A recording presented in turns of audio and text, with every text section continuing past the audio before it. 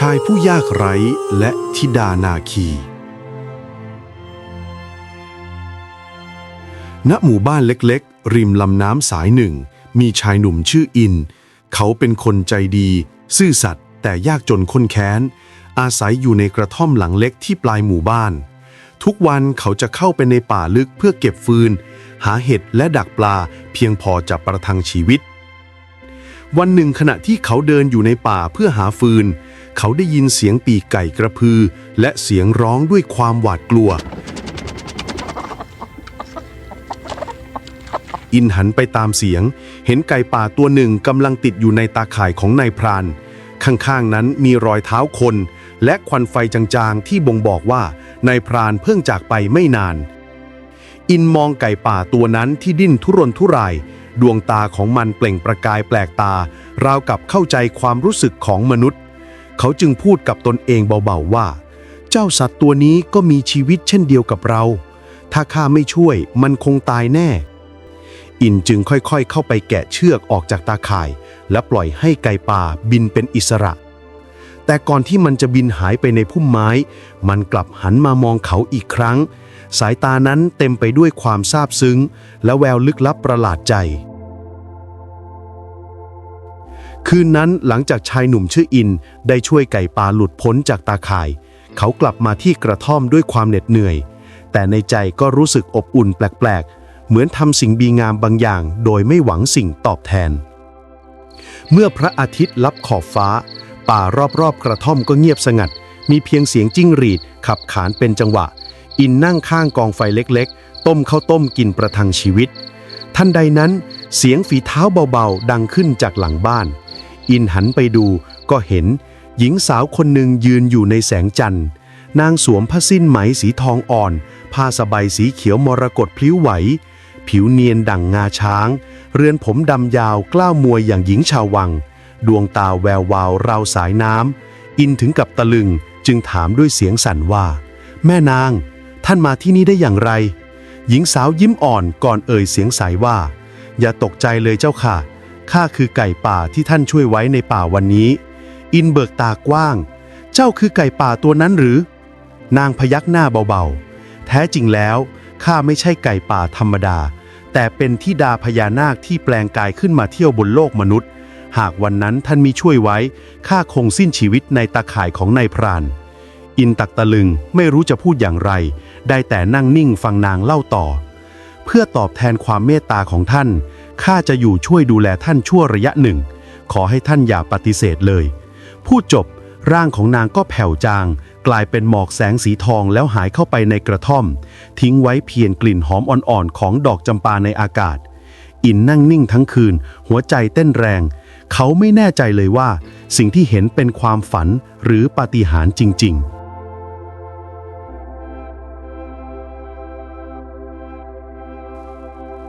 รุ่งเช้าวันถัดมาอินตื่นขึ้นมาด้วยความรู้สึกประหลาดใจเพราะในครัวเล็กๆของกระท่อมมีข้าวปลาอาหารจัดวางเรียบร้อยทั้งข้าวสวยร้อนๆแกงจืดผักกาดและปลาย่างหอมกรุ่นทั้งที่เมื่อคืนเขาไม่มีอะไรจะกินนอกจากข้าวต้มจืดอินยืนอึ้งอยู่พักใหญ่แล้วได้ยินเสียงอ่อนหวานดังจากหลังบ้านท่านอินตื่นแล้วหรือเจ้าคะเขาหันไปเห็นหญิงสาวผู้งดงามจากเมื่อคืนในแสงอรุณนางดูยิ่งงดงามราวนางฟ้านางยิ้มอ่อนพลางจัดสำหรับข้าวบนโต๊ะไม้เก่าๆอินถามด้วยความสงสัยแม่นางเหตุใดท่านถึงทำทั้งหมดนี้นางตอบด้วยน้ำเสียงอ่อนโยนว่าข้าอยากตอบแทนความดีของท่านเพราะโลกนี้หาคนเมตตาเช่นท่านได้ยากนักจากวันนั้นเป็นต้นมาหญิงสาวธิดาก็อยู่ในร่างมนุษย์คอยดูแลกระท่อมของอินให้สะอาดเรียบร้อยช่วยทำอาหารเก็บฟืนและปลูกผักรอบบ้านสิ่งที่แปลกคือเมื่อใดที่นางแต่ต้องดินต้นไม้จะแตกยอดเขียวชอุ่มผลไม้จะออกผลเต็มต้นราวกับมีเวทมนต์แห่งพญานาคสถิตอยู่ชาวบ้านที่เคยดูแคลนอินก็เริ่มพูดกันว่าชายผู้นั้นคงมีบุญเหลือหลายถึงได้โชคดีเช่นนี้อินเองก็เริ่มรู้สึกผูกพันกับนางมากขึ้นทุกวันแต่ในใจลึกๆก็ยังมีคำถามคาอยู่นางจะอยู่กับเราตลอดไปได้จริงหรือหลายเดือนผ่านไป ชีวิตของอินเปลี่ยนไปอย่างสิ้นเชิงจากชายยากไร้ในกระท่อมผุพังบัดนี้เขามีบ้านเรือนมั่นคงมีผักผลไม้เต็มสวนและมีหญิงสาวแสนงามคอยอยู่เคียงข้างทุกอย่างเหมือนฝันแต่ในใจของอินยังคงมีสิ่งหนึ่งที่เขาอยากรู้ที่สุดในโลกนั่นคือแท้จริงแล้วแม่นางผู้นี้เป็นใครกันแน่แม้หญิงสาวจะเล่าแล้วว่าเป็นธิดาพญานาคแต่มีสิ่งหนึ่งที่นางห้ามไว้ตั้งแต่แรกคือห้ามเข้าใกล้สระน้ำหลังบ้านเด็ดขาดวันหนึ่งขณะที่นางออกไปเก็บผักในป่าอินเกิดความสงสัยอย่างรุนแรงเสียงในหัวของเขาดังขึ้นว่าสระน้ำนี้มีอะไรซ่อนอยู่กันแน่หรือเป็นสมบัติของพญานาคด้วยความอยากรู้เขาจึงแอบเดินเข้าไปใกล้สระน้ำพื้นน้ำใสแจ๋วจนเห็นก้นบ่อมีแสงระยิบระยับราวกับเกล็ดแก้วเขาก้มลงมองและเห็นเงาแปลกตาร่างหญิงสาวในเงาน้ำไม่ใช่มนุษย์แต่เป็นนาคีร่างงามมีหงอนทองพังพานสว่างราวพระจันทร์อินสะดุ้งเฮือกถอยหลังด้วยความตกใจและในจังหวะนั้นเองเสียงของหญิงสาวก็ดังขึ้นจากด้านหลังท่านทำไมถึงละเมิดคำสัญญานางยืนอยู่ตรงนั้นสีหน้าหม่นเศร้าดวงตาฉายแววผิดหวังอินพูดตะกุกตะกักข้าไม่ได้ตั้งใจเพียงอยากรู้ความจริงเท่านั้นนางหลับตาสูดลมหายใจลึกข้าไม่ได้โกรธท่านแต่เพราะท่านเห็นร่างจริงของข้าแล้วกฎแห่งนาคย่อมมิอาจให้ข้าอยู่ในโลกมนุษย์ได้นานอีกต่อไปน้ำเสียงของนางสั่นสะเทือนหัวใจอินราวฟ้าผ่าเขารีบเข้าไปจับมือนางไว้แน่นอย่าทิ้งข้าไปเลยแม่นางข้าขอสาบานจะไม่เปิดเผยความลับของท่านให้ผู้ใดรู้นางมองเขาอย่างอ่อนโยนแล้วเอื้อมมือสัมผัสใบหน้าเบาๆความรักของท่านทำให้ข้าหวั่นไหวข้าจะอยู่ต่อไปอีก7 วันก่อนกลับสู่เมืองบาดาลขอให้เราจดจำกันไว้คำพูดนั้นเหมือนคมมีดแทงกลางใจอินเพราะ7 วันต่อจากนี้อาจเป็นช่วงเวลาแห่งความสุขสุดท้ายของชีวิตของเขาหลังจากวันที่ความลับถูกเปิดเผยอินและธิดานาคาได้ใช้เวลาร่วมกันอย่างมีค่าที่สุด7 วันนั้นทั้งคู่ไม่พูดถึงคำว่าจากลาเลยสักคำพวกเขาเพียงใช้ทุกลมหายใจให้คุ้มค่ากับความรักที่เหลืออยู่กลางวันทั้งสองช่วยกันปลูกผักเก็บผลไม้และตกปลาในลำธารเสียงหัวเราะของนางก้องไปทั่วสวนอินรู้สึกว่าทุกวินาทีที่นางอยู่ข้างๆคือปาฏิหาริย์ของชีวิต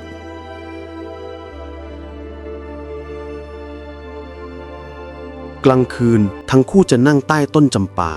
แสงจันทร์อาบทั่วพื้นดินเหมือนผ้าผืนเงินนางมักเอนศีรษะลงบนไหล่อินพลางพูดเบาๆข้าชอบโลกมนุษย์เพราะมีแสงดาว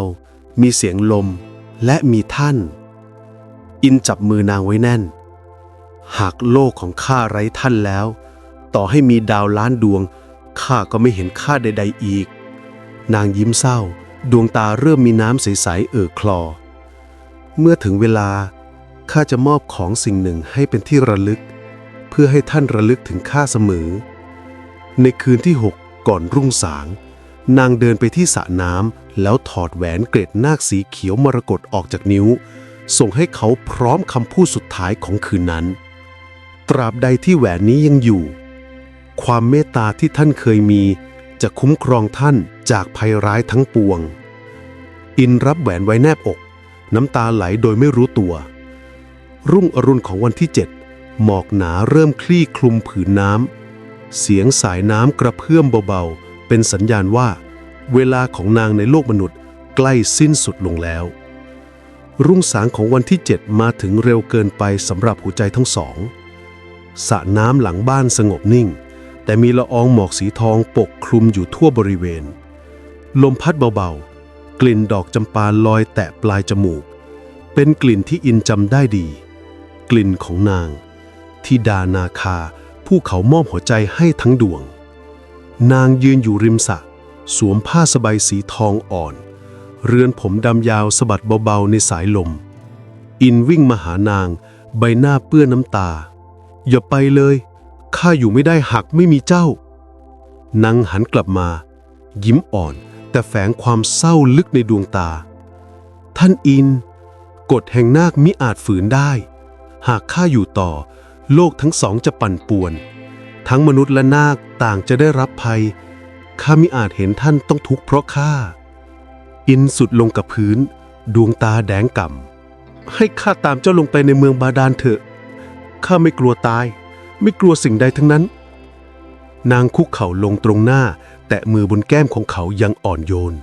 เจ้ามีบุญในโลกมนุษย์ต้องอยู่ต่อไปเพื่อสร้างกุศลเราจะได้พบกันอีกเมื่อบุญของเราส่งถึงกันทันใดนั้น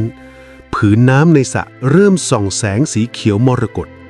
พวยพุ่งขึ้นราวกับม่านแสงจากใต้บาดาลร่างของนางเริ่มเปล่งประกายเปลี่ยนเป็นนาคีสาวมีหงอนทองและเกล็ดงามระยิบเสียงสายน้ำไหลเฉี่ยวเสียงดนตรีแผ่วเบาดังมาจากใต้ดินนางหันมามองเขาครั้งสุดท้ายอย่าลืมข้าและอย่าทิ้งความเมตตาที่เจ้ามีก่อนที่ร่างของนางจะจมหายลงในสระอย่างช้าๆอินตะโกนสุดเสียงข้าจะรอเจ้าไม่ว่ากี่ภพชาติข้าจะรอสายน้ำไหลกลับสู่ความสงบอีกครั้งเหลือเพียงแหวนเกล็ดนาคอยู่ในมือเขาและหัวใจที่แตกสลายหลังจากที่ดานาคาหายลงไปใต้สระน้ำอินก็ใช้ชีวิตอยู่ตามลำพังอีกครั้งในกระท่อมหลังเดิมแต่ทุกอย่างไม่เหมือนเดิมอีกต่อไปเขายังคงดูแลสวนดูแลสระน้ำแต่ทุกครั้งที่มองลงไปในผืนน้ำนั้นเขาจะเห็นเงาจันทร์สะท้อนเหมือนมีดวงตาของนางมองตอบกลับมาจากใต้บาดาลหลายครั้งในยามค่ำเขาจะวางแหวนเกล็ดนาคสีเขียวมรกตลงในมือแล้วพูดเบาๆราวกับนางยังอยู่ข้างๆเจ้าว่าข้ายังทำดีพอไหมนาคาแห่งข้าทุกครั้งที่เขาพูดเช่นนั้น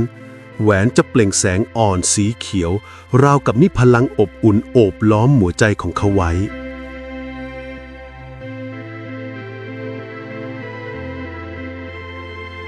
การเวลาผ่านไปอินใช้ชีวิตด้วยความเมตตาและเสียสละช่วยเหลือคนในหมู่บ้านไม่รู้จบใครขาดแคลนเขาแบ่งปันใครลำบากเขาช่วยเหลือชาวบ้านเริ่มเรียกเขาว่าอินผู้มีบุญแห่งสระนาคีจนกระทั่งคืนหนึ่งฝนโปรยปลายลงมาจากฟ้าเสียงฟ้าร้องสะท้อนก้องป่าอินจุดตะเกียงนั่งริมสระเขาวางแหวนเกล็ดนาคลงบนผืนน้ำแล้วกล่าวว่าหากบุญของเรายังต่อกันขอให้ข้าได้เห็นเจ้าอีกสักครั้งทันใดนั้นแหวนส่องแสงเจิดจ้าสายน้ำในสระหมุนวนเป็นวงแสงแล้วมีภาพของธิดานาคาปรากฏขึ้นในละอองฝนนางยิ้มอ่อนดวงตาเปล่งประกายแห่งความรักอินเจ้าทำได้ดีแล้วบุญของเจ้ากำลังส่งถึงข้ารอยยิ้มสุดท้ายของนางทำให้อินหลับตาลงอย่างสงบหัวใจอบอุ่นด้วยความสุขที่ลึกที่สุดในชีวิตรุ่งเช้าชาวบ้านพบอินนั่งพิงต้นจำปาบนมือของเขายังถือแหวนเกล็ดนาคไว้แน่นบนใบหน้ามีรอยยิ้มอ่อนโยนเหมือนเขาเพิ่งได้พบคนที่รักอีกครั้ง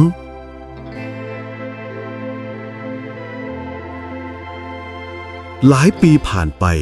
เรื่องราวของอินผู้ยากไร้กลายเป็นตำนานที่เล่าขานในหมู่บ้านริมลำน้ำนั้นชาวบ้านสร้างศาลาไม้เล็กๆไว้ริมสระเพื่อรำลึกถึงชายผู้มีใจเมตตาและธิดานาคาผู้มีรักมั่นคงเหนือการเวลาทุกคืนวันเพ็ญจะมีแสงสีเขียวอ่อนลอยขึ้นจากผืนน้ำและกลิ่นหอมของดอกจำปาจะอบอวลทั่วบริเวณคนแก่คนเฒ่าต่างบอกว่านั่นคือวิญญาณของนาคีที่ขึ้นมาพบคนรักของนางอินผู้มีบุญสระน้ำแห่งนั้นจึงถูกเรียกว่าสระนาคีและใครก็ตามที่มาขอพรด้วยหัวใจบริสุทธิ์จะได้รับความคุ้มครองจากภัยทั้งปวงเด็กๆในหมู่บ้านเติบโตขึ้นพร้อมเรื่องเล่านี้พวกเขาเรียนรู้ว่าความเมตตาที่แท้จริงอาจนำพาปาฏิหาริย์มาสู่ชีวิตโดยไม่ต้องแลกด้วยทรัพย์สินหรืออำนาจใดๆและใต้สระน้ำนั้น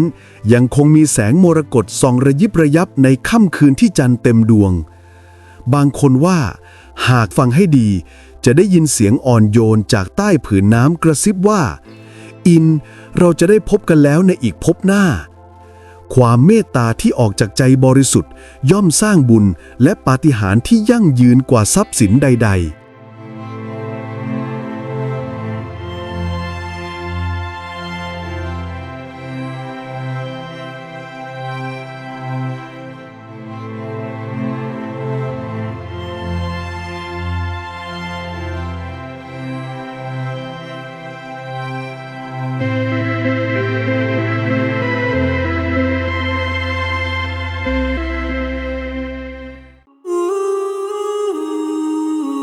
พรานป่ากับนารีผล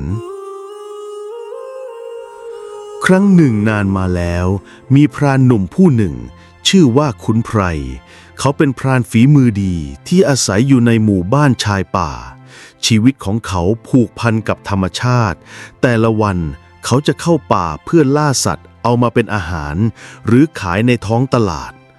วันหนึ่งขุนไพรแบกธนูและเสบียงเข้าไปในป่าลึกเพื่อตามล่าหาเนื้อป่ามาขายให้กับชาวบ้านในป่าเขตอันใกล้สัตว์ต่างก็หายากขึ้นเพราะในพรานก็มีมากขึ้นเรื่อยๆเขาจึงตัดสินใจจะเข้าไปในป่าลึกกว่าที่เคยไปขณะที่เดินลึกเข้าไปในป่าทึบ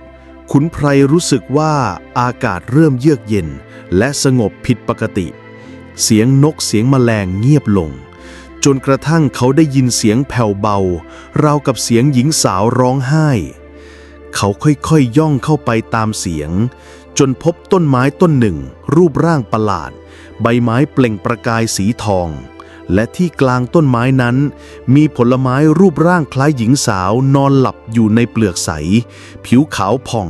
ผมยาวดำคลับงดงามดั่งเทพธิดานี่หรือนารีผล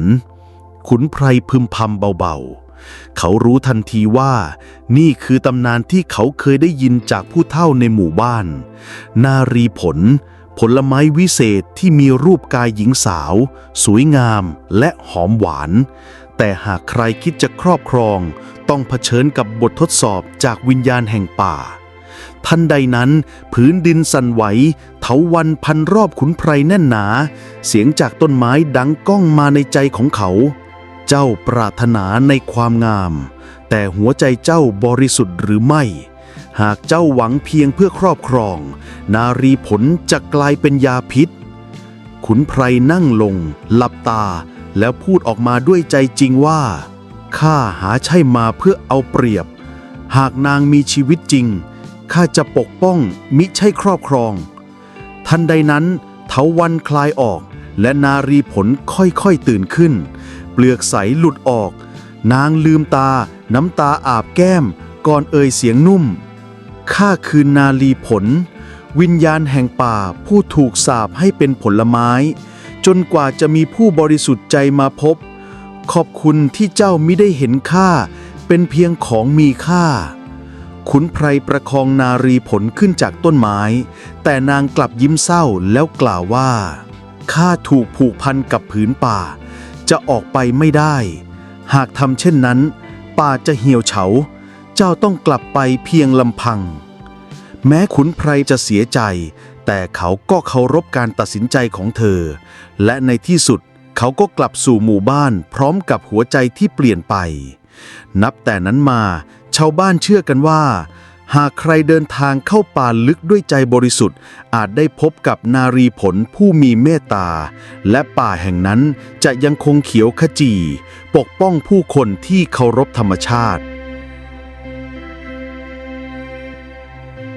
เมื่อขุนไพรกลับถึงหมู่บ้านเขาเล่าเรื่องนารีผลให้ผู้เฒ่าผู้แก่ฟังแต่หลายคนไม่เชื่อบางก็ว่าเพ้อเจ้อบางก็หัวเราะเยาะแต่ขุนไพรก็ไม่โกรธเขาไม่หวังจะให้ใครเชื่อเพียงแต่เก็บเรื่องราวของนารีผลเอาไว้ในใจด้วยความเคารพและรักแท้ที่ไม่ต้องครอบครอง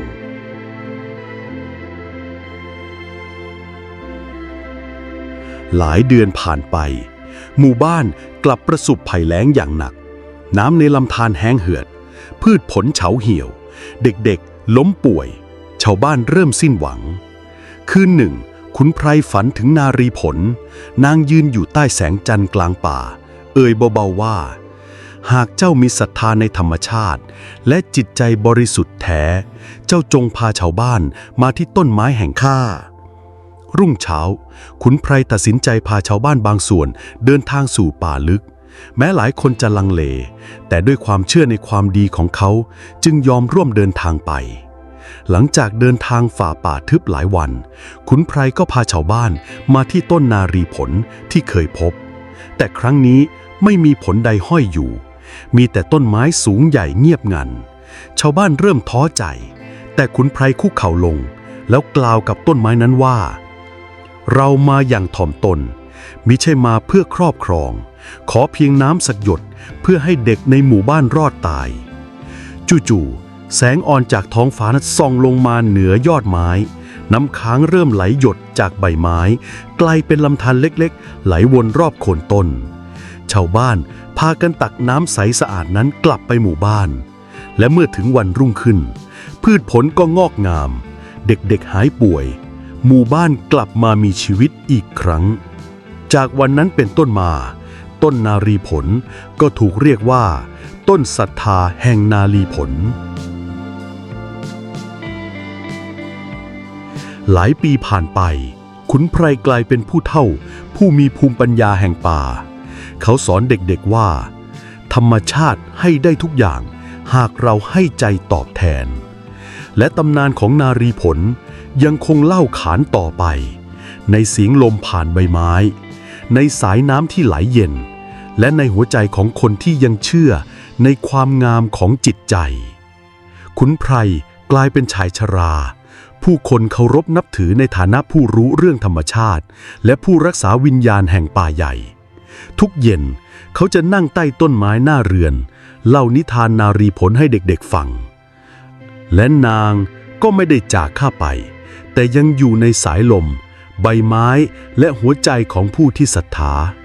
เขากล่าวพร้อมรอยยิ้มบางเบา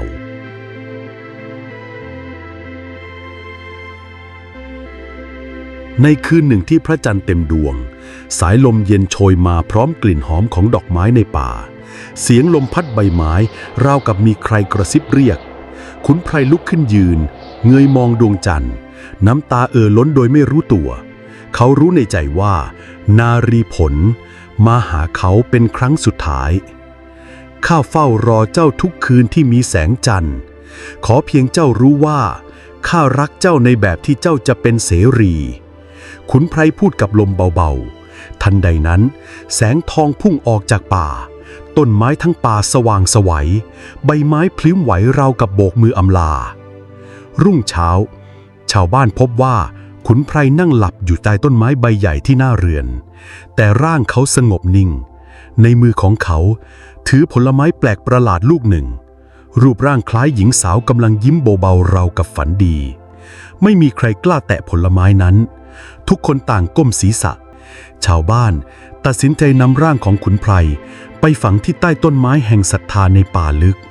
และตั้งศาลเล็กๆเพื่อรำลึกถึงผู้ที่เคยได้พบนารีผลผู้แท้จริงหากใครได้เข้าไปในป่าลึกช่วงคืนพระจันทร์เต็มดวงเขาอาจได้กลิ่นหอมหวานจากใบไม้และได้ยินเสียงแผ่วเบาของหญิงสาวกระซิบว่าจงรักในสิ่งที่เป็น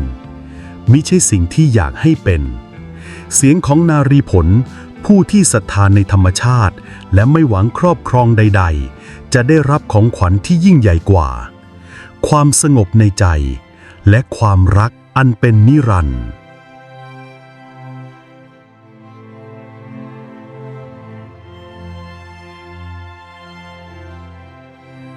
การเวลาผ่านไปหลายสิบปีหลังการจากไปของขุนไพรตำนานของนารีผลและต้นศรัทธาแห่งป่าเริ่มถูกเลือนหายไปในยุคที่ผู้คนแสวงหาผลประโยชน์มากกว่าความศรัทธามาวันหนึ่งมีกลุ่มพรานต่างถิ่น5-6 คนเดินทางมาถึงหมู่บ้านชายป่าพวกเขาได้ยินข่าวลือว่ามีผลไม้แปลกประหลาดในป่าที่มีรูปร่างเป็นหญิงสาวแสนสวยและเชื่อว่าหากจับมาได้แล้วนำไปขายแก่เศรษฐีในเมืองหลวงจะร่ำรวยมหาศาลกลุ่มพรานพร้อมปืน หอกและกับดักก็เดินลึกเข้าไปในป่าพวกเขาไม่เคารพธรรมชาติเหยียบย่ำพืชหักกิ่งไม้ไล่ล่าสัตว์ที่เจอระหว่างทางเสียงหัวเราะและความหยิ่งพยองดังก้องกลางป่า จนกระทั่งถึงป่าลึกที่มีหมอกสีทองลอยล่องและพบต้นไม้สูงใหญ่มีแสงเปล่งประกายอยู่เบื้องหน้าขณะที่พวกพรานพยายามปีนขึ้นไปเก็บผลไม้ที่ดูคล้ายหญิงสาวนอนหลับต้นไม้ทั้งป่าสั่นสะเทือนพื้นดินแยกออกเถาวัลย์จำนวนมากพุ่งออกมาพันร่างของพรานแต่ละคนสัตว์ป่าทุกชนิดเงียบสนิทพรานคนแรกกรีดร้องก่อนร่างเขาจะกลายเป็นเถาวัลย์แห้งพรานอีกคนวิ่งหนีแต่ถูกรากไม้ดึงลงดินที่เหลือถูกป่าเกลื่อนหายไปทีละคนทีละคนหลังจากวันนั้นก็ไม่มีใครพบเห็นนายพรานกลุ่มนั้นอีกเลยต่อมาก็มีชายหนุ่มเลี้ยงวัวเขาเป็นหลานของชายชราคนหนึ่งซึ่งเคยได้ฟังเรื่องขุนไพรในวัยเด็กวันนั้นเขาหลงทางเข้าไปในป่าเพราะตามหาวัวที่หายไปเขารู้สึกเหมือนได้ยินเสียงวัวของตนร้องและเขาก็ตามเสียงนั้นไปจนหลงเข้าไปในป่าลึกจนไม่รู้ตัวเมื่อมาถึงบริเวณต้นนารีผลต้นไม้กลับเงียบสงบใบไม้พลิ้วเบาและมีเสียงหญิงสาวแผ่วเบาเอ่ยว่าเจ้ามาโดยไม่หวังสิ่งใดจิตเจ้าสะอาดดังหยดน้ำค้างยามรุ่งสางผลไม้หนึ่งผลค่อยๆหล่นลงเบาๆแตกออกเป็นกลีบดอกไม้ข้างในคือหยดน้ำบริสุทธิ์ที่ซึมลงพื้นและกลายเป็นแอ่งน้ำเล็กๆเขารู้สึกเหนื่อยล้าเลยดื่มน้ำนั้นไปแล้วมันก็ทำให้เขาหายเหนื่อยทันทีชายหนุ่มเลี้ยงวัวยิ้มด้วยความชื่นใจและเดินจากไปโดยไม่แตะต้องอะไรเลยเมื่อเขากลับถึงบ้านเขาก็เล่าเรื่องให้ปู่ฟังผู้เป็นปู่ได้ยินก็เพียงยิ้มและกล่าวว่าเจ้าคือคำตอบของป่าและเจ้าคือผู้รักษาศรัทธาแห่งนาลีผลแทนขุนไพรแล้ว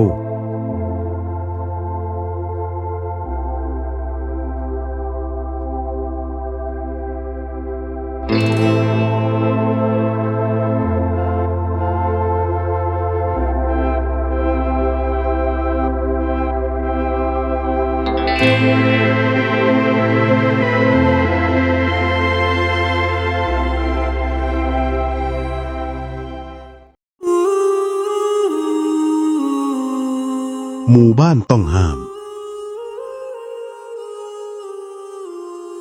การครั้งหนึ่งนานมาแล้วในหุบเขาลึกมีหมู่บ้านเล็กๆแห่งหนึ่งชื่อว่าบ้านผาแดงหมู่บ้านนี้อุดมสมบูรณ์ไปด้วยป่าไม้น้ำตกและทุ่งนาผู้คนดำรงชีพเรียบง่ายปลูกข้าวเลี้ยงสัตว์และช่วยเหลือเกื้อกูลกันบ้านผาแดงตั้งอยู่ลึกในหุบเขารายล้อมด้วยป่าทึบและสายน้ำตกที่ไหลมาจากยอดดอยสูงต้นไม้ใหญ่ปกคลุมจนแดดแทบไม่ส่องถึงพื้นดินชาวบ้านที่นี่มีวิถีชีวิตสงบเงียบราวกับหมู่บ้านถูกตัดขาดจากโลกภายนอกผู้เฒ่าเล่ากันว่าที่ดินผืนนี้เคยเป็นสนามรบโบราณเมื่อหลายร้อยปีก่อนกองทัพเจ้าผาแดงและกองทัพเจ้าเมืองใกล้เคียงเคยรบพุ่งกันอย่างดุเดือดเลือดนับพันหยดลงบนพื้นดินจนผืนแผ่นดินกลายเป็นสีแดงชื่อบ้านผาแดงจึงเกิดขึ้นจากเหตุการณ์นั้นแต่ทว่ามีความลับดำมืดที่ชาวบ้านไม่เคยเล่าให้คนนอกฟังกลางคืนในคืนเดือนดับมักจะได้ยินเสียงกลองทิพย์ดังขึ้นจากป่าเสียงนั้นก้องสะท้อนมาจากเชิงเขาราวกับกองทัพโบราณกำลังเดินทัพผ่านแต่ไม่มีใครเห็นคนตีกลองไม่มีใครกล้าออกไปสำรวจชาวบ้านจึงตั้งกฎสืบต่อกันมาว่าห้ามออกจากบ้านในคืนเดือนดับอย่าเดินไปทางทิศตะวันตกหลังตะวันตกดินและอย่าเอ่ยชื่อหมู่บ้านนี้กับคนแปลกหน้าใครฝ่าฝืนมักจะหายตัวไปไม่กลับมาอีกเลย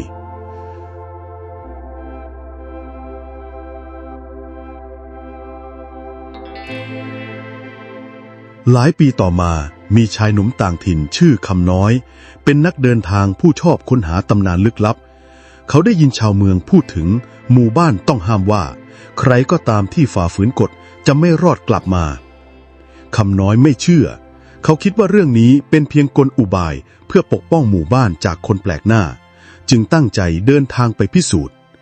เมื่อถึงบ้านผาแดงเขาถูกต้อนรับโดยหญิงสาวคนหนึ่งชื่อแม่หญิงคำแก้วผู้มีแววตาใสดั่งแสงดาวคำแก้วเตือนคำน้อยทันทีว่าหากท่านคิดจะอยู่ที่นี่อย่าออกไปไหนในคืนเดือนดับและอย่าเดินไปทางทิศตะวันตกหลังตะวันตกดินและอย่าเอ่ยชื่อหมู่บ้านนี้กับคนแปลกหน้าคำน้อยรับฟังแต่ในใจกลับยิ่งอยากรู้ความจริงคืนเดือนดับแรกที่คำน้อยอยู่ในหมู่บ้านเขาได้ยินเสียงกลองดังมาจากเชิงเขาเสียงนั้นหนักแน่นดังก้องในหัวใจเหมือนแผ่นดินสั่นสะเทือนคำน้อยแอบตามเสียงไปเขาเห็นเงานักรบโบราณนับร้อยเคลื่อนทัพพร้อมธงผืนใหญ่สีเลือดพวกเขายืนรายรอบสนามหญ้าเหมือนยังอยู่ในสงครามทันใดนั้นเงาทัพหนึ่งหันมามองคำน้อยตาแดงวาวคำแก้วที่แอบตามมารีบคว้ามือเขาแล้วกระซิบเสียงสั่นว่าอย่ามองตาพวกมันวิญญาณทัพผียังไม่สงบหากเจ้ามองตรงๆพวกมันจะเห็นเจ้าเป็นนักรบอีกคนแล้วดึงเจ้าไปอยู่ในกองทัพนั้นตลอดกาลทั้งคู่หนีรอดมาได้แต่คำน้อยก็เริ่มเชื่อแล้วว่าหมู่บ้านนี้มีบางสิ่งเหนือธรรมชาติจริงๆคำน้อยอยากรู้ว่าทำไมชาวบ้านถึงไม่ออกจากที่นี่คำแก้วจึงเล่าให้ฟังว่าหมู่บ้านผาแดงถูกผูกสาบานด้วยพิธีกรรมโบราณบรรพบุรุษของพวกนางทำสัญญากับดวงวิญญาณนักรบให้พวกเขาปกป้องหมู่บ้านจากภัยภายนอกแลกกับการที่ลูกหลานจะต้องอยู่ในหุบเขาไม่ละทิ้งดินแดนผู้ที่ฝ่าฝืนจะถูกวิญญาณจับไปเข้ากองทัพผีไม่มีวันได้กลับสู่โลกมนุษย์อีกต่อไปคำแก้วเอ่ยด้วยน้ำตาว่าข้าอยากออกไปเห็นโลกภายนอกแต่พันธสัญญาผูกเข้าไว้เจ้าต่างหากคำน้อยเป็นคนเดียวที่ไม่ถูกคำสาบานผูกมัดคำน้อยเริ่มรู้สึกสงสารและอยากช่วยนางคำน้อยไปขอคำแนะนำจากปู่พรหมมาผู้เฒ่าหมอผีประจำหมู่บ้านปู่พรหมมาบอกว่ามีเพียงวิธีเดียวที่จะปลดคำสาบานได้คือการนำกลองของกองทัพผีมาทำลายแต่กลองนั้นถูกเก็บไว้ในถ้ำผาเลือดที่กองทัพวิญญาณเฝ้ารักษาไว้ทุกคืนเดือนดับหากเจ้าเข้าไปโดยไม่เตรียมการเจ้าจะไม่มีวันกลับออกมาเพื่อช่วยคำแก้วและหมู่บ้านคำน้อยจึงตัดสินใจทำพิธีขอพรจากวิญญาณบรรพบุรุษถือดาบศักดิ์สิทธิ์ประจำหมู่บ้านเป็นอาวุธออกเดินทาง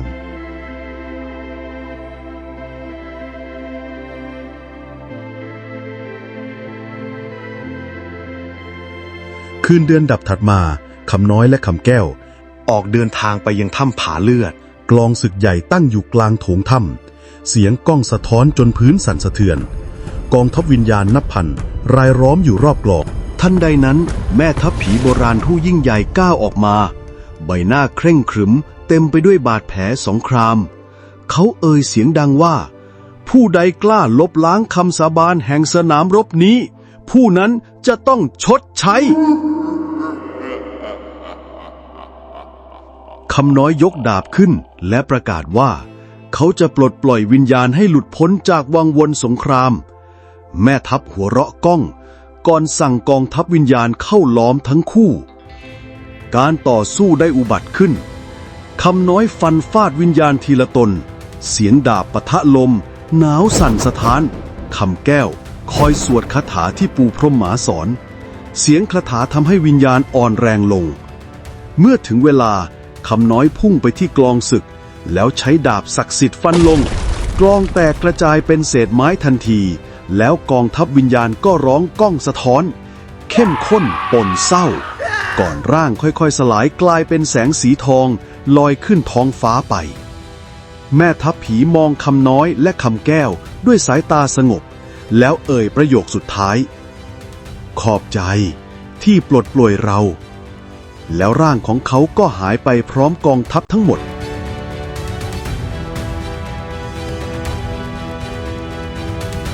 รุ่งเช้าหมู่บ้านผาแดงไม่เหมือนเดิมอีกต่อไปเสียงกลองศึกไม่มีอีกแล้วคำสาบานที่พันธนาการชาวบ้านสิ้นสุดลงทุกคนสามารถเดินทางออกจากหุบเขาได้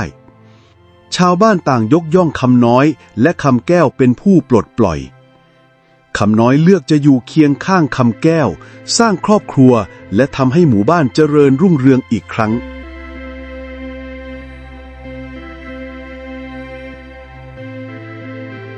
หลังจากกลองทัพผีถูกทำลายหมู่บ้านผาแดงก็กลับมาสงบผู้คนสามารถเดินทางออกนอกหุบเขาได้พ่อค้าเริ่มเข้ามาซื้อขายเกิดการติดต่อกับโลกภายนอกคำน้อยและคำแก้วมีลูกชาย1 คนชื่อดาวทองเด็กชายร่าเริงฉลาดและกล้าหาญชาวบ้านรักใคร่เอ็นดูเพราะเชื่อว่าเขาจะเป็นผู้สืบต่อความกล้าของบิดามารดาแต่ผู้เฒ่าปู่พรหมหมาเตือนชาวบ้านว่าคำสาบานแตกสลายแล้วก็จริงทว่าเงาของสนามรบยังคงหลับไหลอยู่ใต้แผ่นดินหากถูกปลุกขึ้นมาอีกความหายนะอาจกลับคืนมาอีกครั้งแต่ก็ไม่มีใครสนใจนักเพราะต่างคนต่างก็หลงดีใจกับอิสรภาพใหม่ที่ได้มา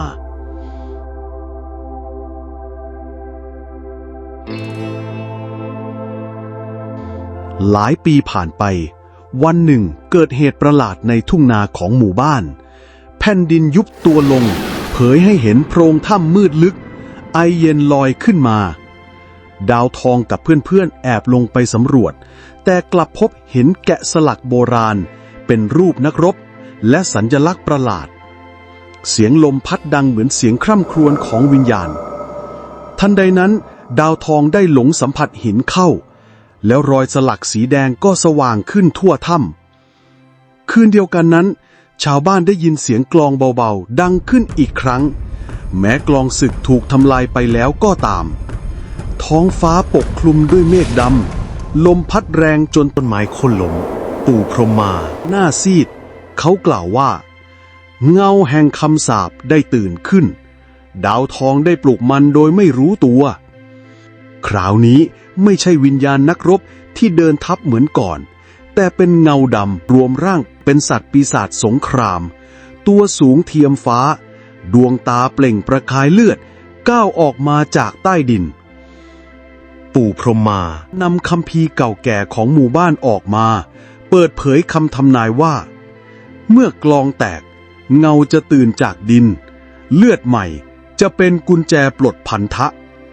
มีเพียงผู้สืบสายเลือดเป็นผู้ปลดปล่อยจึงหยุดเงาได้ด้วยหัวใจแห่งความเสียสละ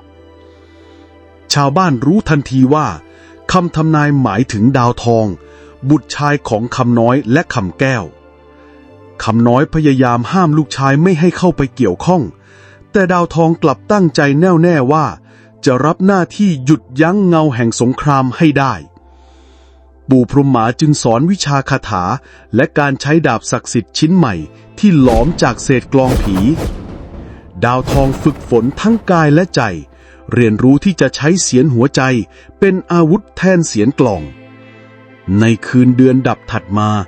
เงามหึมาปรากฏอีกครั้งก้าวย่างทำให้แผ่นดินสั่นสะเทือน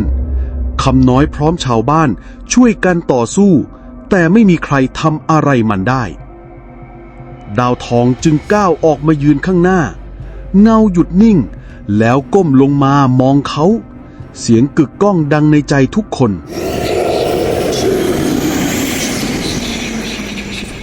เจ้าคือสายเลือดผู้ปลดปล่อยเจ้าคือกุญแจดาวทองยกดาบขึ้นเสียงเต้นหัวใจเขาดังก้องจนทั่วหมู่บ้านร่างเงามหึมาเริ่มสั่นสะท้านเพื่อหยุดเงาดาวทองจำเป็นต้องมอบชีวิตให้กลายเป็นตราผนึกใหม่เขามองบิดามารดาแล้วกล่าวว่าท่านพ่อท่านแม่ข้าจะไม่ให้หมู่บ้านกลับไปสู่วังวนสงครามอีกแล้วเขาปักดาบลงบนพื้นหัวใจของดาวทองส่องสว่างใกล้เป็นแสงทองมหึมาแสงนั้นโอบร่างเงาสงครามจนค่อยๆสลายไปพร้อมเสียงก้องสุดท้ายที่ว่าความสงบคืนสู่แผ่นดินดาวทองหายไปในแสงนั้นทิ้งเพียงดาบศักดิ์สิทธิ์ปักอยู่กลางลานหญ้าชาวบ้านเศร้าโศกแต่ก็รู้ว่าดาวทองได้กลายเป็นผู้พิทักษ์นิรันดร์พลังของเขาผนึกเงาสงครามไว้ใต้ดินตลอดไป คำน้อยและคำแก้วสร้างศาลเล็กบนเนินเขาเพื่อระลึกถึงลูกชาย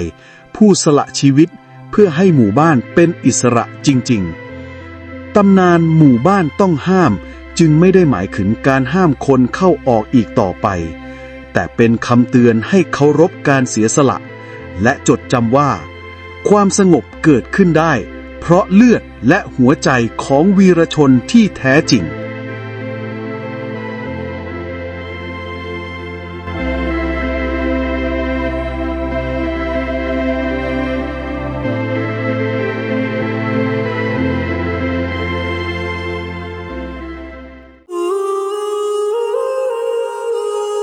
นางไม้กับชายหาปลา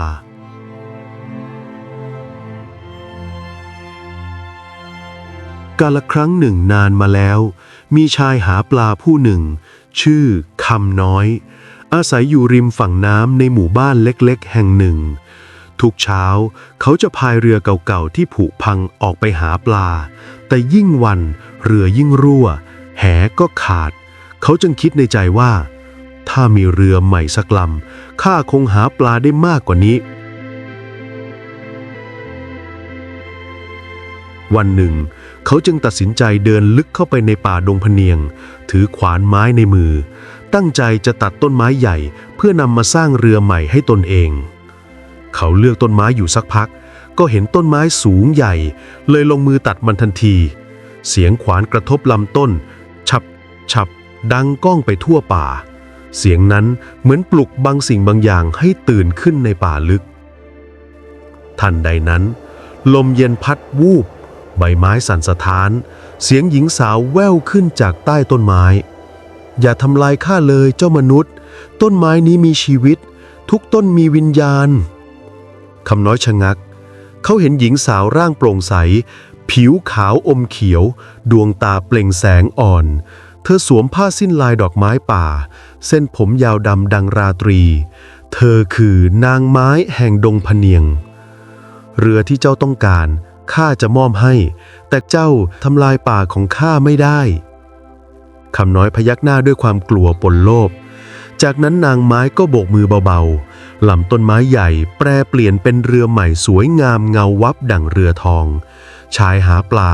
นั่งลงในเรือยังตื่นตะลึงและพายกลับไปด้วยหัวใจพองโตโดยไม่รู้เลยว่าสิ่งที่ได้มานั้นไม่ใช่เพียงของขวัญแต่คือคำทดสอบจากป่าตั้งแต่วันนั้นเป็นต้นมาคำน้อยก็หาปลาได้มากกว่าที่เคยเพียงออกเรือไปไม่นานแหที่เหวี่ยงลงก็มักเต็มไปด้วยปลานานาชนิดปลาช่อนปลาบึกปลานิลล้วนว่ายเข้ามาเหมือนยินยอมให้จับทุกคนในหมู่บ้านต่างอัศจรรย์เขาเริ่มขายปลาได้มากขึ้นมีเงินสร้างเรือนใหม่ซื้อควายเพิ่มชื่อเสียงของคำน้อยผู้มั่งคั่งจากแม่น้ำแพร่ไปทั่วหมู่บ้านริมน้ำหลายปีผ่านไป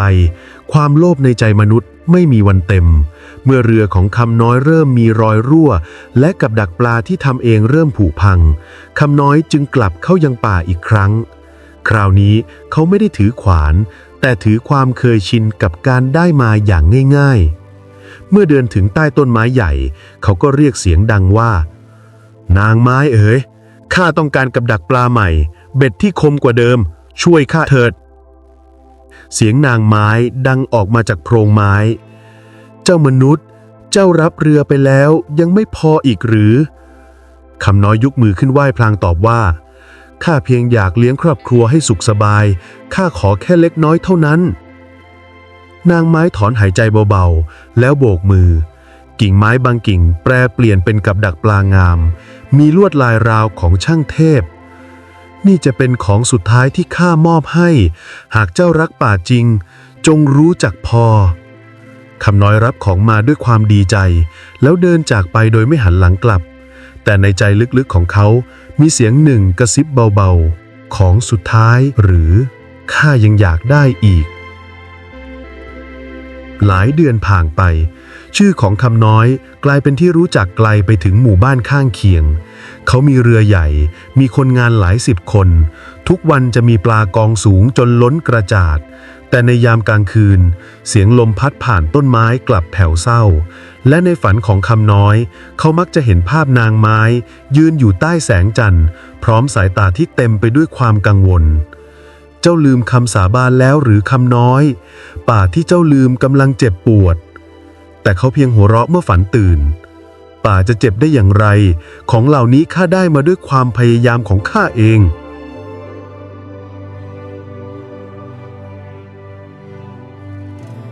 วันเวลาผ่านไปกับดักปลาเริ่มชำรุดเรือที่เคยเงางามเริ่มผุพังเพราะแดดและน้ำคนงานแนะนำให้เขาซื้อไม้ใหม่จากช่างเมืองแต่คำน้อยสายหน้าไม่นะข้าจะกลับไปขอจากนางไม้อีกข้ารู้ว่านางยังอยู่ในป่านั้นวันต่อมาเขาเดินเข้าป่าอีกครั้งในยามค่ำลมเย็นและเงียบผิดปกติเสียงนกเงียบงันเหลือเพียงเสียงฝีเท้าของเขากับเสียงขวานที่แบกมาแล้วก็เรียกขึ้นว่านางไม้เอ๋ยได้โปรดมอบเรือใหม่ให้ข้าอีกครั้งเถิดของเก่าผุพังหมดแล้วแต่คราวนี้ไม่มีเสียงตอบรับจากในโพรงไม้มีเพียงเสียงใบไม้ไหวและกลิ่นดินเปียกที่เย็นชาเขาร้องเรียกซ้ำๆจนเสียงสะท้อนในหุบป่านางไม้ข้าเป็นผู้ที่เคยสัญญากับเจ้าจำข้าไม่ได้หรือแต่ป่ายังคงเงียบจนเขารู้สึกหนาวไปถึงกระดูกคืนหนึ่งหลังจากคำน้อยกลับจากป่าด้วยความผิดหวังเขานั่งอยู่หน้ากองไฟในบ้านมองเรือผุพังของตนด้วยความขุ่นใจเสียงภรรยาพูดด้วยความห่วงใยว่าอย่าไปยุ่งกับป่าอีกเลยพี่เขามอบให้เรามากแล้วเราควรพอแต่เขากลับตวาดเสียงดังเจ้าจะเข้าใจอะไรข้าสร้างความร่ำรวยนี้มาได้ก็เพราะนางไม้หากนางไม่ช่วยข้าก็จะกลับไปเป็นคนจนอีกครั้งวันรุ่งขึ้นเขาจึงกลับเข้าไปในป่าอีกครั้งคราวนี้ไม่ใช่เพื่อขอแต่เพื่อบังคับเขายกขวานขึ้นแล้วเริ่มฟันต้นไม้ใหญ่ตรงกลางป่าเสียงฉับดังก้องสะท้อนทั่วดงพะเนียงกลิ่นยางไม้และเสียงใบไม้ไหวราวกับร้องไห้ทันใดนั้นลมแรงพัดขึ้นจนฝุ่นปลิวเสียงของนางไม้ดังออกมาจากทุกทิศทางคำน้อยเจ้ากำลังทำสิ่งที่ข้าห้ามไว้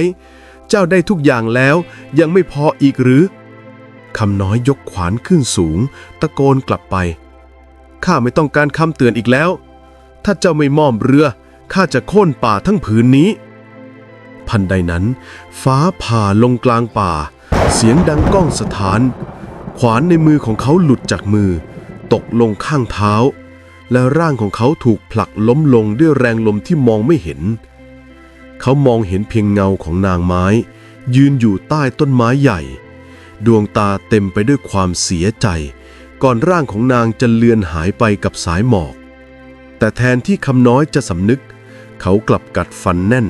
พึมพำเบาๆถ้าเจ้าไม่ให้ข้าจะเอาเองหลังจากวันที่นางไม้หายไปจากสายตาคำน้อยไม่เคยกลับไปที่ป่าอีกเป็นเวลาหลายเดือนแต่ในใจเขายังเดือดดาลรู้สึกว่าตนถูกทอดทิ้งข้าเป็นผู้ทำให้ป่านั้นรุ่งเรืองด้วยมือข้าเองถ้าไม่มีข้าป่าจะมีค่าอะไรเล่าเมื่อเรือและกับดักปลาเริ่มพังลงตามกาลเวลารายได้ก็ลดลงคนงานเริ่มหนีภรรยาเริ่มป่วยเสียงนินทาจากหมู่บ้านก้องอยู่ในหัวและความโลภที่เคยอุ่นกลับกลายเป็นไฟร้อนในอกวันหนึ่งเขารวบรวมชายชะกันกว่า10 คนถือขวานและคบเพลิงมุ่งหน้าเข้าป่าดงพะเนียงวันนี้เราจะเอาเรือไม้กลับมาเองหากนางไม้ไม่ให้ข้าจะเผาป่านี้จนสิ้นเมื่อคบเพลิงถูกจุดลมในป่าก็พัดแรงอย่างผิดธรรมชาติเปลวไฟลุกโชนราวกับมีชีวิตเสียงแตกของไม้เสียงสัตว์ป่าร้องดังระงมและเสียงหญิงสาวกรีดร้องจากในเปลวไฟดังสะท้อนไปทั่วเจ้าคำน้อยเจ้าทำลายข้าแล้วทุกต้นไม้รอบตัวเขาเหมือนแปรเปลี่ยนเป็นเงามืดรากไม้ยื่นออกมาจากพื้นเหมือนมือของวิญญาณที่ร้องไห้คำน้อยพยายามวิ่งหนีแต่เปลวไฟล้อมรอบชายชะกันหลายคนหนีไม่ทันถูกควันคลุ้งปกคลุมและภายในคืนนั้นป่าดงพะเนียงก็กลายเป็นทะเลเพลิงหลังไฟป่ามอดดับไปแล้ว ผืนดินทั้งดงพะเนียงกลายเป็นสีเทาดำมีเพียงควันลอยคลุ้งอยู่บางเบาคำน้อยนั่งอยู่กลางเท่าฐานตาเหม่อลอยเหลือเพียงซากไม้ดำไหม้ไม่มีนกไม่มีเสียงแมลงมีเพียงคำน้อยที่นั่งนิ่งอยู่กลางเท่าฐานในมือยังถือขวานที่ไหม้ครึ่งหนึ่งและในตาของเขาสะท้อนเปลวไฟแห่งความพินาศและแน่นอนไม่มีเสียงของนางไม้อีกต่อไปเขาเดินฝ่าหมอกควันกลับบ้านแต่ระหว่างทางเขาได้ยินเสียงบางอย่างดังมาจากในหมอกเจ้าคำน้อยเจ้าเผาข้าเจ้าทำลายข้าเสียงนั้นแผ่วแต่ชัดเจนดังเสียงของนางไม้เขาหันซ้ายหันขวาแต่ไม่เห็นใครมีเพียงเงาของต้นไม้ไหม้ที่เอ็นลู่เหมือนร่างคนกำลังค้อมศีรษะกลางคืนนั้นเขาฝันอีกครั้งในฝันเขาเห็นนางไม้ยืนอยู่ในผืนป่าเดิมแต่ผิวของนางแตกเป็นรอยดำเหมือนไม้ที่ถูกเผาน้ำตาของนางร่องลงกลายเป็นเท่าฐานเจ้าขอสิ่งใดจากข้าให้เจ้าทุกอย่างแต่เมื่อเจ้าทำลายข้าเจ้าก็ทำลายพรทั้งหมดจากนี้ไปทุกสิ่งที่ข้าให้จะกลายเป็นฝุ่นในมือเจ้าคำน้อยสะดุ้งตื่นเหงื่อท่วมทั้งตัวเขารีบออกไปดูเรือและกับดักปลาที่เหลืออยู่แต่สิ่งที่เห็นทำให้หัวใจแทบหยุดเต้นเรือที่เคยสวยงามแปรเปลี่ยนเป็นไม้ผุที่แตกร้าวกับดักปลากลายเป็นเศษไม้แห้งเบ็ดที่เคยจับปลาได้มากมายกลับเป็นเศษไม้หักจนขาดในมือแม่น้ำที่เคยเต็มไปด้วยปลาตอนนี้กลับว่างเปล่าผิวน้ำเงียบสนิทเหมือนตายทั้งลำเขาทรุดลงข้างฝั่งน้ำตาไหลออกมาโดยไม่รู้ตัวเสียงลมแผ่วผ่านเหมือนเสียงนางไม้กระซิบเบาๆว่าเจ้าสูญเสียทุกอย่างเพราะไม่รู้จักพอหลังจากวันนั้นคำน้อยสูญเสียทุกอย่างที่สร้างมาเรือที่เคยใช้ก็ผุพังแตกเป็นเสี่ยงเบ็ดและกับดักปลาก็หักหมดสิ้นเขาคิดเพียงว่ายังมีป่าอยู่เขาจะไปขอนางไม้อีกครั้งแต่เมื่อเขาเดินกลับเข้าป่าสิ่งที่เคยเป็นพงไพรเขียวชอุ่มกลับเงียบงันต้นไม้ใหญ่ที่เคยนั่งพักกลับกลายเป็นตอไม้ดำไหม้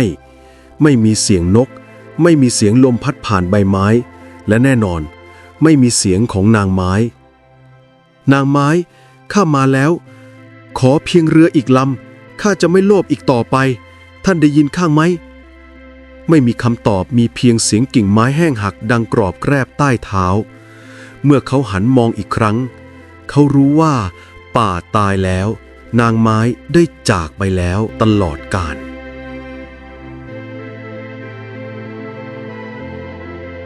คำน้อยจึงกลับมาที่หมู่บ้านอย่างสิ้นหวัง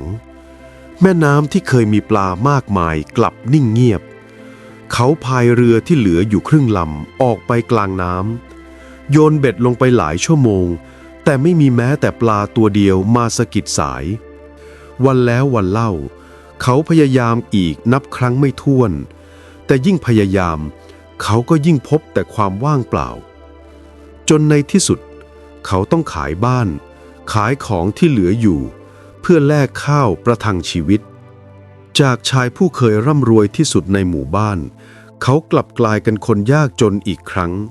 แต่ครั้งนี้ไม่มีแม้แต่รอยยิ้มไม่มีแม้แต่ความหวังในยามค่ำคืนเขามักนั่งอยู่ริมแม่น้ำมองเงาน้ำที่สะท้อนใบหน้าที่หม่นหมองและตาอันเหนื่อยล้าแล้วพึมพำเบาๆว่าข้าไม่อยากได้เรืออีกแล้วข้าอยากได้เสียงของป่าคืนมาเท่านั้นแต่แม่น้ำก็ยังเงียบงันเช่นเดิม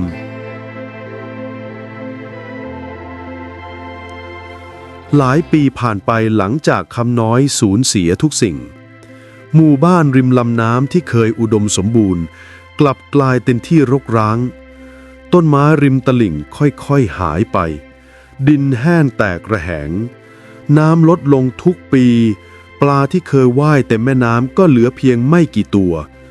ผู้คนเริ่มพูดกันว่าธรรมชาติได้โกรธและนางไม้ผู้เคยอวยพรให้หมู่บ้านแห่งนี้มีความอุดมสมบูรณ์นั้น ได้ลาลับไปพร้อมกับความโลภของมนุษย์คนหนึ่ง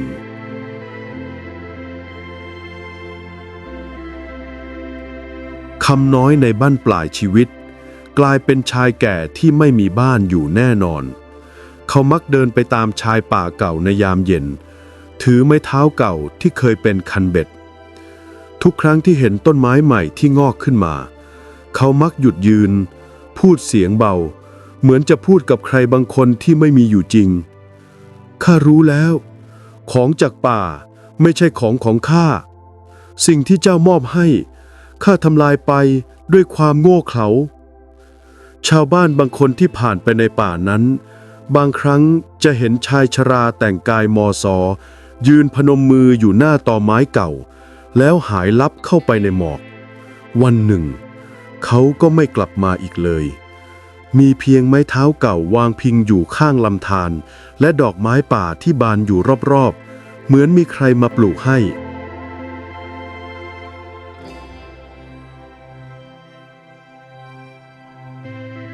หลังจากนั้น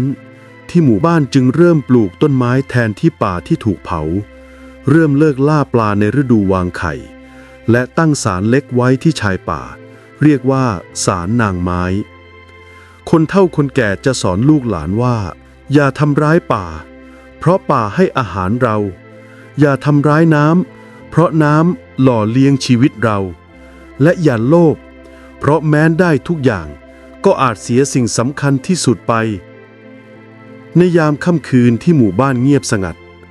บางคนยังคงได้ยินเสียงลมพัดแผ่วๆผ่านยอดไม้คล้ายเสียงของนางไม้และชายหาปลาที่พูดคุยกันเบาๆใต้แสงจันทร์เสียงเตือนแห่งป่าที่ไม่มีวันหวนกลับมาอีกเลย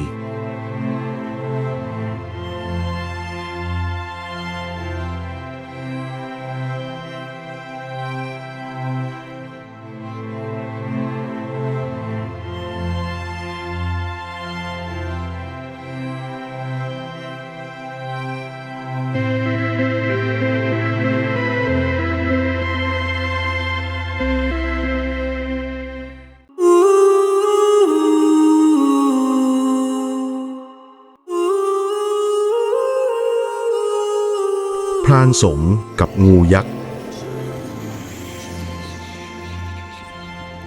เมื่อนานมาแล้วในหมู่บ้านเล็กๆแห่งหนึ่งใกล้ชายป่าทึบมีพรานป่าฝีมือดีอาศัยอยู่ชื่อพรานสงเขามีชื่อเสียงในเรื่องความกล้าหาญและความสามารถในการติดตามสัตว์ป่าที่ไม่มีใครเทียบได้เช้าวันหนึ่งอันเป็นวันแห่งโชคชะตาพรานสงได้เสี่ยงอันตรายเข้าไปในป่าต้องห้ามเพื่อค้นหาหมูป่าสำหรับครอบครัวของเขาซึ่งเชื่อกันว่ามีวิญญาณโบราณอาศัยอยู่ขณะที่เขากำลังตามล่าหมูป่าใกล้แม่น้ำที่มีหมอกหนาสายตาของเขาจับได้ถึงสิ่งที่แปลกประหลาด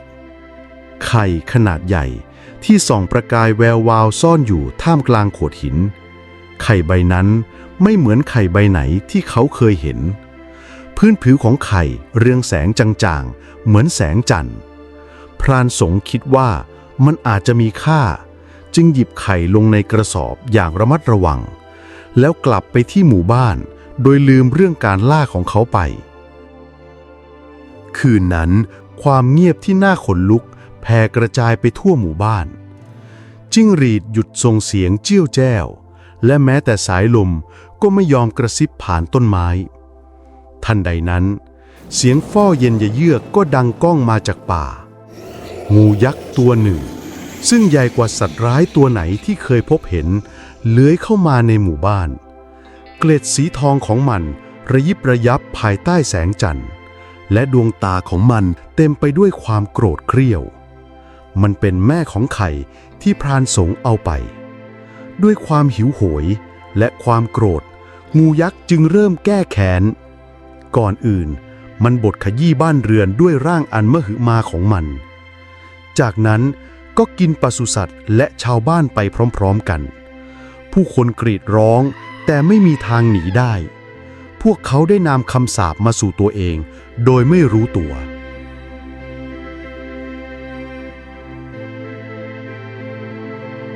เมื่อตระหนักถึงความผิดพลาดร้ายแรงของตนเองพรานสงจึงหยิบห่อของเขาและรวบรวมชาวบ้านที่เหลือไว้สัตว์ร้ายตัวนี้กำลังตามหาไข่ที่ขโมยไปเราต้องคืนมันก่อนที่มันจะทำลายทุกสิ่งทุกอย่างเขาตะโกนแต่เมื่อพรานสงหยิบไข่ออกมาจากกระท่อมเขาก็พบว่ามันฟักออกมาแล้วงูตัวเล็กขนาดไม่ใหญ่กว่างูเหลือมพันรอบข้อมือของเขามันไม่ได้โจมตีเขาแต่กลับจ้องมองเขาด้วยสายตาที่รู้ใจแม่งูที่รู้สึกถึงลูกของมันหยุดอาละวาดมันขู่ฟ้อและพุ่งเข้าหาพรานสงไม่ใช่เพราะหิวแต่เพื่อทดสอบหัวใจของเขาหากเขาแสดงจุดอ่อนออกมามันก็จะจัดการพรานสงคุกเข่าด้วยความโศกเศร้าอย่างยิ่งแล้ววางลูกงูไว้ตรงหน้าแม่ของมันอย่างอ่อนโยน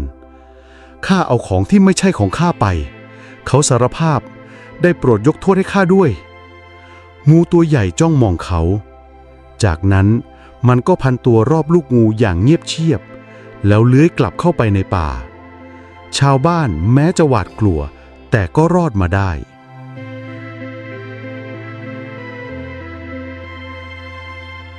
นับแต่นั้นเป็นต้นมาผู้คนก็เรียนรู้ที่จะเคารพป่าและสัตว์ต่างๆในป่าพวกเขาไม่เอาของที่ไม่จำเป็นอีกต่อไปและไม่เคยรบกวนสิ่งที่ไม่ควรทำอีกตลอดไปและลึกเข้าไปในป่าต้องห้ามภายใต้แสงเรืองรองของแม่น้ำที่ปกคลุมไปด้วยหมอกงูยักษ์เฝ้าดูแลลูกของมันรอคอยวันที่ลูกจะเติบโต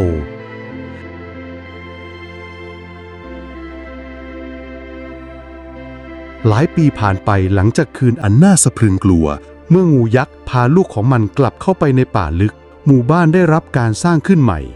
และผู้คนก็ใช้ชีวิตอย่างสงบสุขโดยจดจำบทเรียนที่ได้รับจากความโกรธเกรี้ยวของธรรมชาติพรานสงซึ่งตอนนี้แก่ชราแล้วมักจะเล่าเรื่องนี้ให้เด็กๆฟัง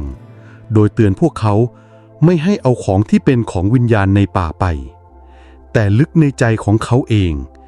ยังสงสัยเสมอว่าเกิดอะไรขึ้นกับลูกงูตัวน้อยที่เขาเคยพากลับบ้านมาเย็นวันหนึ่งขณะที่ดวงอาทิตย์ลับขอบฟ้าชาวบ้านได้ยินเสียงก้องกังวานมาจากป่าพื้นดินสั่นสะเทือนเล็กน้อยและลมพัดพาเสียงกระซิบฟ้อผู้คนต่างหวาดกลัวอย่างประหลาดพรานสงรู้สึกถึงการมีอยู่ของสิ่งที่คุ้นเคยจึงก้าวออกไปด้านนอกและมองไปที่ป่าหัวใจของเขาเต้นแรงเขารู้ว่างูได้กลับมาแล้วจากต้นไม้ที่ปกคลุมไปด้วยหมอกหนามีงูยักษ์ตัวหนึ่งโผล่ออกมาซึ่งตัวมันใหญ่กว่าแม่ของมันเสียอีกเกล็ดสีทองของมันเรืองแสงในแสงสลัวและดวงตาสีมรกตของมันส่องประกายด้วยสติปัญญาและบางสิ่งที่มากกว่านั้นชาวบ้านแตกตื่นวิ่งหนีไปซ่อนตัวในบ้านบางคนคว้าอาวุธมาแม้จะรู้ว่ามันไร้ประโยชน์ต่อสิ่งมีชีวิตเช่นนั้นแต่พรานสงไม่ขยับเขายืนนิ่งและเฝ้าดูงูยักษ์เลื้อยเข้าหาเขาจากนั้นชาวบ้านก็ตกใจเมื่องูตัวนั้นก้มหัวลงไม่ใช่เพราะความก้าวร้าวแต่เพราะการจดจำเสียงทุ้มลึกซึ่งไม่ใช่เสียงของมนุษย์หรือสัตว์ก้องอยู่ในหัวใจของพรานสงเจ้าเลี้ยงข้ามาในพรานเจ้าแสดงความเมตตาต่อข้าตอนนี้ข้าขอถามเจ้าว่าข้าควรปกป้องหมู่บ้านนี้หรือควรลงโทษพระบาปของเจ้าพรานสงรู้สึกถึงความหนักอึ้งของหลายชั่วอายุคนในขณะนั้นเขาคุกเข่าลงและประสานมือเขาด้วยกันเพื่อแสดงความนับถือเขากล่าวว่าท่านผู้ยิ่งใหญ่เราได้เรียนรู้จากความผิดพลาดของเราแล้วตอนนี้เราใช้ชีวิตอย่างกลมกลืนกับป่าโปรดให้สันติสุขคงอยู่ต่อไปด้วยเถิดงูยักษ์จ้องมองเขาอยู่สักพักจากนั้นมันก็ส่งเสียงฮึดฮัดเป็นครั้งสุดท้ายแล้วเงยหัวขึ้นและพูดว่าแล้วข้าจะดูแลเจ้าแต่จำไว้ถ้าความโลภกลับมาความโกรธของข้าก็จะตามมาด้วยจากนั้นงูก็หันหลังแล้วเลื้อยกลับเข้าไปในป่าหายเข้าไปในหมอกตั้งแต่วันนั้นเป็นต้นมา หมู่บ้านก็เจริญรุ่งเรืองได้รับพรจากการเก็บเกี่ยวผลผลิตที่อุดมสมบูรณ์และปลอดภัยจากสัตว์ร้ายแต่พวกเขาก็ไม่เคยลืมคำเตือนของงูยักษ์และก็ยังเคารพวิญญาณของป่าในทุกๆชั่วอายุคนที่จะมาถึงตำนานของงูยักษ์ผู้พิทักษ์ยังคงอยู่ตลอดไป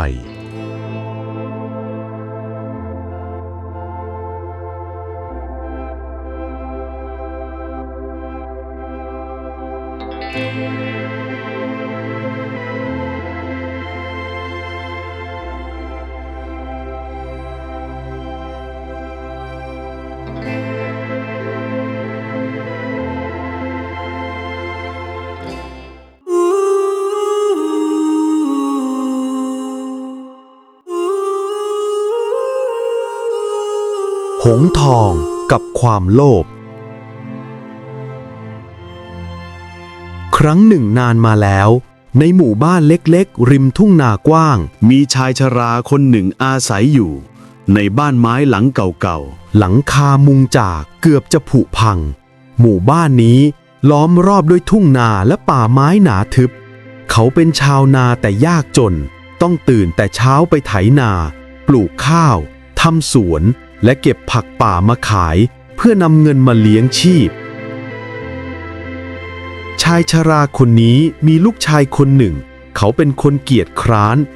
วันๆเอาแต่เล่นน้ำในลำธารเดินเล่นในป่ารอบหมู่บ้านหรือแม้กระทั่งนอนหลับอยู่ใต้ต้นไม้ใหญ่กลิ่นข้าวกลิ่นดินก็ไม่เคยทำให้เขาอยากทำงานเลยพ่อพยายามสอนพูดเตือนและสั่งให้ช่วยงานแต่ลูกชายมักพูดด้วยน้ำเสียงขี้เกียจว่าพ่อครับวันไหนมีเวลาค่อยทำก็ได้ชายชราผู้เป็นพ่อต้องเหน็ดเหนื่อยและทุกข์ใจแต่เขาก็อดทนเพราะรักลูก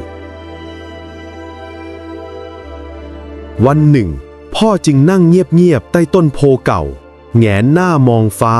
ฟังเสียงลมพัดใบไม้และคิดในใจว่าลูกของเราจะเรียนรู้ค่าของความขยันได้เมื่อใดค่ำคืนหนึ่งดาวเต็มฟ้าพ่อรู้สึกเหมือนร่างกายเริ่มอ่อนแรงความเหนื่อยล้าและทุกข์ใจที่สะสมมานานหลายปีทำให้เขาเริ่มหลับตาลง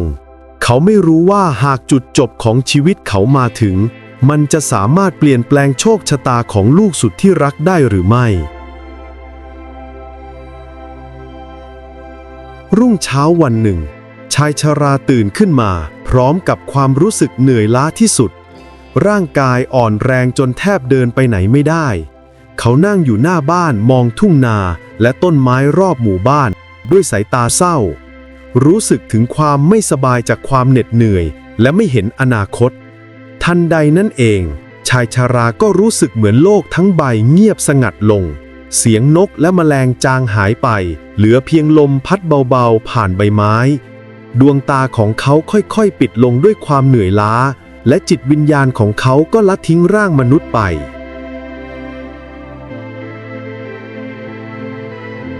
หลังจากชายชราได้สิ้นลมหายใจแล้วชาวบ้านได้ช่วยกันฝังเขาที่ร่มต้นโพใหญ่แม้ผู้เป็นพ่อจะจากไปแต่ลูกชายก็ไม่รู้สึกเสียใจอะไรไม่รู้แม้กระทั่งว่าตนเองจะต้องรับหน้าที่แทนพ่อไถนาปลูกข้าวทำสวนในผืนดินอันอุดมสมบูรณ์แห่งนี้วันเวลาผ่านไป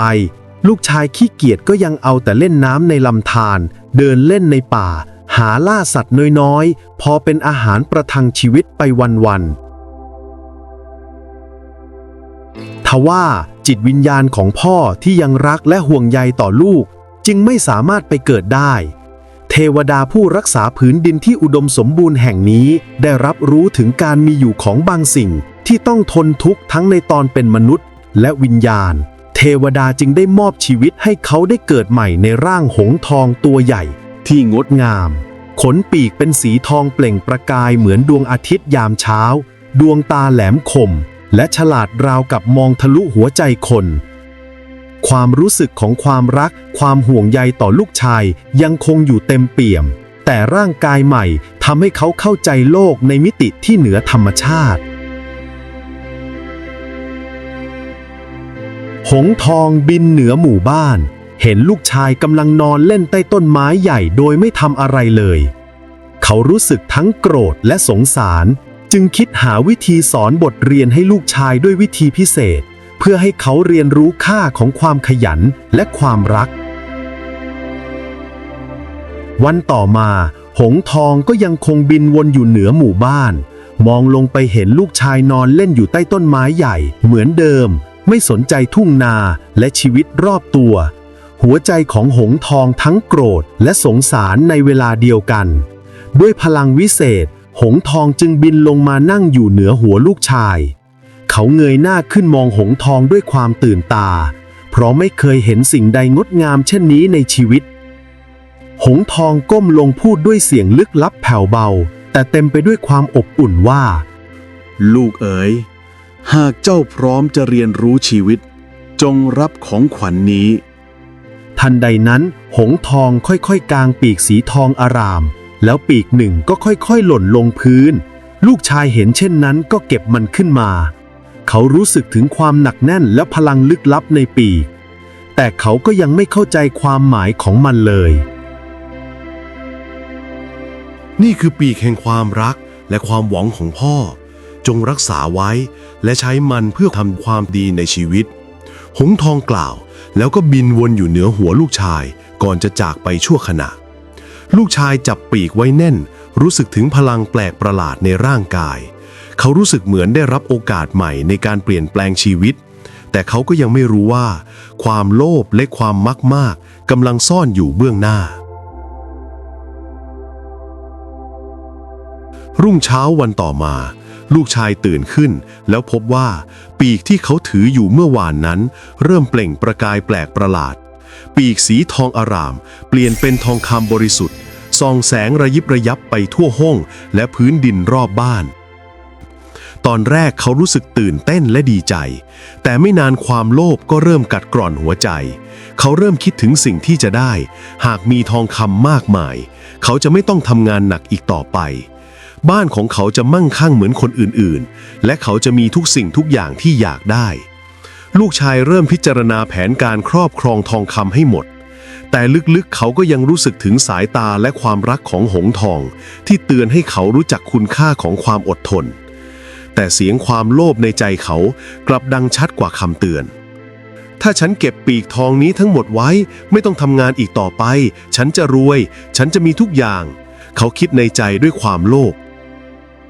ปีกทองอารามสะท้อนแสงบนใบหน้าของลูกชายทำให้ราวกับความโลภนั้นจับต้องได้มันเป็นสัญญาเตือนใจว่าพลังวิเศษที่ได้รับอาจนำไปสู่ความหายนะหากใช้โดยไร้ความยั้งคิด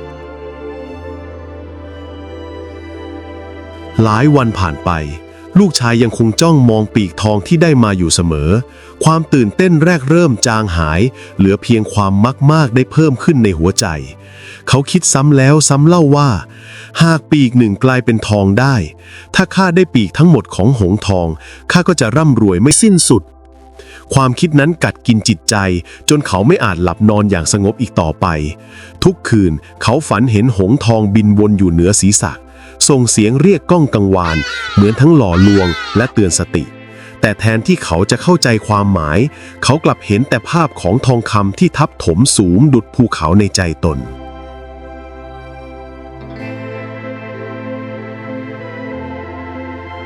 กระทั่งวันหนึ่ง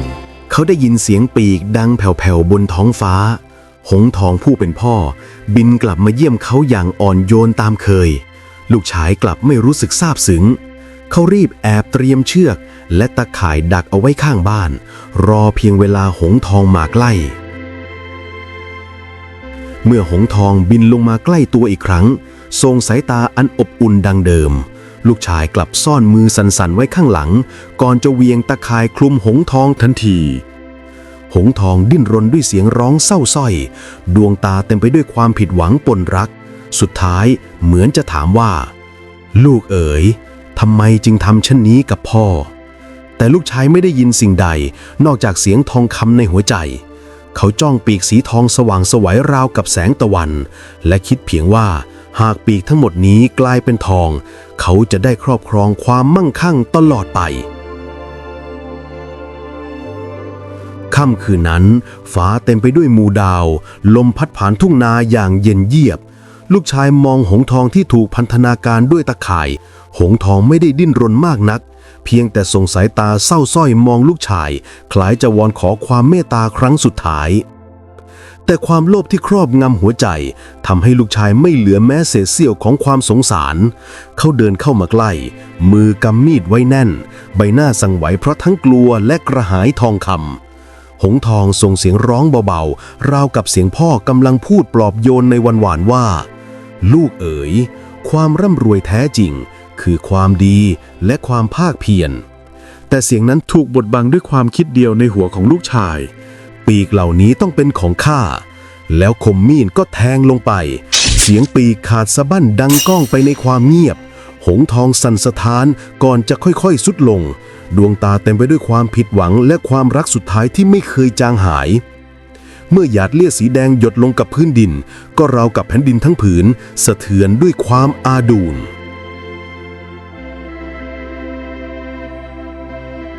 แต่สิ่งที่ลูกชายหวังกลับไม่เกิดขึ้นปีกที่ขาดไม่ได้กลายเป็นทองคำหากแต่กลับซีดจางเหลือเพียงขนแห้งกรอบไร้ค่าเขายืนตะลึงมือสั่นความหวังทั้งสิ้นพังทลายหงส์ทองเปล่งแสงสุดท้ายอันอบอุ่นร่างกายสลายไปต่อหน้าต่อตาลูกชายเหลือเพียงลมอ่อนๆพัดผ่านราวกับพ่อได้จากไปอย่างไม่มีวันหวนกลับมาลูกชายทิ้งมีดลงกับพื้นหัวใจว่างเปล่าความโลภที่ครั้งหนึ่งทำให้เขาแสวงหาความมั่งคั่งบัดนี้กลับกลายเป็นความสูญเสียที่ไม่อาจย้อนคืนได้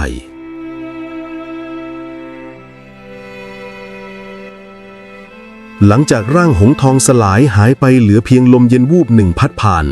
ลูกชายนั่งคุกเข่าอยู่กลางลานบ้านมือเปื้อนเลือดและขนที่ซีดจางไร้ค่าเขาจ้องสิ่งที่เหลืออยู่ด้วยสายตาว่างเปล่าราวกับโลกทั้งใบมืดดับไปในพริบตาความเงียบงันโอบล้อมรอบกายไม่มีเสียงหงส์ทองไม่มีเสียงพ่อเรียกไม่มีแม้กระทั่งเสียงปลอบโยนที่เคยคุ้นทุกสิ่งหายไปพร้อมกันเหลือเพียงความรู้สึกหนาวเหน็บกัดกินในหัวใจเขายกมือขึ้นกุมศีรษะร้องไห้เสียงดังสะท้อนก้องไปในยามค่ำคืนน้ำตาไหลพรั่งพรูไม่หยุดมีเพียงทุ่งนากว้างที่ทอยาวออกไปและท้องฟ้าสีดำสนิทที่เต็มไปด้วยดวงดาวเย็นชาเหมือนทุกสิ่งบนโลกกำลังตัดสินเขาด้วยสายตาเงียบงันในใจเขาเริ่มย้อนคิดถึงทุกสิ่งวันที่พ่อพยายามสอนให้ทำงานหนักวันที่พ่อยอมเหนื่อยเพื่อเลี้ยงดูวันที่พ่อมอบปีกอันล้ำค่าให้ด้วยความหวังจะเปลี่ยนชีวิตลูกชายแต่เขากลับเลือกที่จะฆ่าเพื่อสนองความโลภของตัวเองความสำนึกถาโถมเข้ามาเหมือนคลื่นโฮมสัตว์เขารู้ว่ามันสายเกินไปแล้วต่อให้ร้องไห้ฟูมฟ้ายกี่ครั้งหงส์ทองก็ไม่มีวันกลับมาพ่อก็ไม่มีวันหวนคืนตั้งแต่คืนนั้นชีวิตของเขาต้องเผชิญกับความว่างเปล่าแม้จะยังมีชีวิตอยู่แต่หัวใจกลับเต็มไปด้วยบาดแผลที่ไม่เคยสมาน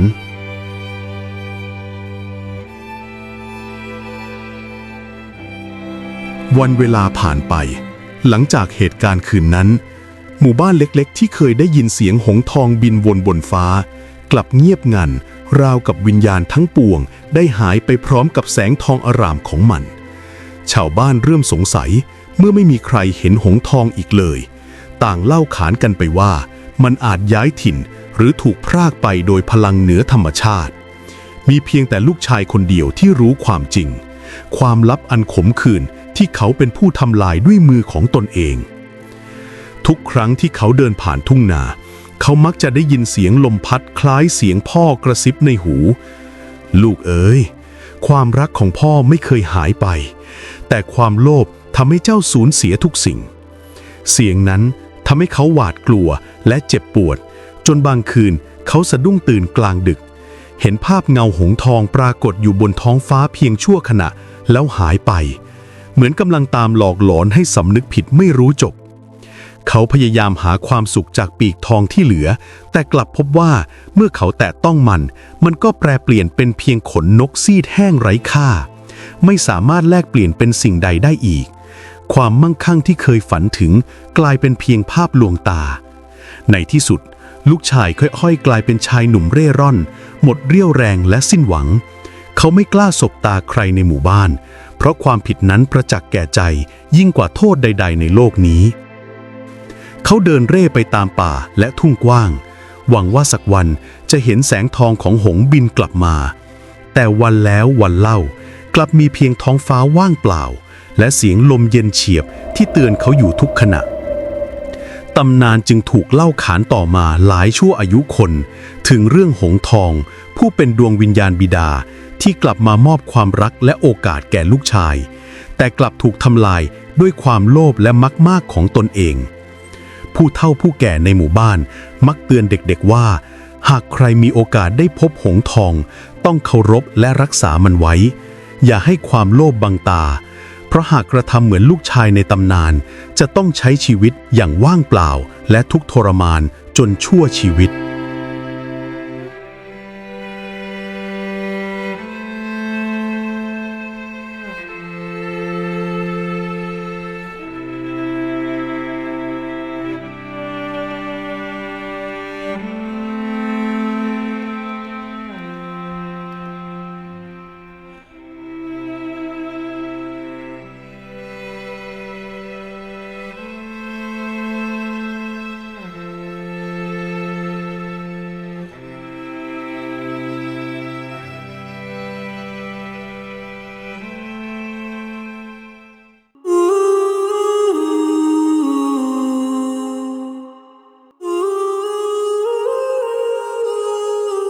ลูกสาวพญางู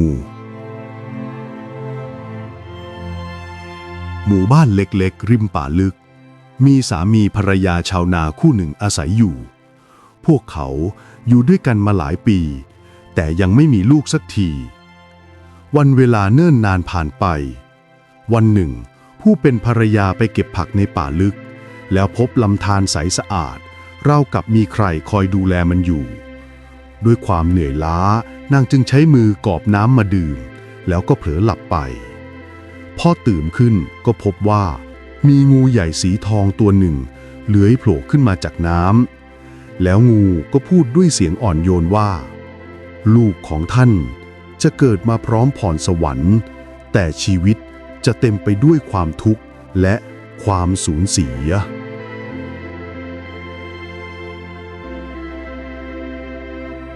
ไม่นานหลังจากนั้นสามีภรรยาชาวนาก็มีลูกสาวเกิดมา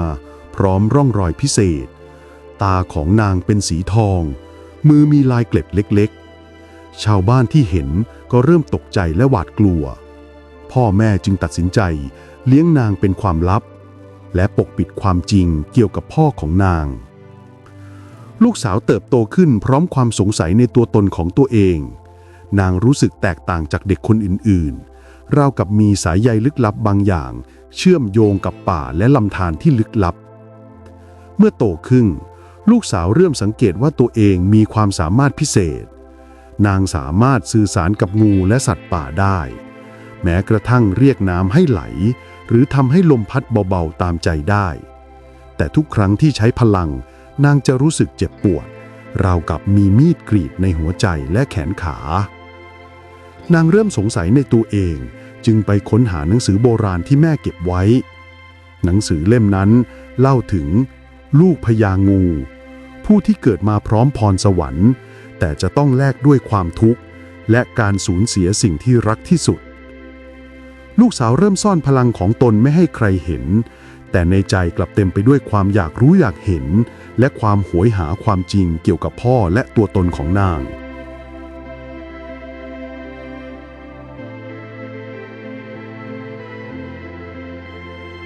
วันหนึ่งโรคระบาดเข้าสู่หมู่บ้านอย่างรวดเร็วพ่อแม่ของนางป่วยหนักนางพยายามใช้พลังของตนช่วยรักษาแต่พลังยังอ่อนเกินไปไม่อาจหยุดความตายได้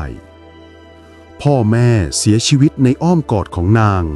เสียงร้องไห้สะท้อนกลางบ้านและป่ารอบๆความเศร้าและความโกรธในใจลูกสาวเริ่มเติบโตจนทำให้พลังงูในตัวนางแข็งแกร่งขึ้นโดยไม่ตั้งใจชาวบ้านยิ่งหวาดกลัวที่เห็นนางมีเกล็ดมากขึ้นและเรียกนางว่า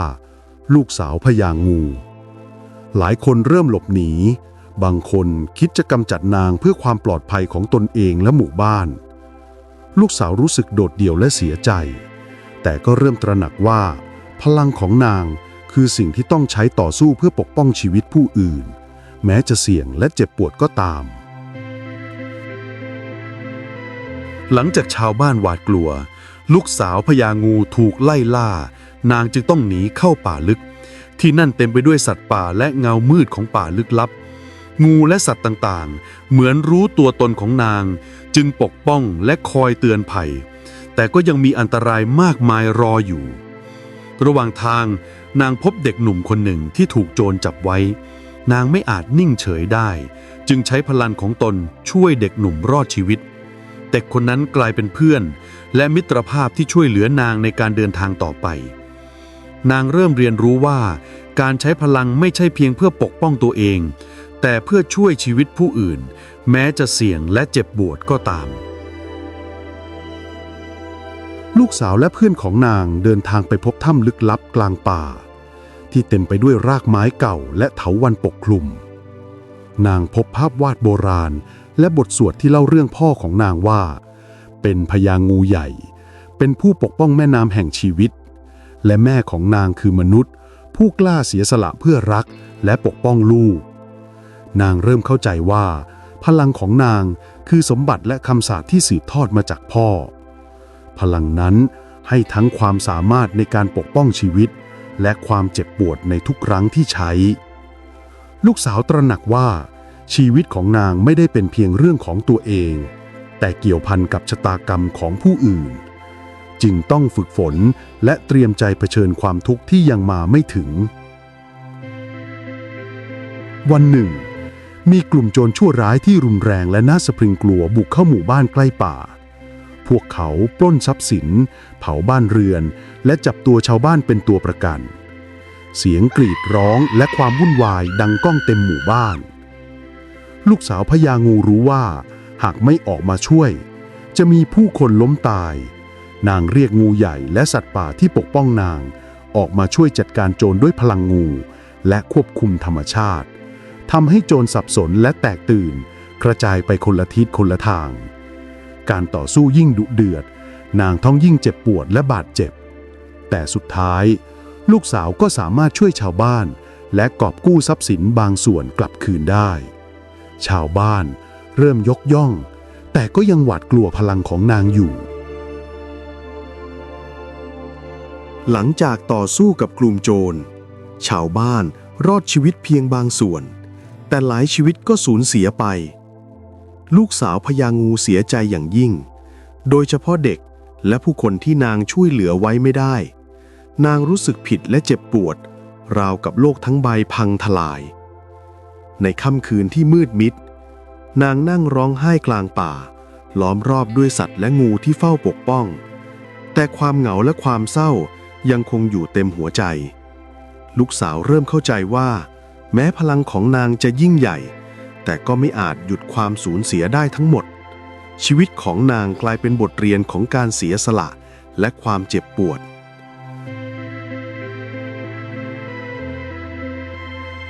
หลังจากเหตุการณ์รุนแรงลูกสาวพญางูตัดสินใจเดินทางไปยังลำธารวิเศษที่แม่เคยพบเพื่อหาวิธีปลดคำสาปและให้ชีวิตของตนสงบ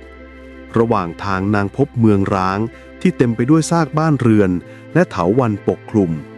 เสียงลมพัดผ่านซากอาคารทำให้บรรยากาศยิ่งน่ากลัวในเมืองมีฝูงโจรเก่าที่เปลี่ยนเป็นผู้ล่าและสัตว์ร้ายอาศัยอยู่ลูกสาวไม่อาจนิ่งเฉยนางต่อสู้กับสัตว์ร้ายและโจรที่ยังคงคุกคามผู้รอดชีวิตบาดแผลและความเหน็ดเหนื่อยเต็มร่างแต่นางก็ปกป้องผู้รอดชีวิตบางส่วนได้จากนั้นจึงสร้างที่พักเล็กๆบนภูเขาให้ผู้รอดชีวิตได้อยู่อย่างปลอดภัยนางเริ่มเข้าใจว่าชีวิตของตนคือการเดินทางเพื่อปกป้องคนอื่นแม้ตัวเองจะต้องเผชิญความเจ็บปวดลูกสาวพญางูเข้าใจแล้วว่าความทุกข์และความสูญเสียคือส่วนหนึ่งของชีวิตนางพลังที่สืบทอดมาจากพ่อเป็นพรสวรรค์และคำสาปในเวลาเดียวกันนางยอมรับคำสาปใช้พลังของตนเพื่อปกป้องผู้คนและหมู่บ้านเล็กๆที่ยังเหลืออยู่แม้ตัวเองจะต้องเผชิญกับความเจ็บปวดและความเหงาอย่างไม่สิ้นสุดก็ตามชาวบ้านและผู้รอดชีวิตต่างก็ยกย่องและให้ความเคารพนาง แต่ลูกสาวยังคงเศร้าและโดดเดี่ยวอยู่เสมอเพราะชีวิตของนางเต็มไปด้วยการเสียสละการต่อสู้และการปกป้องชีวิตของผู้อื่นหลายปีผ่านไปลูกสาวพญางูยังคงอาศัยอยู่ในป่าลึกและเมืองที่สร้างไว้นางใช้ชีวิตอย่างสงบแต่ความสงบไม่ยั่งยืนกลุ่มนักล่าผู้โหดเหี้ยมได้ยินเรื่องราวเกี่ยวกับลูกสาวพญางูผู้มีพลังมหาศาลจึงออกตามล่าเพื่อจับนางและหาประโยชน์จากพลังของนางลูกสาวรู้ตัวทันใช้สัญชาตญาณและพลังของตนหลบซ่อนและปกป้องผู้รอดชีวิตแต่นางต้องเผชิญกับการต่อสู้ดุเดือดกับนักล่าเหล่านั้นพลังของนางเติบโตมากขึ้นแต่ทุกครั้งที่ใช้ก็ต้องแลกด้วยความเจ็บปวดและความเหน็ดเหนื่อยล้าความลึกซึ้งของป่ากลายเป็นทั้งที่หลบภัยและกับดักนางต้องใช้ทั้งสติและพลังเพื่อต่อสู้และปกป้องชีวิตตนเองการไล่ล่ารุนแรงขึ้นลูกสาวพญางูต้องเผชิญหน้ากับนักล่าหัวหน้าโหดที่สุดการต่อสู้ดุเดือดเต็มไปด้วยพลังงูและกลยุทธธรรมชาติแม้จะทำให้นักล่าหลายคนพ่ายแพ้แต่เพื่อนและผู้รอดชีวิตบางคนก็เสียชีวิตระหว่างการต่อสู้ลูกสาวต้องยอมแลกความเจ็บปวดและความสูญเสียอีกครั้งสุดท้ายนางสามารถเอาชนะนักล่าและปกป้องชีวิตของผู้รอดชีวิตได้แต่ตัวนางเองได้รับบาดเจ็บสาหัสและถูกจำกัดความสามารถในการใช้พลังหลังจากการต่อสู้กับกลุ่มนักล่าลูกสาวพญางูบาดเจ็บสาหัสร่างกายเต็มไปด้วยรอยแผลและพลังที่ร่อยหรอนางรู้แล้วว่าเวลาของนางกำลังจะสิ้นสุดลงนางเดินทางกลับไปยังลำธารวิเศษที่แม่เคยพบเมื่อครั้งอดีตน้ำใสสะท้อนเงาของนางที่มีทั้งความงดงามและความเหน็ดเหนื่อยตลอดชีวิตนางคุกเข่าลงและพึมพำว่าขอให้ความเจ็บปวดทั้งหมดจบลงที่ข้าขอสืบทอดความสงบแก่แผ่นดินแห่งนี้ทันใดนั้นงูใหญ่สีทองปรากฏขึ้นในน้ำราวกับเป็นวิญญาณของพ่อพญางูเอ่ยว่าลูกได้ทำเกินกว่าที่ชะตากรรมกำหนดไว้เจ้าคือผู้เสียสละอย่างแท้จริงนางยิ้มทั้งน้ำตาก่อนจะเอนกายลงในลำธารน้ำค่อยๆกลืนร่างของนางไปราวกับกลับคืนสู่อ้อมกอดพ่อไม่นานป่าและหมู่บ้านรอบๆก็กลับมาสงบอุดมสมบูรณ์น้ำในลำธารกลายเป็นน้ำศักดิ์สิทธิ์ผู้คนขนานนามสถานที่นี้ว่าทาราสายงูทองและสืบต่อเล่าว่ามีหญิงสาวผู้เสียสละปกป้องแผ่นดินด้วยหัวใจของนางด้วยความเศร้าและงดงามลูกสาวพญางูได้กลายเป็นตำนานแห่งการเสียสละความทุกข์และการยอมรับชะตากรรม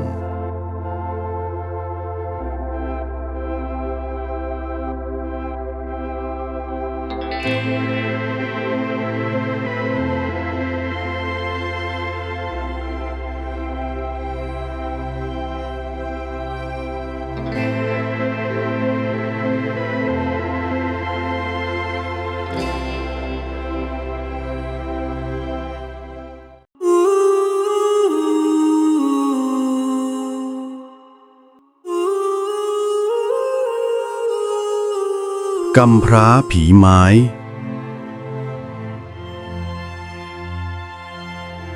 กาลครั้งหนึ่งนานมาแล้วมีเด็กชายยากจนคนหนึ่งพ่อแม่ได้เสียชีวิตตั้งแต่เขายังเล็ก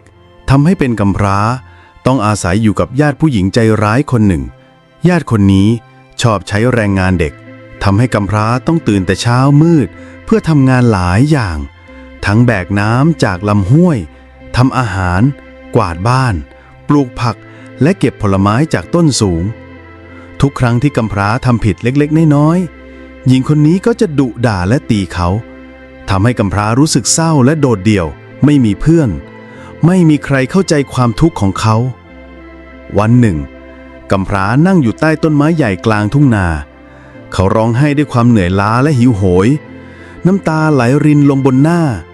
เขาเงยมองท้องฟ้าและพูดกับตัวเองว่า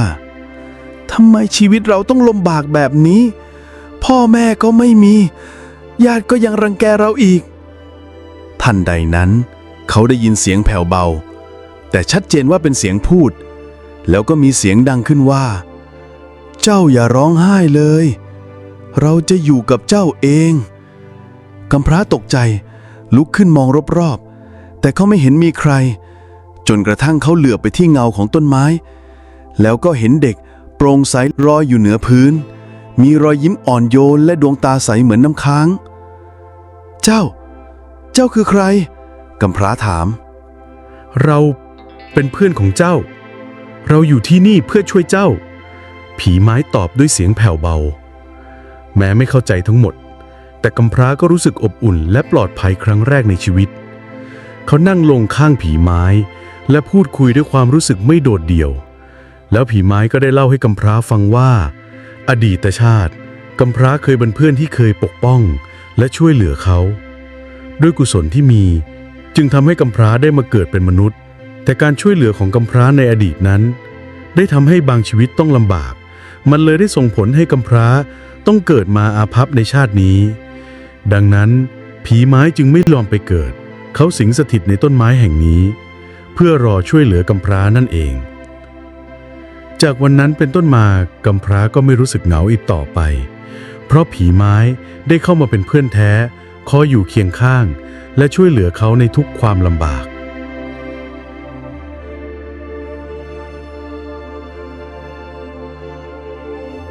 ตั้งแต่วันที่กำพร้าได้พบผีไม้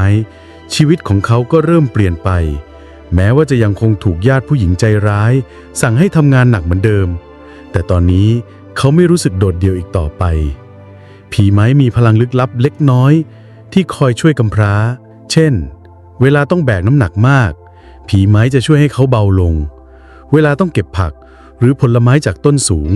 ผีไม้ลอยขึ้นไปหยิบให้เวลาญาติทำโทษผีไม้ก็อาศัยกลอุบายเล็กๆทำให้โทษนั้นกลับไปถึงผู้รังแกเช่นทำให้ไม้ล้มหรือเข้าของหล่นวันหนึ่งญาติผู้หญิงสั่งให้กำพร้าไปเก็บผลไม้จากต้นสูงกลางสวนกำพร้าปีนขึ้นไปอย่างกลัวๆแต่เมื่อถึงกิ่งสูงผีไม้ลอยขึ้นไปช่วยชี้ทางและคอยประคองไม่ให้เขาตกอย่ากลัวนะเราอยู่กับเจ้าผีไม้พูดด้วยเสียงอ่อนโยนกำพร้ารู้สึกอบอุ่นและค่อยๆปีนขึ้นไปเก็บผลไม้ได้เต็มตะกร้าเมื่อเขากลับถึงบ้านญาติก็ไม่เข้าใจว่าผลไม้เต็มตะกร้ามาได้อย่างไรแต่กำพร้าเพียงยิ้มอย่างเงียบๆเพราะรู้ว่ามีเพื่อนแท้ที่คอยช่วยเหลือเขาอยู่ผีไม้ยังสอนให้กำพร้ารู้จักความอดทนความซื่อสัตย์และเมตตาต่อผู้อื่นแม้ในยามที่ชีวิตยากลำบากจากวันนั้นเป็นต้นมากำพร้าเริ่มเรียนรู้ว่าแม้ชีวิตจะมีความทุกข์แต่ถ้าไม่ยอมแพ้และมีเพื่อนที่ดีคอยช่วยเหลือทุกอย่างมันก็จะผ่านไปได้วันหนึ่งหมู่บ้านของกำพร้าประสบปัญหาฝนแล้งทำให้ข้าวในนาเริ่มเหี่ยวเฉาญาติผู้หญิงใจร้ายสั่งให้กำพร้าไปเก็บข้าวจากนาไกลๆซึ่งอยู่ปลายหมู่บ้านทางทิศตะวันออกเมื่อกำพร้าเดินทางไปถึงทุ่งนาเขาก็พบว่านาเต็มไปด้วยหมาป่าฝูงใหญ่ที่ออกหากินกลางวันกำพร้ากลัวใจสั่นและเกือบวิ่งหนีแต่ทันใดนั้นผีไม้ปรากฏตัวจากเงาไม้ข้างทางแล้วก็เอ่ยขึ้นว่าอย่ากลัวไปเลยเราจะช่วยเจ้าผีไม้ชี้ทางเดินที่ปลอดภัยและใช้เวทมนต์ลึกลับเล็กน้อยทำให้หมาป่าไม่สามารถเข้าใกล้กำพร้าได้กำพร้าจึงสามารถเดินผ่านนาไปเก็บข้าวเต็มตะกร้าได้อย่างปลอดภัยเมื่อกลับถึงบ้านญาติผู้หญิงไม่เข้าใจว่ากำพร้าเอาข้าวมาได้อย่างไร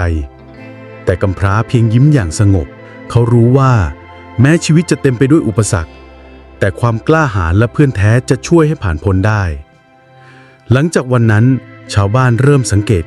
เขาอาจเป็นเพียงเด็กกำพร้าแต่มีความฉลาดและใจดีพวกเขาเริ่มให้ความช่วยเหลือเล็กๆน้อยๆและบางคนก็เริ่มสงสารกำพร้า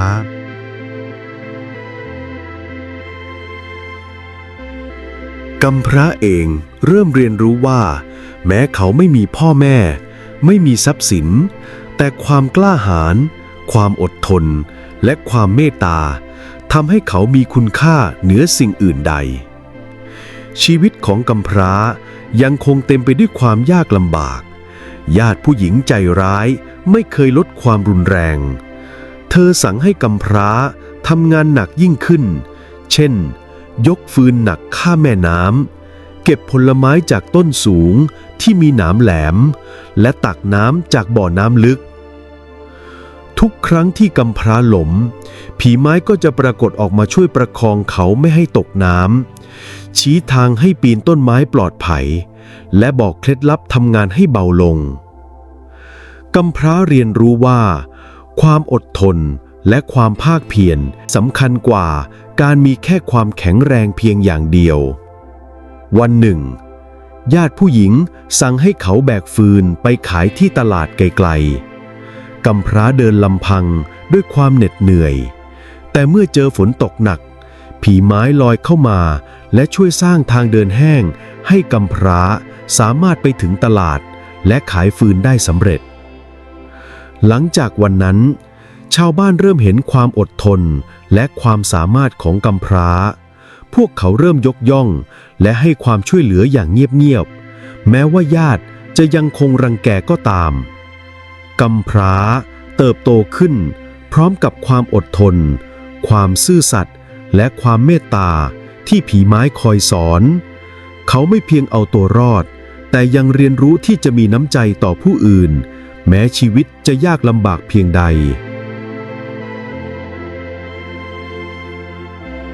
เวลาผ่านไปหลายปีกำพร้าเติบโตเป็นชายหนุ่ม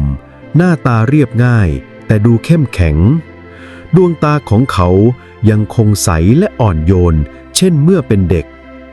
ผีไม้ยังคงอยู่เคียงข้างคอยให้คำปรึกษาและช่วยเหลือในยามจำเป็นมาวันหนึ่งขณะที่กำพร้าเดินทางไปยังทุ่งนาเพื่อช่วยชาวบ้านก็เกิดฝนตกหนักขึ้นเขาได้หลบฝนใต้ต้นไม้ใหญ่และก็ได้พบกับหญิงสาวคนหนึ่งชื่อจำปากำลังวิ่งหลบฝนอยู่ใกล้ๆจำปาเป็นหญิงสาวที่สวยงดงามดวงตาเปล่งประกายเหมือนดวงจันทร์เต็มดวงผิวเนียนละเอียดเหมือนหยาดน้ำค้างกำพร้าใจเต้นแรงแต่ยังคงเกรงใจจึงเอ่ยทักไปว่าเจ้าจะไปไหนหรือฝนตกหนักขนาดนี้เดี๋ยวก็จะเปียกหมดหรอกจำปายิ้มและกล่าวอย่างสุภาพว่าข้ากำลังกลับบ้านแต่ฝนตกหนักเกินไปข้าไม่กล้าไปคนเดียวกำพร้าเสนอให้จำปาหลบฝนใต้ต้นไม้เดียวกันเขาและจำปาเริ่มพูดคุยแลกเปลี่ยนเรื่องราวชีวิตกำพร้ารู้สึกว่าใจของเขาอบอุ่นและสงบครั้งแรกที่มีใครเข้าใจเขาและจำปาก็ประทับใจความสุภาพและความมีน้ำใจของกำพร้าหลังจากฝนหยุดทั้งสองเดินกลับหมู่บ้านด้วยกันกำพร้าได้รับรู้ว่าจำปาเป็นลูกสาวของชาวนาใหญ่ในหมู่บ้านเป็นผู้หญิงที่ฉลาดและมีน้ำใจต่อผู้คนต่อมากำพร้าและจำปาก็เริ่มสนิทสนมกันมากขึ้นถึงแม้กำพร้าจะไม่มีเงินทองอะไรแต่ด้วยความกล้าหาญความอดทนและความเมตตาจึงทำให้พ่อของนางจำปาไม่ได้รังเกียจหรือเหยียดหยามเขาแต่ช้ำยังเคารพและให้เกียรติเขามากกว่าไม่นานชาวบ้านก็เริ่มพูดถึงหนุ่มกำพร้าว่าเป็นชายหนุ่มที่ไม่เพียงแข็งแรงแต่ยังมีจิตใจที่ดีและที่สำคัญมีความกล้าหาญและมีมิตรภาพแท้จากผีไม้ด้วยเมื่อข่าวความงดงามและความฉลาดของจำปาแพร่ไปถึงเจ้าเมืองผู้มั่งคั่งแต่จิตใจเป็นคนขี้อิจฉาเขาจึงอยากครอบครองและอยากได้จำปามาเป็นหญิงของตนเจ้าเมืองจึงมีคำสั่งให้คนสนิทไปสู่ขอนางจำปาเข้ามาอยู่ในเมืองแต่พ่อของนางกลับปฏิเสธจึงทำให้พระยาเจ้าเมืองโกรธมากแล้วท้าพนันกับพ่อของจำปาว่าถ้าแกอยากปกป้องลูกสาวของแกก็จงนำไก่ชนมาสู้กับไก่ชนของข้าถ้าแกปฏิเสธหรือชนแพ้นางจำปาต้องตกเป็นของข้าแต่เพียงผู้เดียวเมื่อเป็นเช่นนั้นพ่อของจำปาก็ไม่รู้จะไปพึ่งใครจึงตัดสินใจขอความช่วยเหลือจากกำพร้า กำพร้าเองก็ไม่ได้นิ่งนอนใจเพราะ จำปาก็เป็นคนที่กำพร้าสนิทและให้ความเคารพต่อจิตใจอันบริสุทธิ์ของนางต่อมาเจ้าเมืองได้จัดการแข่งขันเพื่อชิงตัวจำปาหลายรูปแบบวันแรกมีการแข่งขันชนไก่เจ้าเมืองได้ส่งนักสู้ฝีมือดีพร้อมไก่ฝึกฝนพิเศษสวนกำพร้าเองก็มีแค่ไก่เพียงตัวเดียวแต่ได้รับคำแนะนำจากผีไม้ได้สอนให้กำพร้าสังเกตพฤติกรรมของไก่คู่ต่อสู้กำพร้าจึงควบคุมไก่ของตนให้นิ่งและตั้งรับก่อนโจมตีเมื่อไก่คู่ต่อสู้พุ่งเข้ามากำพร้าให้ไก่หลบและสวนกลับด้วยจังหวะพอดีผลลัพธ์ไก่ของกำพร้าชนะอย่างงดงามแต่ไม่ได้ทำร้ายไก่เจ้าเมืองมากเกินไปแสดงถึงความฉลาดและความเมตตาชาวบ้านที่ชมการแข่งขันต่างก็ตะลึงและเริ่มให้กำลังใจกำพร้าถึงจะแพ้แต่เจ้าเมืองก็ยังไม่ยอมให้เอาวัวมาชนกันก่อนวันต่อมาการแข่งขันครั้งที่2เป็นการชนวัวเจ้าเมืองได้นำวัวขนาดใหญ่และแข็งแรงที่สุดมากำพร้าใช้ความชำนาญในการเลี้ยงวัวและความรู้จักผีไม้เขาเลือกวัวที่มีความว่องไวและฝึกให้หมุนตัวหลบจังหวะพุ่งของคู่ต่อสู้ขณะการแข่งขันวัวของกำพร้าใช้ความเร็วและไหวพริบพุ่งชนวัวคู่ต่อสู้ได้อย่างแม่นยำผลลัพธ์วัวของกำพร้าชนะวัวเจ้าเมืองอีกครั้งทำให้ชาวบ้านต่างชื่นชมในความสามารถของเขาถึงจะแพ้อีกแต่เจ้าเมืองก็ยังไม่ยอมต่อไปเป็นการล่าสัตว์ในป่าการแข่งขันครั้งที่3คือการล่าสัตว์ในป่าเจ้าเมืองวางกับดักและเอากลุ่มนักล่าที่เก่งที่สุดมาแต่กำพร้าใช้ความรู้ทางป่าและการเคลื่อนไหวอย่างเงียบเชียบผีไม้คอยชี้ทางและเตือนจุดอันตรายเช่นหนามแหลมบ่อโคลนกับดักและสัตว์ดุร้ายกำพร้าสามารถล่าสัตว์ครบตามเงื่อนไขการแข่งขันทั้งหมดโดยไม่ทำร้ายสิ่งแวดล้อมเกินไปผลลัพธ์เจ้าเมืองพยายามใช้กำลังแต่กำพร้าใช้ความฉลาดและไหวพริบทำให้ชนะการแข่งขันอย่างสมบูรณ์แบบทุกครั้งที่เจ้าเมืองพยายามเอาชนะกำพร้าเขาก็จะล้มเหลวเพราะความกล้าหาญความฉลาดและความช่วยเหลือจากผีไม้ชาวบ้านเริ่มเห็นว่ากำพร้าไม่ธรรมดาและเจ้าเมืองไม่สามารถเอาชนะเขาได้ไม่ว่าจะทำวิธีใดก็ตามทั้งแพ้อย่างอับอายและทั้งเอาเปรียบกำพร้าต่างๆนานาแต่เจ้าเมืองก็ยังไม่ยอมหวังอยากครอบครองตัวจำปาไม่ว่าทางใดด้วยความมั่นใจในกำลังและช้างทรงพลังของตนเจ้าเมืองจึงจัดการชนช้างครั้งที่ใหญ่ที่สุดในหมู่บ้านเจ้าเมืองนำช้าง5 เชือกขนาดใหญ่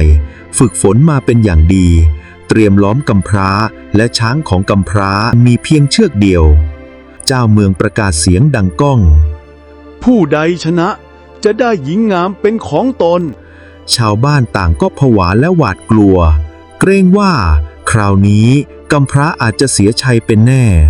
แต่กำพร้าเพียงยืนสงบเขามองไปที่ช้างคู่ใจของตนซึ่งแม้จะตัวเดียวแต่เชื่อใจได้ผีไม้ลอยเข้ามาข้างๆเจ้าต้องใช้ไหวพริบไม่ใช่กำลังเพียงอย่างเดียวจงคิดเหมือนน้ำไหลรอบอุปสรรคไม่พุ่งชนตรงๆช้างทั้ง5ของเจ้าเมืองพุ่งเข้าหาช้างของกำพร้าอย่างดุร้ายเสียงคำรามและฝุ่นลอยสูงกำพร้าใจเย็นเขาสั่งให้ช้างหมุนตัวหลบการพุ่งของคู่ต่อสู้ใช้ความเร็วและความว่องไวของช้างตัวเดียวหลบช่องว่างระหว่างช้าง5 เชือกช้างของกำพร้าใช้งาและเท้าเพื่อเบี่ยงแล้วพุ่งสวนในจังหวะพอดีแม้ช้างเจ้าเมืองพยายามล้อมและรุมแต่กำพร้าใช้กลยุทธ์น้ำไหลพุ่งหลบทีละตัวทำให้ช้างของเจ้าเมืองชนกันเองหลายเชือกความตื่นเต้นถึงจุดสุดยอดเมื่อช้างคู่ของกำพร้าสวนกลับและพุ่งชนช้างตัวใหญ่ที่สุดของเจ้าเมืองทำให้ช้างนั้นถอยและเสียสมดุลในที่สุดช้างของกำพร้าก็สามารถเอาชนะช้างทั้ง5 เชือกได้แม้มีเพียงตัวเดียว เจ้าเมืองตะลึงและอับอายชาวบ้านปรบมือและตะโกนให้กำลังใจกำพร้าจำปายิ้มด้วยความชื่นชมในความกล้าหาญและไหวพริบของเขากำพร้าไม่เพียงเอาชนะด้วยกำลังแต่เอาชนะด้วยไหวพริบความอดทนและความร่วมมือจากผีไม้จากวันนั้นชื่อเสียงของกำพร้าได้แพร่ไปทั่วหมู่บ้านและหลายเมืองทำให้กำพร้ากลายเป็นคนที่ชาวบ้านและคนทั้งหลายต่างก็ยกย่องให้ความเคารพหลังจากพ่ายแพ้ในการชนช้างครั้งใหญ่เจ้าเมืองยอมไม่ได้เขาเริ่มวางแผนลับครั้งสุดท้ายเพื่อหวังชิงตัวจำปาด้วยวิธีการกลุ่มโจรเจ้าเมืองสั่งให้คนสนิทปลอมตัวเป็นพ่อค้าและชาวบ้านแอบนำกับดักและสิ่งล่อเพื่อแยกกำพร้าออกจากจำปามีการล่อช้างของกำพร้าให้ตกหลุมวางกับดักในป่าเพื่อขัดขวางทางเดินใช้คนสนิทปลอมตัวหลอกล่อจำปาให้ไปที่เมืองแต่กำพร้าและผีไม้ก็รู้ทันเจ้าอย่าใจร้อนแม้จะเป็นกับดักเราต้องใช้ไหวพริบและสติผีไม้เตือนการวางแผนของกำพร้าปรับช้างให้ระวังกับดักใช้ความเร็วและหมุนตัวหลบหลุมการสังเกตกำพร้าใช้สายตาและความช่างสังเกตของผีไม้มองเห็นพ่อค้าและคนสนิทปลอมตัวกลยุทธ์ล่อกลับเขาใช้ช้างและกับดักเล็กๆให้ผู้ลอบทำแผนตกหลุมและเสียสมดุลจำปาเห็นความกล้าหาญและไหวพริบของกำพร้านางยิ่งเชื่อใจและยิ่งประทับใจในตัวเขากำพร้าไม่เพียงเอาชนะด้วยกำลังแต่เอาชนะด้วยไหวพริบความอดทนและความร่วมมือของผีไม้ทั้งหมดผู้ลอบทำแผนลับถูกจับได้และถูกชาวบ้านประณามจำปาปลอดภัยและชาวบ้านยกย่องกำพร้าเป็นวีรบุรุษผู้ปกป้องหญิงงามกำพร้าเรียนรู้ว่าการเอาชนะไม่ได้อยู่ที่กำลังเพียงอย่างเดียวแต่ต้องมีความฉลาดความอดทนและเพื่อนแท้คอยช่วยเหลือหลังจากผ่านการทดสอบและการชิงตัวที่อันตรายทั้งหมดกำพร้าและจำปาก็ได้กลับมายังหมู่บ้านกำพร้าไม่เพียงเป็นวีรบุรุษแต่ยังเป็นชายหนุ่มที่อ่อนโยนและมีน้ำใจจำปาเป็นหญิงสาวที่ฉลาดและงดงามทั้งคู่ช่วยเหลือชาวบ้านทำงานร่วมกันและสร้างความสุขให้ชุมชนชาวบ้านต่างยกย่องกำพร้าเป็นวีรบุรุษและยังชื่นชมจำปาในความกล้าหาญและความฉลาดของนางพวกเขาสอนชาวบ้านเกี่ยวกับการอยู่ร่วมกันอย่างมีน้ำใจช่วยดูแลผู้ยากไร้และเด็กกำพร้าผีไม้ยังคงอยู่เคียงข้างกำพร้าคอยให้คำปรึกษาและสนับสนุนทั้งคู่เจ้าเมือง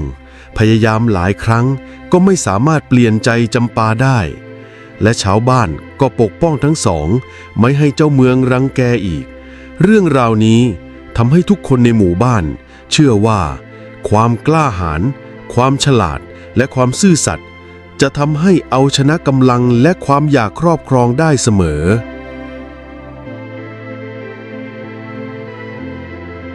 เจ้าเมืองยังอิจฉากำพร้าไม่ยอมแพ้แม้จะพ่ายแพ้หลายครั้งก็ตามเขาตัดสินใจวางแผนครั้งสุดท้ายว่าจะต้องจัดการด้วยตัวเองเขาขึ้นช้างตัวใหญ่ของตนมุ่งไปยังหมู่บ้านประกาศว่าครั้งนี้จะไม่มีใครขัดขวางอีกต่อไปจำปาต้องมาเป็นของข้ากำพร้าเห็นเหตุการณ์ทันทีเขาพร้อมช้างคู่ใจและมีผีไม้อยู่เคียงข้างการต่อสู้ครั้งนี้เป็นเดิมพันที่อันตรายที่สุดเพราะเจ้าเมืองมีช้างตัวใหญ่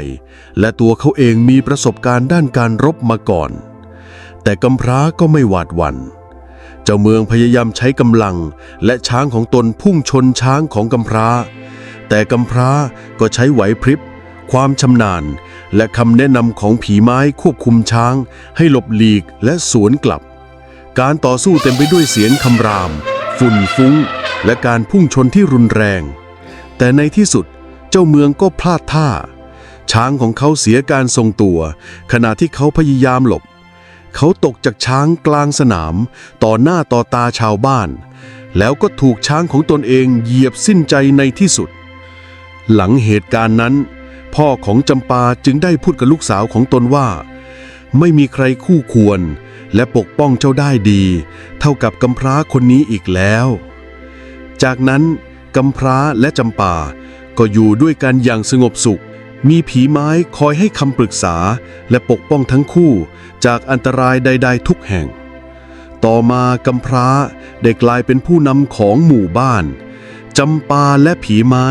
ยังคงอยู่เคียงข้างเขาได้มาสร้างหมู่บ้านชาวบ้านต่างก็มีความสุขและหมู่บ้านกลับมาสงบตลอดไป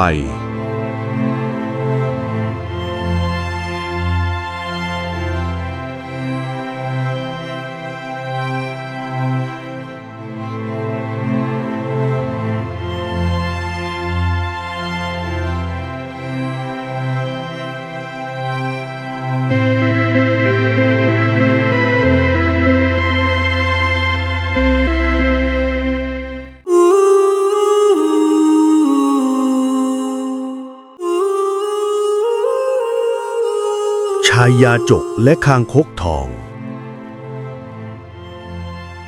ณ หมู่บ้านเล็กๆกลางทุ่งดอนสะอันห่างไกลจากผู้คน มีชายยากจนคนหนึ่งชื่อว่าขุนทอง เขาอาศัยอยู่ในกระท่อมเก่าๆที่มุงด้วยหญ้าแห้ง หลังคารั่วน้ำฝนสาดเข้าแทบทุกคืน ขุนทองไม่มีญาติพี่น้องไม่มีทรัพย์สินใดๆนอกจากใจที่มุ่งมั่นแล้วแรงกายที่ยังไม่สิ้นหวังทุกเช้าขุนทองจะออกหาของป่าเก็บเห็ดหาปลาขุดหัวมันหรือหาหน่อไม้เพื่อแลกข้าวสารวันนั้นแดดยามบ่ายแรงจัดลมร้อนพัดผ่านใบไม้จนได้ยินเสียงหวีดแผ่วเบา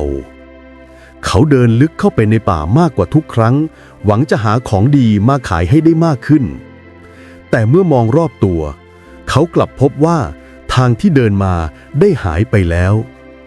ขุนทองเริ่มเหนื่อยล้าเหงื่อท่วมตัวเขานั่งพิงต้นไม้ใหญ่หอบหายใจแผ่วก่อนจะพึมพำกับตนเองด้วยเสียงแผ่วราวกับคนสิ้นหวังว่าเมื่อไรหนอชีวิตเราจะได้ลืมตาอ้าปากเสียทีหรือโชคชะตาจะให้ข้าตายไปอย่างนี้เสียงนั้นดังก้องไปในผืนป่าราวกับแผ่วลอยไปไกลจนถึงแดนสวรรค์เหล่าเทวดาผู้รักษาผืนป่าที่เฝ้ามองมนุษย์มาช้านานได้ยินถ้อยคำแห่งความทุกข์นั้นจึงเกิดความสงสารเช้าวันต่อมาขุนทองได้เดินมาถึงลำธารเล็กๆเขาได้พบคางคกสีทองที่บาดเจ็บนอนอยู่ริมลำธารเล็กๆนั้นขาข้างหนึ่งของมันบิดงอมีเลือดไหลซึมออกมาเล็กน้อยเมื่อขุนทองเห็นเช่นนั้นเขาก็หยุดกระทันหันเห็นคางคกตัวนั้นพยายามกระโดดหนีแต่ไม่ไหวแม้จะหิวและเหนื่อยแทบหมดแรงเขากลับค่อยๆย่อตัวลงแล้วพูดเสียงแผ่วว่าเจ้าคางคกน้อยเอ๋ยชะตาเจ้าก็เหมือนข้านี่แหละต่างคนต่างก็เจ็บต่างก็จนแต่เจ้าอย่ากลัวเลยข้าจะไม่ทำร้ายเจ้าเขาใช้ผ้าขาดที่ห่อหัวมันพันแผลให้คางคกอย่างเบามือน้ำตาเขาเอื่อลงโดยไม่รู้ตัวขณะนั้นเองลมเย็นวาบหนึ่งพัดผ่านใบไม้ไหวซ่ารอยยิ้มลึกลับผุดขึ้นบนใบหน้าของคางคกนี่เป็นจุดเริ่มต้นของการเปลี่ยนชีวิตขุนทองตลอดกาลหลังจากขุนทองช่วยพันแผลคางคกตัวนั้นแล้วเขาก็นั่งพักอยู่ใกล้ลำธารคางคกทองค่อยๆลุกขึ้นมองขุนทองด้วยดวงตาสีมรกตเปล่งประกายแปลกประหลาดเสียงของมันดังขึ้นแล้วก็ดังขึ้นอีกอย่างชัดเจนแต่คราวนี้ไม่ใช่เสียงของสัตว์แต่เป็นเหมือนเสียงใครบางคนมนุษย์ผู้มีใจเมตตาข้าคือเทวดาผู้รักษาป่าแห่งนี้ข้าได้ทดสอบหัวใจเจ้าแล้วข้ารู้แล้วว่าจิตของเจ้ายังมีความเมตตากรุณาข้าจะมอบพรให้เจ้าหนึ่งอย่างขุนทองตาค้างน้ำตาไหลออกมาพร้อมรอยยิ้มเขาไม่ได้คิดถึงทองคำหรือสมบัติมากมายแต่สิ่งที่เขาปรารถนาอย่างแท้จริงคือชีวิตที่ไม่อดอยากเขาก้มหัวลงกราบคางคกทองด้วยใจจริงแล้วก็พูดว่าข้าไม่ปรารถนาสมบัติใดๆข้าเพียงขอให้ชีวิตเล็กๆของข้านี้พอมีข้าวกินมีน้ำดื่มและมีแรงทำงานต่อไปอย่างไม่อดอยาก คางคกทองพยักหน้าแล้วกล่าวด้วยเสียงสง่างามขอให้พรของข้าเป็นจริงแต่เจ้าต้องจำไว้ว่าเจ้าไม่อาจใช้มันเพื่อเบียดเบียนผู้อื่นหากเจ้าใช้อย่างโลภพรนั้นก็จะหายไปทันทีทันใดนั้นแสงสีทองอร่ามก็ลอยรอบตัวคางคกทองมันค่อยๆแปลงกายกลับเป็นเทวดาผู้สวมเสื้อผ้าเรืองรองดวงตาส่องประกายอ่อนโยนแล้วพูดต่อว่านี่คือสัญญาแห่งเทวคางคกทองข้าจะคอยคุ้มครองเจ้าแต่ชีวิตของเจ้าก็ขึ้นอยู่กับความดีงามในใจของเจ้าเองขุนทองก้มตัวลงด้วยความเคารพขอบคุณด้วยใจจริงแล้วเขาก็หันไปมองป่าอีกครั้งคราวนี้ไม่รู้สึกกลัวหรือสิ้นหวังอีกต่อไปเพราะเขาเข้าใจแล้วว่าความเมตตาและความจริงใจเป็นสิ่งที่มีค่าเหนือทองคำใดๆหลังจากที่ขุนทองได้รับพรจากเทวคังคกทองแล้วเขาก็เดินกลับไปยังหมู่บ้านอย่างระมัดระวังหลายวันต่อมาเขาก็รู้สึกเหมือนมีแรงดึงดูดบางอย่างเรียกเขาให้กลับไปยังลำธารแห่งนั้นเมื่อขุนทองกลับไปถึงลำธารคางคกทองก็ปรากฏตัวอีกครั้งคราวนี้มันพูดด้วยเสียงอ่อนโยนแต่เต็มไปด้วยความลึกลับข้าเห็นเจ้าเป็นมนุษย์ผู้มีจิตใจดีพรของเจ้าจะเริ่มปรากฏแต่ข้าจะให้เจ้าเลือกขุมทรัพย์หนึ่งแห่งที่ซ่อนอยู่ในป่านี้ข้าให้โอกาสเจ้าเพียงผู้เดียวหากเจ้าเลือกใช้เพื่อคนอื่นชีวิตเจ้าจะเปลี่ยนไปตลอดกาลขุนทองยืนงงมองไปรอบๆป่าลำธารและไม้ใหญ่ที่สูงเสียดฟ้าคางคกทองกระโดดขึ้นหินแล้วมองไปยังโพรงใหญ่กลางรากไม้เก่านั่นคือขุมทรัพย์ลับแต่ต้องใช้หัวใจที่บริสุทธิ์หากโลภมากพลังจะหายไปทันทีขุนทองเข้าไปใกล้โพรงอย่างระมัดระวังแล้วก็พบว่าข้างในเต็มไปด้วยผลไม้ป่าอันมหัศจรรย์เห็ดและหัวมันที่ไม่เคยพบที่ไหนมาก่อนแต่ที่น่าประหลาดที่สุดคือน้ำใสสะอาดไหลออกจากรากไม้เหมือนลำธารเล็กๆขุนทองตาเป็นประกายแต่เขาไม่รีบหยิบของใดๆเขานึกถึงคำสอนของคางคกทองจากนั้นเขาจึงตัดสินใจแบ่งผลไม้และหัวมันให้สัตว์ป่าที่หิวโหยแม้เขายังอดอยาก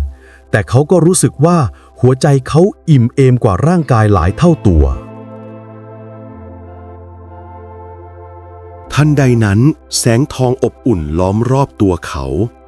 พรจากเทวะเริ่มส่งผลทำให้ขุนทองมีแรงทำงานไม่เหน็ดเหนื่อยอาหารและน้ำสะอาดปรากฏในทุกที่ที่เขาไปและชีวิตของเขาก็เริ่มเปลี่ยนไปทีละน้อยขุนทองกลับมาที่หมู่บ้านหลังจากได้รับพรจากคางคกทองสิ่งแรกที่เขาสังเกตคือความอดอยากและความยากจนยังปกคลุมหมู่บ้านเหมือนเดิมเด็กๆบางคนร้องหิวผู้สูงอายุบางคนนั่งเศร้าท่ามกลางความว่างเปล่าแต่ขุนทองไม่เสียใจเขารู้สึกมั่นใจว่าพรที่เขาได้รับสามารถช่วยได้เขาเริ่มลงมือทำตามจิตใจเมตตาของตนนำหัวมันเห็ดและผลไม้วิเศษจากขุมทรัพย์ไปแบ่งปันให้ชาวบ้านเมื่อชาวบ้านได้ลองชิมพลังวิเศษของอาหารก็เริ่มปรากฏร่างกายเหนื่อยล้าเริ่มฟื้นแรงคนที่เจ็บป่วยเริ่มรู้สึกดีขึ้นแม้จะเป็นเพียงเล็กน้อยแต่รอยยิ้มก็เริ่มกลับคืนมาในหมู่บ้านชาวบ้านมองขุนทองด้วยความประหลาดใจและความเคารพพวกเขาไม่เข้าใจว่าเหตุใดชายยาจกเช่นเขากลับมีพลังช่วยเหลือผู้คนได้ขุนทองยิ้มอย่างถ่อมตัวแล้วพูดว่าข้าเองก็เป็นคนธรรมดาแต่ชีวิตข้าสอนให้รู้ว่าใจที่เมตตาและไม่โลภสามารถเปลี่ยนโลกใบเล็กๆของเราได้แต่ไม่ใช่ทุกคนที่จะยินดีอย่างเดียวบางคนในหมู่บ้านเริ่มอิจฉาและสงสัยพลังของขุนทองเสียงกระซิบกระซาบเริ่มก่อตัวขึ้นและข่าวลือแพร่ไปไกลบางคนคิดว่าเขาอาจได้สมบัติจากป่ามาเพื่อตนเองคางคกทองปรากฏตัวอีกครั้งในฝันของขุนทองมันกล่าวด้วยน้ำเสียงเข้มข้นว่าเจ้าต้องระวังใจของผู้คนด้วยแม้ข้าให้พลังแก่เจ้า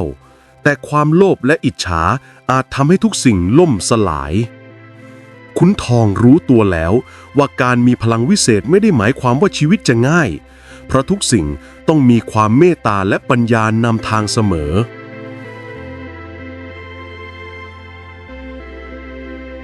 หลายปีผ่านไปความเปลี่ยนแปลงในหมู่บ้านทำให้ชาวบ้านหลายคนประหลาดใจและทั้งดีใจแต่ในมุมหนึ่งของหมู่บ้านมีชายคนหนึ่งชื่อนายบุญมาที่เคยเป็นพ่อค้าขี้อิจฉาเขากลับมองขุนทองด้วยสายตาอาฆาตและโลภมากทำไมชายยาจกเช่นเขาถึงได้มีสิ่งวิเศษช่วยคนทั้งหมู่บ้านทั้งที่เราเหน็ดเหนื่อยมานานเขาคิดในใจนายบุญมาเริ่มวางแผนเพื่อแย่งของวิเศษของขุนทองเขาพยายามพูดจาหล่อลวงชาวบ้านให้ไม่เชื่อขุนทอง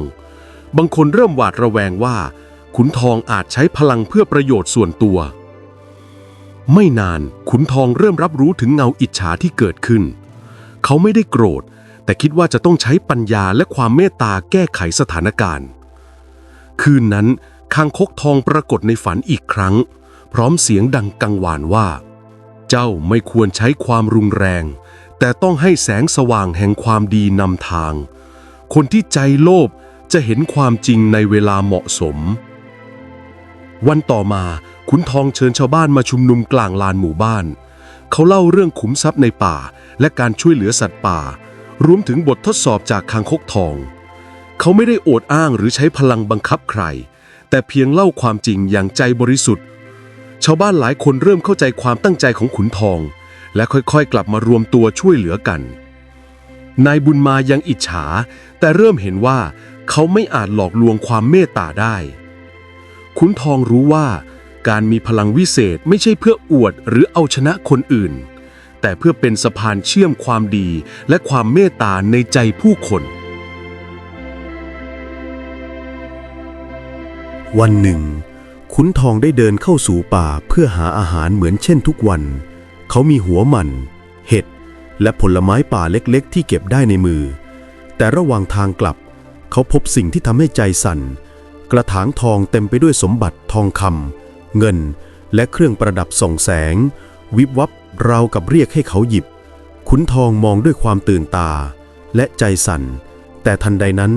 เขาก็กล่าวกับตนเองอย่างสงบว่าเงินทองเป็นเพียงของนอกกายข้าไม่ต้องการร่ำรวยจากมันข้าเพียงต้องการชีวิตที่พอดีมีแรงทำงานและอาหารพอแบ่งปันผู้อื่นเขาปล่อยสายตาจากสมบัติแล้วก็เดินไปต่อไม่นาน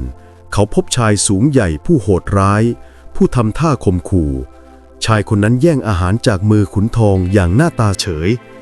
ทำให้เขาวูบขึ้นเกือบจะโกรธแต่ขุนทองสูดลมหายใจลึกแล้วเขาเตือนตนเองว่าความโกรธไม่เคยช่วยอะไรแม้ใจจะกระสับกระส่ายก็ต้องสงบเมื่อกลับถึงบ้านขุนทองยังพบนายบุญมาที่พยายามล่อลวงเขาด้วยคำพูดอิจฉาและท้าทายบุญมาพูดว่าเจ้าคนยาจกเอาอะไรไปทำให้หมู่บ้านดีขึ้นทำไมไม่มารับใช้พวกข้าแล้วจะแบ่งของให้แกขุนทองยิ้มอย่างใจเย็นตอบกลับด้วยความจริงใจว่าสิ่งที่ข้าทำไม่ได้ทำเพื่อล้นหรืออวดอ้างแต่ทำเพื่อช่วยชีวิตผู้คนที่ขาดแคลนความใจดีและเมตตาเป็นของวิเศษที่แท้จริงจากวันนั้นขุนทองก็รู้ตัวว่าตนเองผ่านบททดสอบใหญ่ที่สุดในชีวิตเหตุการณ์เหล่านั้นล้วนแต่เกิดจากการทดสอบใจจากคางคกทองต่อมาไม่ต้องมีใครมาทดสอบใจเขาอีกเพราะการเลือกทำดีแม้เผชิญความโลภโกรธหรืออิจฉานั้นคือบทพิสูจน์ใจตัวเองอย่างแท้จริงเขาก้าวเข้าสู่บ้านด้วยหัวใจสงบและความมั่นใจว่าพรและขุมทรัพย์จากป่าจะเป็นประโยชน์ก็ต่อเมื่อใจเขาแข็งแกร่งและมีเมตตาหลังจากผ่านบททดสอบครั้งใหญ่ขุนทองเริ่มใช้สิ่งที่เก็บได้จากป่าอย่างชาญฉลาดเขานำหัวมันเห็ดและผลไม้วิเศษไปแบ่งปันให้ชาวบ้านอย่างพอดีไม่มีใครอดอยากอีกต่อไปและทุกคนก็มีแรงทำงานทำไร่หาปลาและปลูกผักเพิ่มขึ้นหมู่บ้านค่อยๆเปลี่ยนไปลำธารใสสะอาดน้ำเพียงพอสำหรับทุกครัวเรือนบ้านหลายหลังซ่อมแซมด้วยความร่วมมือชาวบ้านเริ่มสนับสนุนกันและกันเด็กๆวิ่งเล่นอย่างสนุกสนานเสียงหัวเราะก้องกังวานไปทั่วแม้บางคนยังสงสัยหรืออิจฉาขุนทองแต่ส่วนใหญ่เริ่มเข้าใจความตั้งใจของเขาชาวบ้านเรียนรู้ว่า การช่วยเหลือและแบ่งปันคือสิ่งที่ทำให้ชุมชนเข้มแข็งและพลังวิเศษจากป่าก็ไม่สูญเปล่าเพราะขุนทองใช้มันเพื่อความดีร่วมกันวันหนึ่งขุนทองยืนอยู่กลางหมู่บ้านมองเด็กๆเล่นน้ำเขาคิดในใจว่านี่แหละความสุขที่แท้จริงไม่ได้อยู่ที่สมบัติหรือพลังวิเศษแต่มาจากหัวใจที่เมตตาและชาวบ้านที่ร่วมมือกันแม้เขาจะเป็นเพียงชายาจกคนหนึ่งแต่ความดีและความเมตตาของเขาได้เปลี่ยนหมู่บ้านให้รุ่งเรืองและชื่อของเขาเริ่มถูกกล่าวถึงด้วยความเคารพจากคนทั้งหมู่บ้านหลายเดือนผ่านไปหมู่บ้านของขุนทองเริ่มรุ่งเรืองชาวบ้านอยู่ดีมีสุขทุกคนต่างเคารพชายาจกผู้มีเมตตาแต่ในเงามืดแห่งความอิจฉานายบุญมายังคงเก็บความคับแค้นไว้ในใจเขาไม่อาจทนเห็นขุนทองได้รับการยกย่องเหนือกว่าได้คืนหนึ่งเขาและพรรคพวกแอบถือมีดเดินไปยังบ้านของขุนทองภายในใจเต็มไปด้วยความโกรธและริษยาแสงจันทร์สาดลงบนใบหน้าเหี่ยวย่นของเขาเสียงลมพัดใบไม้ดังคล้ายเสียงเตือนของป่าเมื่อเขาเปิดประตูเข้าไปขุนทองกลับยืนรออยู่ก่อนแล้วมิใช่ด้วยความหวาดกลัวแต่ด้วยรอยยิ้มอันอ่อนโยนขุนทองพูดเสียงเบาว่าบุญมาเจ้าเป็นผู้อาวุโสในบ้านนี้และข้าก็เคารพเจ้าข้ารู้ว่าเจ้าทุกข์ใจเพราะคิดว่าข้ามีมากกว่าเจ้าแต่ความสุขไม่ได้อยู่ที่สมบัติแต่อยู่ที่ใจที่สงบหากเจ้าต้องการสิ่งใดข้าพร้อมแบ่งปันเสมอหากข้าตายไปชาวบ้านก็ต้องทนทุกข์แต่คนที่จะทุกข์กว่าชาวบ้านก็คือตัวเจ้าเองคำพูดนั้นทำให้นายบุญมาสั่นเทาน้ำตาไหลโดยไม่รู้ตัวเขาทิ้งมีดลงพื้นแล้วสุดตัวคุกเข่าร้องไห้ขุนทองเข้ามาพยุงและกล่าวว่าเจ้ากับข้าต่างเป็นคนในหมู่บ้านเดียวกันความดีนั้นแบ่งได้ไม่หมดไปเช้าวันต่อมานายบุญมาออกมาช่วยงานชาวบ้านเช่นเดียวกับคนอื่นและตั้งแต่นั้นมาหมู่บ้านของขุนทองก็กลายเป็นสถานที่ที่เต็มไปด้วยความสงบจริงแท้ไม่มีใครโลภไม่มีใครเกลียดชังมีแต่หัวใจแห่งความเมตตาที่เชื่อมโยงผู้คนเข้าด้วยกัน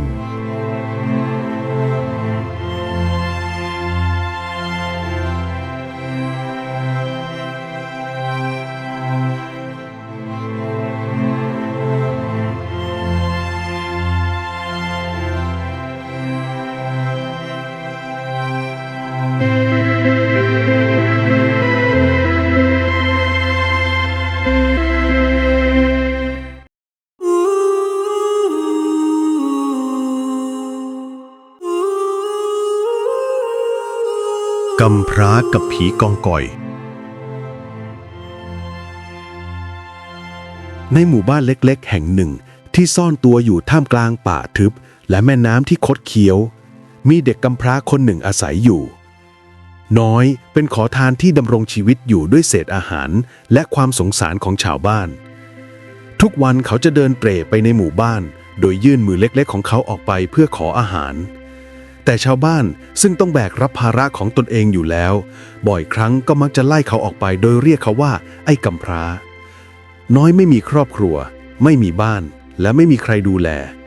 แต่เขายังคงมีน้ำใจแบ่งปันสิ่งของเล็กๆน้อยๆที่เขามีให้ขอทานคนอื่นๆเสมอ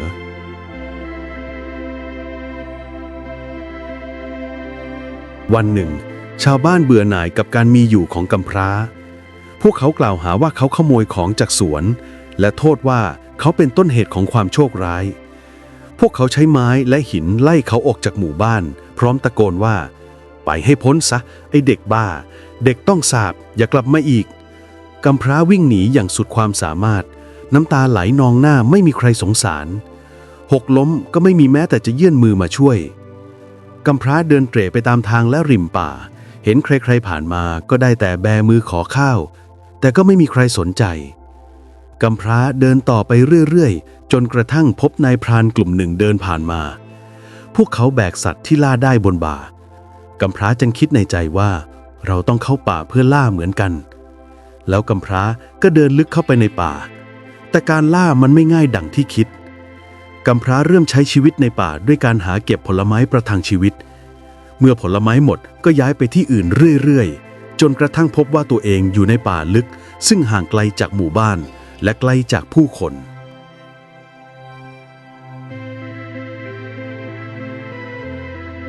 กำพร้าเหนื่อยและหิวเขาพบลำธารเล็กๆจึงตัดสินใจสร้างที่พักจากเศษไม้และหญ้าแห้งเขาเริ่มใช้ชีวิตอยู่ในป่าบริเวณลำธารแห่งนี้จากนั้นก็เริ่มวางกับดักปลาที่ทำจากไม้ไผ่และเถาวัลย์เขาหวังว่าจะจับปลาได้มากพอที่จะอยู่รอดหลายวันผ่านไปกำพร้าก็คุ้นเคยกับเสียงในป่ายามค่ำคืน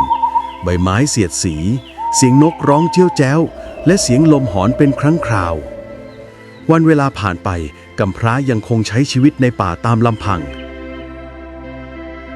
มาวันหนึ่งขณะที่เขาเดินตรวจกับดักปลาแต่พบว่าไม่เห็นมีปลาสักตัวมาติดกับดักเขาเลยวันต่อมากับดักกำพร้ายังคงว่างเปล่าไม่มีปลาเช่นเคยแล้วเขาก็สังเกตเห็นบางอย่างบริเวณวางกับดักมันคือรอยเท้าเล็กๆที่เหยียบย่ำไปมาเหมือนรอยเท้าเด็กแต่ในป่าลึกขนาดนี้เด็กที่ไหนจะมาป้วนเปี้ยนแถบนี้กำพร้าพำพึมในใจ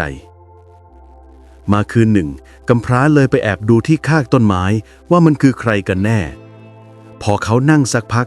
เขาก็ได้ยินเสียงเบาๆเย็นเยือกดังมาแต่ไกลๆแล้วเขาก็เห็นบางอย่างที่ทำให้เลือดของเขาเย็นลงหัวใจเต้นแรงสิ่งมีชีวิตที่ไม่เหมือนสิ่งใดที่กำพร้าเคยเห็นปรากฏออกมาจากเงามืดร่างผอมสีดำผมขาวยาวพันกันดวงตาโตและเรืองแสงจมูกยาวและงอนมีฟันแหลมคมทำให้การเคลื่อนไหวดูน่ากลัวและไม่เป็นธรรมชาติมันคือผีกองก่อยค่อยคลานเข้าหากับดักปลามือที่มีกรงเล็บของมันเอื้อมไปจับปลาในกับดักแล้วก็กินอย่างหิวกระหายกำพร้าเห็นอย่างนั้นก็รู้สึกหวาดกลัวและอยากวิ่งหนีแต่เขาก็สังเกตเห็นว่าสิ่งมีชีวิตนั้นดูหิวโหยและสิ้นหวังเหมือนกับที่กำพร้าจึงรวบรวมความกล้าก้าวไปข้างหน้าและพูดว่าเดี๋ยวนะเจ้าสามารถกินปลาทั้งหมดได้แต่โปรดอย่าทำร้ายฉันผีกองกอยหยุดชะงักดวงตาที่เรืองแสงของมันจ้องไปที่กำพร้าชั่วขณะหนึ่งป่าก็เงียบลงจากนั้นสิ่งมีชีวิตนั้นก็พูดด้วยน้ำเสียงแหบแห้งโบราณซึ่งทำให้กำพร้าประหลาดใจทำไมเจ้าถึงให้อาหารของเจ้าแก่ข้าเจ้าไม่ต้องการมันเพื่อความอยู่รอดเหรอกำพร้าตอบว่าข้ารู้ว่าการหิวโหยและอยู่คนเดียวเป็นยังไงถ้าเจ้าก็หิวเหมือนกันเราก็แบ่งกันได้ผีกองกอยเยียงหัวราวกับว่ากำลังพิจารณาคำพูดของกำพร้าแล้วจากนั้นมันก็หัวเราะเบาๆเจ้าช่างกล้าหาญและใจดีเหลือเกินเอาล่ะข้าจะเอาปลาของเจ้าไปแค่ครึ่งเดียวแต่ข้าจะมอบสิ่งของบางอย่างให้เจ้าเป็นการตอบแทนพูดจบผีกองกอยก็เดินจากไปในความมืด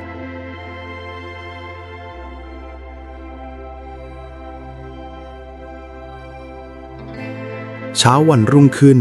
กำพร้าตื่นขึ้นมาและพบหินเล็กๆเรืองแสงอยู่ข้างๆหินก้อนนั้นอุ่นเมื่อสัมผัสและดูมีพลังเมื่อกำพร้ากลับมาที่ลำธารเขาก็พบว่ากับดักของเขาเต็มไปด้วยปลาวันแล้ววันเล่าก้อนหินนั้นนำโชคลาภมาให้เขากับดักปลาเต็มอยู่เสมอและกำพร้าก็ไม่เคยหิวโหยอีกต่อไปวันเวลาผ่านไปกำพร้ายิ่งผูกพันกับธรรมชาติเขาได้ให้ผลไม้แก่สัตว์ที่หิวโหยและช่วยเหลือเมื่อพวกมันได้รับบาดเจ็บต่อมาไม่นานก็มีนายพรานหลงเข้ามาป่าลึกเข้ามายังถิ่นของกำพร้าและได้มาขอความช่วยเหลือเมื่อพูดคุยกันจึงได้รู้ที่ไปที่มาจากนั้นพวกเขาก็ได้รู้ว่านั่นคือเด็กกำพร้าที่ถูกขับไล่ในคราวก่อนนั่นเอง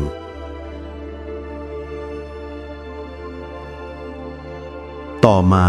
ข่าวคราวเกี่ยวกับโชคลาภที่กำพร้าได้รับก็แพร่กระจายออกไปชาวบ้านที่อยากรู้อยากเห็นและอิจฉาจึงออกผจญภัยเข้าไปในป่าลึกเพื่อตามหาเมื่อพวกเขาเห็นว่ากำพร้าเจริญเติบโตมีผลปลูกมากมายพวกเขาก็ขอการให้อภัยจากกำพร้าและขอให้เขากลับสู่หมู่บ้านกำพร้าผู้มีจิตใจดีเสมอมาก็เห็นด้วยแต่เขาเตือนพวกชาวบ้านว่าเฉพาะผู้ที่มีจิตใจดีและมีเมตตาเท่านั้นจึงจะได้การแบ่งปันผ่อนนี้ นับแต่วันนั้นกำพร้าก็กลายเป็นบุคคลที่น่าเคารพในหมู่บ้านเขาแบ่งปลาของเขาให้ทุกคนและชาวบ้านที่ได้รับแรงบันดาลใจจากความใจดีของเขาก็เริ่มปฏิบัติต่อกันด้วยความเมตตามากขึ้นส่วนผีกองกอยก็ไม่เคยพบเห็นอีกเลยแต่กำพร้าก็เก็บหินเรืองแสงนั้นไว้ใกล้ตัวเสมอเพื่อเตือนใจถึงคืนที่เขาแสดงความเมตตาต่อสิ่งมีชีวิตสัตว์ป่าและมันเปลี่ยนแปลงชะตากรรมของเขาไปตลอดกาล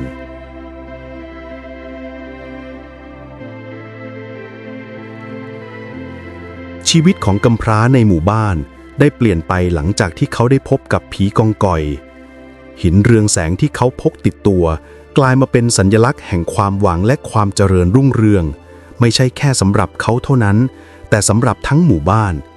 ชาวบ้านที่เคยแข็งกร้าวและไม่สนใจใครตอนนี้มองกำพร้าเป็นผู้นำพวกเขาประหลาดใจกับภูมิปัญญาของเขาโชคที่แปลกประหลาดและน่าอัศจรรย์ที่ดูเหมือนจะติดตามเขาไปทุกที่แต่กำพร้าก็ไม่เคยลืมบทเรียนที่เขาได้เรียนรู้ในป่าความมั่งคั่งที่แท้จริง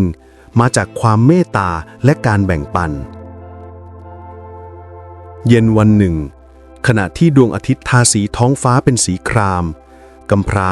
นั่งอยู่ข้างริมฝั่งแม่น้ำจ้องมองหินเรืองแสงในมือของเขาเขาสงสัยเกี่ยวกับผีกองกอยว่ามันมาจากไหนทำไมมันถึงเลือกที่จะเผยตัวให้เขาเห็นและมันยังอยู่ตรงนั้นคอยดูแลเขาอยู่หรือไม่ขณะที่เขากำลังครุ่นคิด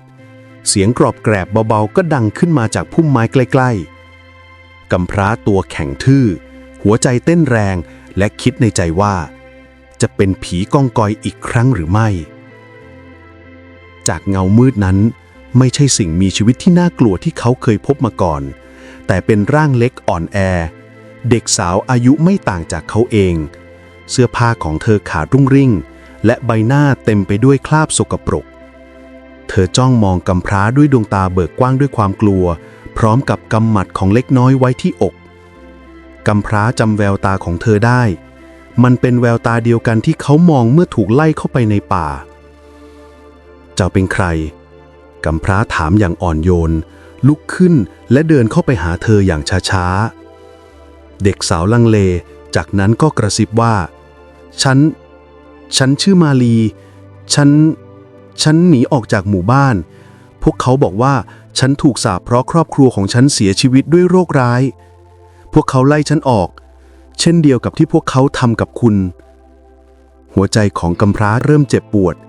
เขาจำความเจ็บปวดจากการถูกขับไล่ความเดียวดายในค่ำคืนแรกๆในป่าได้เขายื่นมือออกไปโดยไม่ลังเลมากับฉันจะดูแลเธอเอง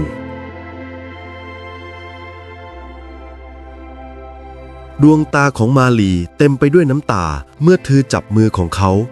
พวกเขากลับไปที่หมู่บ้านด้วยกันกำพร้าแนะนำเธอให้ชาวบ้านรู้จักตอนแรกบางคนลังเลที่จะกระซิบเกี่ยวกับคำสาปและโชคร้ายแต่กำพร้ายืนหยัดอย่างมั่นคงตอนนี้เธอเป็นคนของเราแล้วเขากล่าวและถ้าเราปฏิเสธเธอเราก็ไม่ต่างอะไรจากคนที่เคยขับไล่ฉันออกไปในเมื่อก่อนชาวบ้านซึ่งระลึกถึงความผิดพลาดในอดีตของตนเองแล้วตกลงที่จะให้มาลีอยู่ต่อกำพร้าแบ่งปันอาหารบ้านของเขาและแม้แต่พรจากหินเรืองแสงกับเธอเมื่อเวลาผ่านไปความกลัวของมาลีก็จางหายไปและเธอเริ่มยิ้มหัวเราะนำแสงสว่างแบบใหม่มาสู่หมู่บ้านแต่คืนหนึ่งขณะที่กำพร้าและมาลีนั่งอยู่ข้างกองไฟ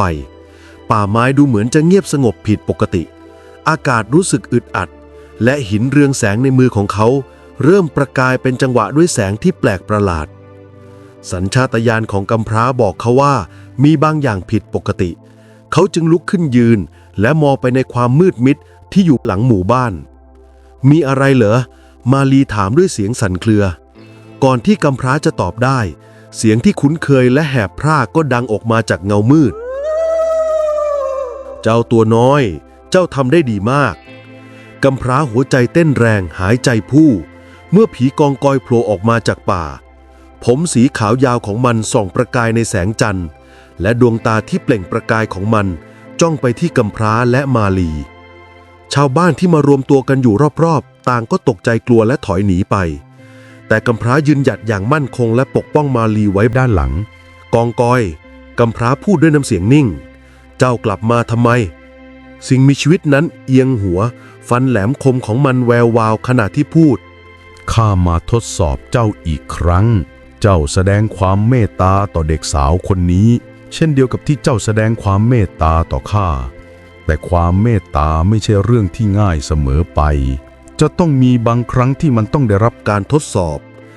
ความกลัวและความโลภจะพยายามบดบังหัวใจของเจ้ากำพร้าถามกลับไปว่าหมายความว่าอย่างไงผีกองกอยยื่นมือที่มีกรงเล็บออกมาชี้ไปที่หินเรืองแสง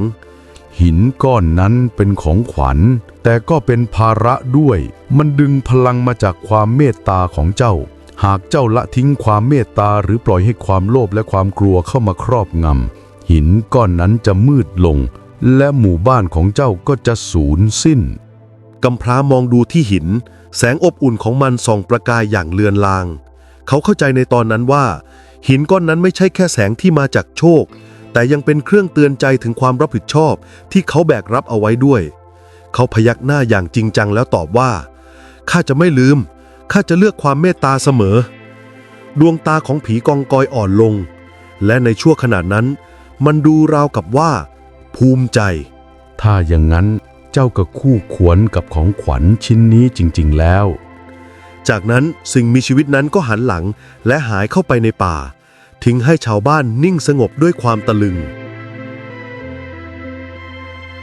ตั้งแต่วันนั้นเป็นต้นมากำพร้าและมาลีก็ทำงานร่วมกันเพื่อให้แน่ใจว่าหมู่บ้านจะเจริญรุ่งเรืองพวกเขาสอนชาวบ้านถึงความสำคัญของความเมตตาและความสามัคคีและหินเรืองแสงก็ยังคงส่องสว่างเจิดจรัสต่อไปเป็นสัญลักษณ์แห่งความมุ่งมั่นร่วมกันในการทำความดีถึงแม้ว่าจะไม่เคยเห็นผีกองกอยอีกแล้วแต่กำพร้าก็มักจะรู้สึกถึงการปรากฏตัวของมันในใบไม้ที่พลิ้วไหวและสายลมที่พัดผ่านว่ายังมีผู้พิทักษ์เงียบๆคอยดูแลพวกเขาอยู่หมู่บ้านนี้เริ่มเป็นที่รู้จักกันทั่วไปในฐานะที่แห่งความอบอุ่นและเอื้อเฟื้อเผื่อแผ่ที่ไม่มีใครเคยถูกปฏิเสธและเด็กน้อยขอทานที่เคยเป็นเด็กกำพร้ากลายเป็นตำนานเด็กผู้ชายที่เผชิญหน้ากับสิ่งมีชีวิตในป่าและออกมาไม่ใช่ด้วยความกลัวแต่ด้วยหัวใจที่เต็มไปด้วยความเมตตา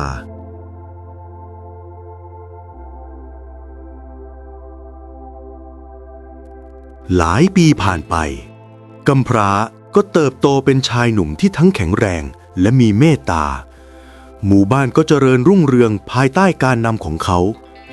หินเรืองแสงยังคงเป็นสัญลักษณ์ของความสามัคคีและชาวบ้านก็อยู่ร่วมกันอย่างสันติแบ่งปันความสุขกับนักเดินทางและผู้มาใหม่แต่เหนือความปลอดภัยของหมู่บ้านป่ายังคงเป็นสถานที่ที่ลึกลับและอันตรายเป็นดินแดนที่เส้นแบ่งระหว่างตำนานกับความจริงโดยเลือนลางมาวันหนึ่งกลุ่มนักล่าจากหมู่บ้านที่อยู่ห่างไกลได้มาถึงพวกเขาพยายามพิสูจน์ความกล้าหาญของพวกเขาโดยจะบุกเข้าไปในป่าลึกพวกเขาเคยได้ยินเกี่ยวกับผีกองกอยในตำนานและตั้งใจที่จะจับหรือฆ่าสัตว์ตัวนั้นโดยเชื่อว่าจะทำให้พวกเขามีชื่อเสียงและโชคลาภพวกเขาเข้าไปในป่าถือหอกธนูและตาข่ายโดยไม่สนใจคำเตือนของกำพร้าและชาวบ้านกำพร้าเตือนพวกเขาว่าป่าไม่ใช่สถานที่แห่งความเย่อหยิ่งผีกองกอยไม่ใช่สัตว์ที่จะถูกล่ามันคือวิญญาณของแผ่นดินและมันสมควรได้รับความเคารพเท่านั้น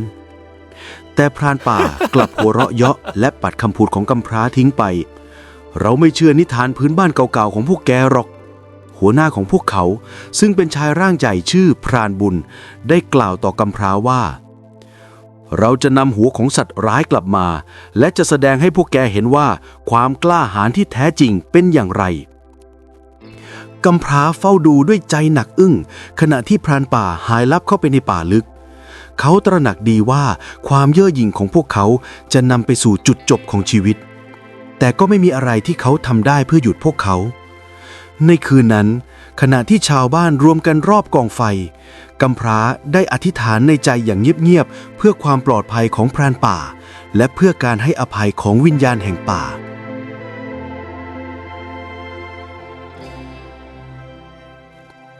ในป่าลึกพรานป่าได้ตั้งค่ายใกล้สระน้ำขุ่นมัวอากาศเต็มไปด้วยกลิ่นดินชื้นและใบไม้ที่เน่าเปื่อยและเสียงของกลางคืนดูเหมือนจะดังขึ้นเรื่อยๆเมื่อความมืดปกคลุมพวกเขาจุดไฟหวังให้แสงของไฟช่วยไล่สัตว์ป่าออกไปได้แต่เมื่อเวลาผ่านไปความเงียบที่น่าขนลุกก็ปกคลุมค่ายพักแรมพรานบุญเป็นคนแรกที่สังเกตเห็นว่ามีบางอย่างผิดปกติพวกแกยินไหมเขาพูดกระซิบมือของเขากำหอกแน่นขึ้นคนอื่นส่ายหัวแต่ไม่นานพวกเขาก็รู้สึกได้ทั้งหมดว่ามีอะไรบางอย่างที่แปลกประหลาดและอึดอัดราวกับว่าป่ากำลังเฝ้าดูพวกเขาอยู่ไฟสั่นไหวอย่างผิดปกติเปลวไฟทอดเงาที่บิดเบี้ยวยาวลงบนต้นไม้จากนั้นเสียงคำรามต่ำๆก็ดังก้องมาจากริมสระน้ำในยามค่ำคืนนักล่าหันกลับมาตาของพวกเขาเบิกกว้างด้วยความหวาดกลัวเมื่อผีกองกอยโผล่ขึ้นมาจากริมน้ำร่างกายสีดำเหมือนงูเหลือมเป็นประกายในไฟและผมสีขาวยาวของมันดูเหมือนจะลอยอยู่รอบๆหัวของมันราวกับรัศมีแห่งวิญญาณดวงตาที่เรืองแสงของมันจ้องไปที่นักล่าและฟันที่แหลมคมของมันก็เปล่งประกายในขณะที่มันส่งเสียงฟ้อที่น่าสะพรึงกลัวมันเป็นความจริงนักล่าคนหนึ่งกรีดร้องทิ้งธนูและเซถอยหลังพรานบุญแม้ว่าจะหวาดกลัวก็ยกหอกขึ้นและตะโกนว่ายืนหยัดเรายังรับมือได้แต่เมื่อนักล่าพุ่งเข้าไปข้างหน้าผีกองกอยก็เคลื่อนที่ด้วยความเร็วที่ผิดปกติแล้วก็ร้องขึ้นว่านักล่าคนหนึ่งก็ล้มลงผีกองกอยร้องขึ้นอีกครั้งที่สองแล้วนักล่าอีกคนก็ล้มลงส่วนนักล่าที่เหลือไม่มีใครสามารถเข้าถึงผีกองกอยได้เลยไม่ใช่เพราะได้รับบาดเจ็บทางการกายแต่เพราะความกลัวอย่างท่วมท้นที่ทำให้พวกเขาเป็นอัมพาตเมื่อเห็นเช่นนั้นพรานบุญและนักล่าที่เหลือก็คุกเข่าลงหอกหลุดจากมือของเขาได้โปรดเขาร้องขอด้วยเสียงสั่นเครือเราไม่ได้ตั้งใจจะลบหลู่เราแค่ต้องการพิสูจน์ตัวเองก็เท่านั้นผีกองกอยปรากฏตัวเหนือพรานบุญดวงตาที่เปล่งประกายของมันแทงทะลุเข้าไปในจิตวิญญาณของพวกเขาแล้วก็พูดเสียงแหบพร่าว่าพิสูจน์ตัวเองหรอด้วยการทำลายสิ่งที่พวกแกไม่เข้าใจไม่เคยรู้จักความเย่อหยิ่งของพวกแกจะนำความตายมาสู่ตัวเองก่อนที่พรานบุญจะเงยหน้าโต้ตอบเจ้าตัวนั้นก็ส่งเสียงคำรามอย่างดังสนั่นแล้วป่าไม้ก็ดูมีชีวิตชีวาขึ้นรอบตัวเขาต้นไม้ไหวเอ็นราวกับถูกพายุพัดกระหน่ำและพื้นดินใต้ตัวเขาก็สั่นสะเทือนพรานบุญหลับตาลงคาดว่าจุดจบของตนเองได้มาถึงแต่เมื่อเขาลืมตาขึ้นอีกครั้งผีกองกอยก็หายไปแล้ว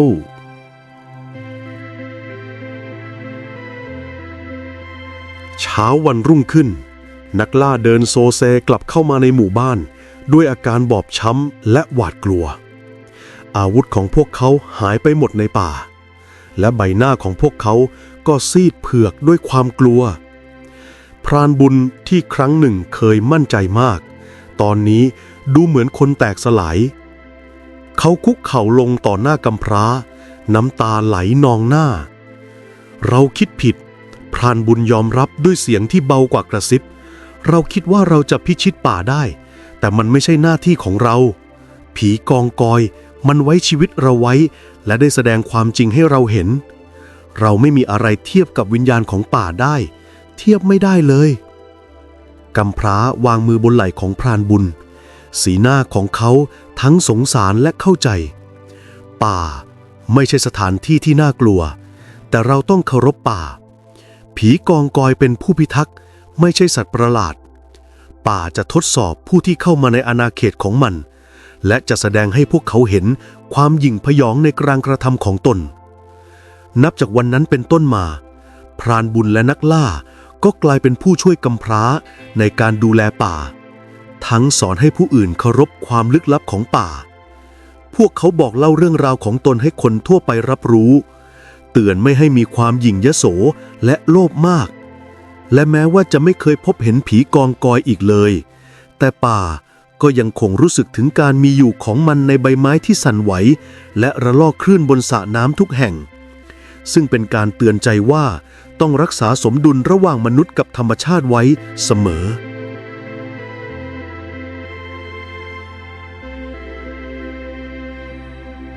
ผ่านไปหลายปีนับตั้งแต่ที่กำพร้าได้พบกับผีกองกอยเป็นครั้งแรกหมู่บ้านได้เติบโตผู้คนมีความเจริญรุ่งเรืองและมีความสุขหินเรืองแสงซึ่งประดิษฐานอยู่ใจกลางหมู่บ้านนั้นได้รับการเคารพบูชาเป็นโบราณวัตถุอันศักดิ์สิทธิ์หินนี้ทำให้มีความอุดมสมบูรณ์ความสงบสุขและชาวบ้านเชื่อว่าหินนี้เป็นของขวัญจากวิญญาณของป่ากำพร้าซึ่งตอนนี้เป็นคู่อาวุโสที่น่าเคารพนับถือ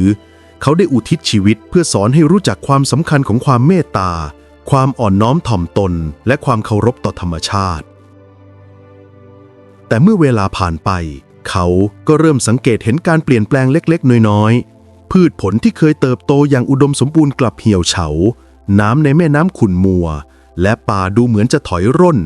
คอป่ามืดลงและน่าสะพรึงกลัวมากขึ้น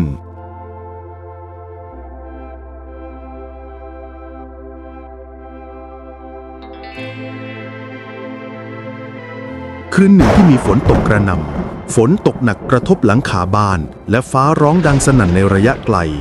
สิ่งมีชีวิตที่คุ้นเคยกลับมาที่หมู่บ้านกำพร้าซึ่งตอนนี้มีผมหงอกแล้วแต่ก็ยังแข็งแรงถูกปลุกให้ตื่นด้วยเสียงเคาะประตูที่ดังเมื่อเปิดออกก็พบว่าตัวเองเผชิญหน้ากับผีกอมกอยสิ่งมีชีวิตนั้นยังดูน่ากลัวเหมือนเคยร่างกายสีดำราวกับงูที่แวววาวด้วยน้ำฝนผมสีขาวยาวเกาะอยู่บนใบหน้าที่ผอมแห้งและดวงตาที่เปล่งประกายส่องทะลุความมืดแล้วก็พูดด้วยเสียงแหบพร่าเสียงของมันก้องกังวานด้วยพลังโบราณถึงเวลาแล้วก้อนหินต้องกลับคืนสู่ป่าก้อนหินไม่ควรอยู่ในมือมนุษย์นานเกินไปมันเป็นเพียงเศษเสี้ยวของจิตวิญญาณแห่งป่าและพลังของมันกำลังลดลง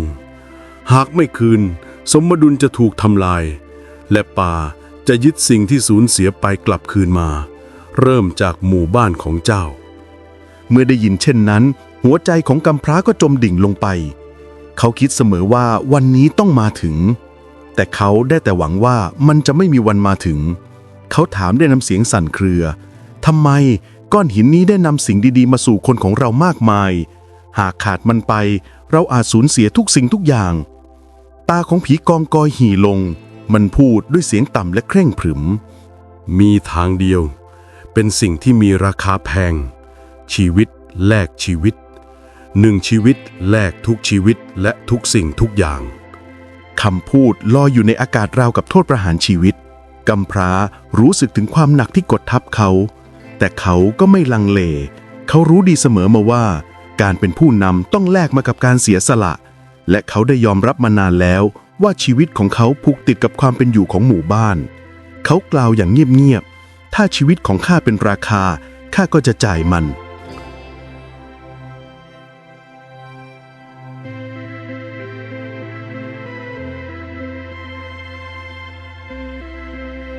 เช้าวันรุ่งขึ้นกำพร้ารวบรวมชาวบ้านไว้ที่จัตุรัสกลางบ้านหินเรืองแสงซึ่งตอนนี้มืดลงกว่าเดิมชาวบ้านรู้สึกว่ามีบางอย่างผิดปกติจึงพึมพำกันเองอย่างวิตกกังวลกำพร้ายืนอยู่ต่อหน้าพวกเขาใบหน้าสงบแต่ดวงตาเต็มไปด้วยความเศร้าโศกแล้วก็กล่าวด้วยน้ำเสียงมั่นคงว่าชาวบ้านของข้าถึงเวลาแล้วที่ข้าต้องทำหน้าที่อีกครั้งและเป็นครั้งสุดท้ายหินที่เคยอวยพรพวกเรามายาวนานต้องกลับคืนสู่ป่าถ้าเป็นเช่นนั้นหมู่บ้านของเราก็จะล่มสลายแต่ข้าไม่มีวันปล่อยไอ้สิ่งนั้นเกิดขึ้นได้ข้าได้เลือกแล้วเลือกที่จะปกป้องทุกคนเหมือนอย่างที่เคยทำเสมอมาชาวบ้านอ้าปากค้างบางคนร้องประท้วงมาลีซึ่งตอนนี้โตเป็นผู้ใหญ่แล้วและเป็นเพื่อนสนิทที่สุดของกำพร้านางก้าวไปข้างหน้า ดวงตาของเธอเต็มไปด้วยน้ำตาเจ้าทำแบบนี้ไม่ได้ต้องมีทางอื่นกำพร้ายิ้มอย่างอ่อนโยนแล้ววางมือบนไหล่ของนางแล้วกล่าวว่านี่คือทางป่าไม้มอบสิ่งต่างๆมากมายให้กับเราและตอนนี้มันต้องการสิ่งตอบแทนข้าจะไม่ปล่อยให้พวกเจ้าต้องทนทุกข์เพราะการเลือกของข้าขณะที่ชาวบ้านร้องไห้หินเรืองแสงก็สั่นไหวเริ่มเปล่งประกายอีกครั้งแล้วกำพร้าก็เดินเข้าไปในป่าหายไปในแสงสีทองสลัวมาลีพูดพึมพำว่าความกล้าหาญและการเสียสละของเจ้าจะไม่มีวันถูกลืม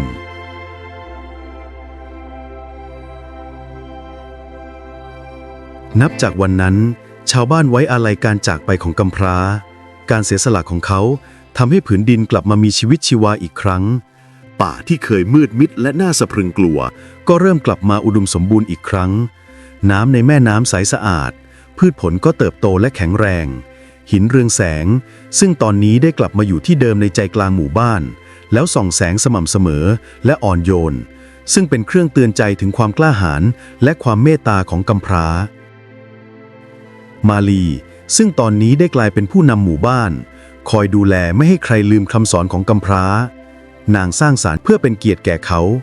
ซึ่งชาวบ้านจะมาร่วมกันไตร่ตรองถึงความสำคัญของความเมตตาความอ่อนน้อมถ่อมตนและความเคารพต่อธรรมชาติแม้ว่าจะไม่เคยเห็นผีกองกอยอีกเลยแต่ผีกองกอยก็ยังคงปรากฏอยู่ในใบไม้ที่สั่นไหวและระลอกคลื่นในสระน้ำผีกองกอยเป็นผู้พิทักษ์ที่เงียบสงั่นคอยดูแลหมู่บ้านและป่าเรื่องราวของกำพร้าได้กลายเป็นตำนานที่ส่งต่อกันมาหลายชั่วอายุคน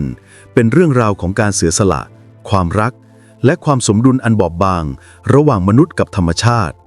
และในใจของชาวบ้านกำพร้ายังคงมีชีวิตอยู่เป็นประภาคารแห่งความหวังและเตือนใจว่าความเมตตาที่แท้จริงอยู่ที่การเสียสละเพื่อทุกคน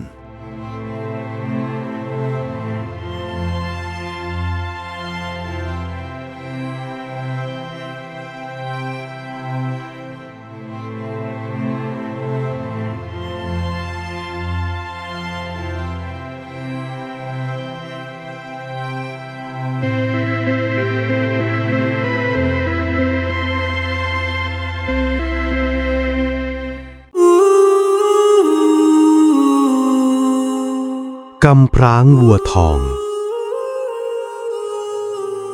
การครั้งหนึ่งนานมาแล้วในเมืองกาสียังมีสองสามีภรรยาคู่หนึ่งใช้ชีวิตอย่างเรียบง่ายแต่ทว่าฝ่ายภรรยานั้นมีคำสาปประหลาดติดตัวในเวลากลางวันนางจะเป็นหญิงสาวรูปงามแต่ยามค่ำคืนนางจะกลายร่างเป็นผีโพรงที่มีความอยากในของดิบของคาวอย่างรุนแรงนางต้องแอบหนีสามีออกไปไล่จับกบเขียดตามทุ่งนาหรือคุ้ยหาซากสัตว์และซากศพในป่าช้ากินเป็นอาหารเพื่อประทังความหิวโหยในร่างอสูรเมื่อเรื่องราวของผีโพรงแพร่สะพัดไปถึงหูของ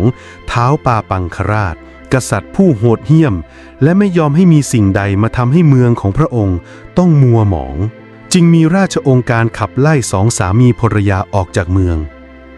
ทั้งคู่จำต้องระหกระเหินเข้าไปใช้ชีวิตอย่างยากลำบากในป่าลึกตามลำพังต่อมาภรรยาได้ตั้งครรภ์แต่เมื่อคลอดบุตรคนแรกออกมากลับเป็นลูกวัวตัวผู้แม้จะเสียใจแต่ทั้งสองก็ยังคงมอบความรักและเลี้ยงดูเป็นอย่างดีและตั้งชื่อให้ว่าวัวเขาทอง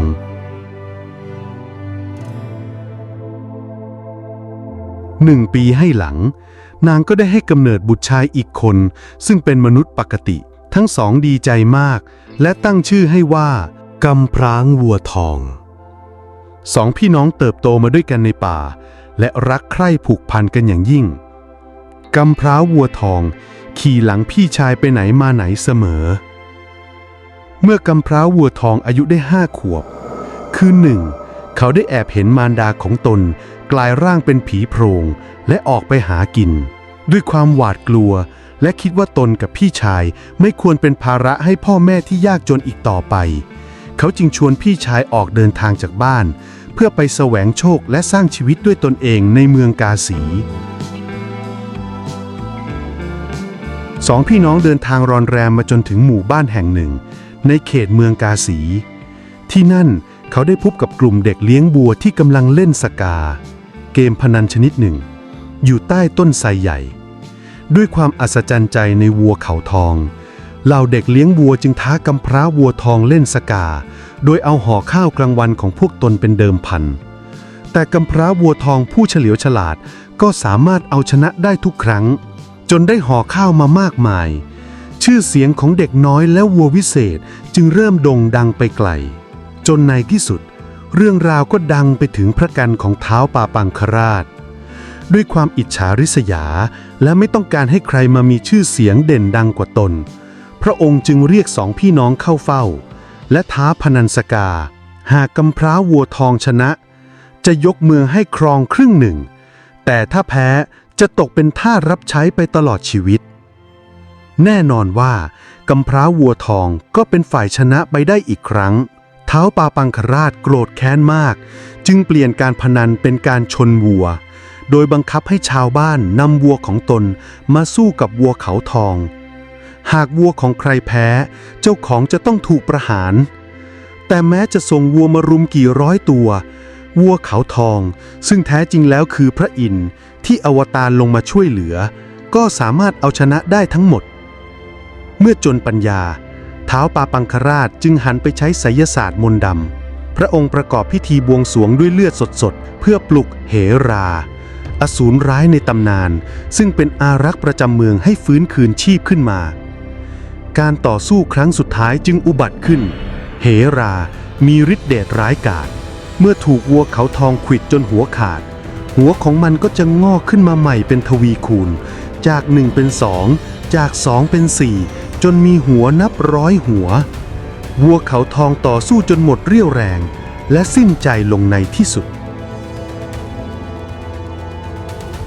หลังจากพ่ายแพ้กำพร้าวัวทองก็ต้องตกเป็นทาสรับใช้ของท้าวปาปังคราชตามสัญญาแต่กษัตริย์ผู้ชั่วร้ายก็ยังคงหาทางกลั่นแกล้งเพื่อจะสังหารเขาให้ได้พระองค์สั่งให้กำพร้าวัวทองไปถางป่าบนดอย3 ลูกให้เสร็จภายในวันเดียวโดยมอบมีดและฉอบที่ทำจากขี้ครั่งหรือขี้ผึ้งที่ไม่มีทางใช้งานได้จริงให้แต่เมื่อกำพร้าวัวทองอธิษฐานขอความช่วยเหลือจากสิ่งศักดิ์สิทธิ์พระอินทร์ก็แปลงกายเป็นชายชราลงมาใช้เวทมนต์ถางป่าให้จนหมดท้าวปาปังคราชยังไม่ยอมแพ้สั่งให้กำพร้าวัวทองไปเผาป่าที่ถางแล้วให้สิ้นซากท่ามกลางสายฝนที่โปรยปลายลงมาซึ่งเป็นไปไม่ได้เลยแต่พระอินทร์ในร่างชายชราก็ลงมาช่วยอีกครั้งโดยเสกให้ไฟลุกท่วมภูเขาทั้ง3 ลูกจนกลายเป็นเท่าฐานไปในที่สุดท้าวปาปังคราชจึงออกคำสั่งสุดท้ายที่โหดเหี้ยมที่สุดนั่นคือให้กำพร้าวัวทองไปสร้างปราสาทเพชรพลอยกลางมหาสมุทรพร้อมกับสะพานแก้วที่เชื่อมมายังเมืองกาสีให้เสร็จภายในคืนเดียว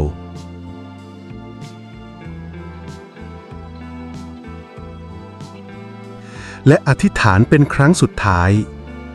คำอธิษฐานของเด็กน้อยผู้มีคุณธรรมได้สะเทือนไปถึงสวรรค์ชั้นดาวดึงส์เหล่าเทวดา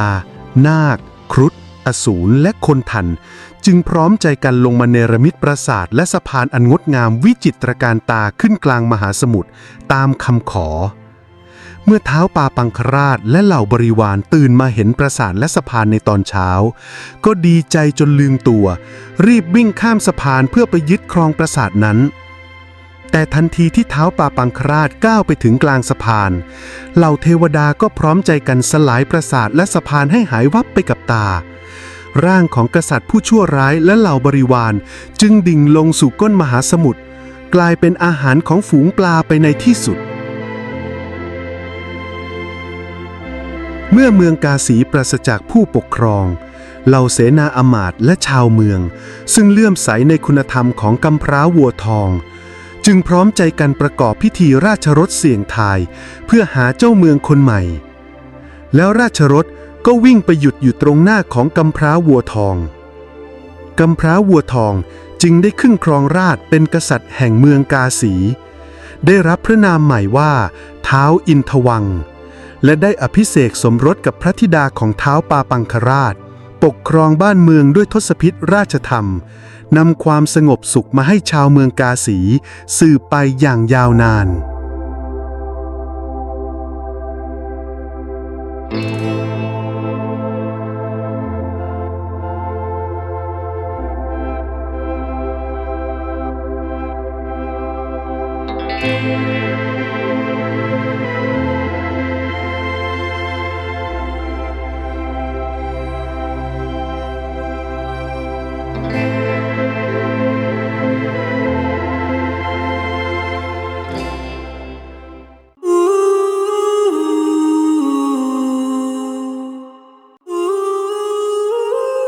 หญิงกำพร้ากับชายจงอาง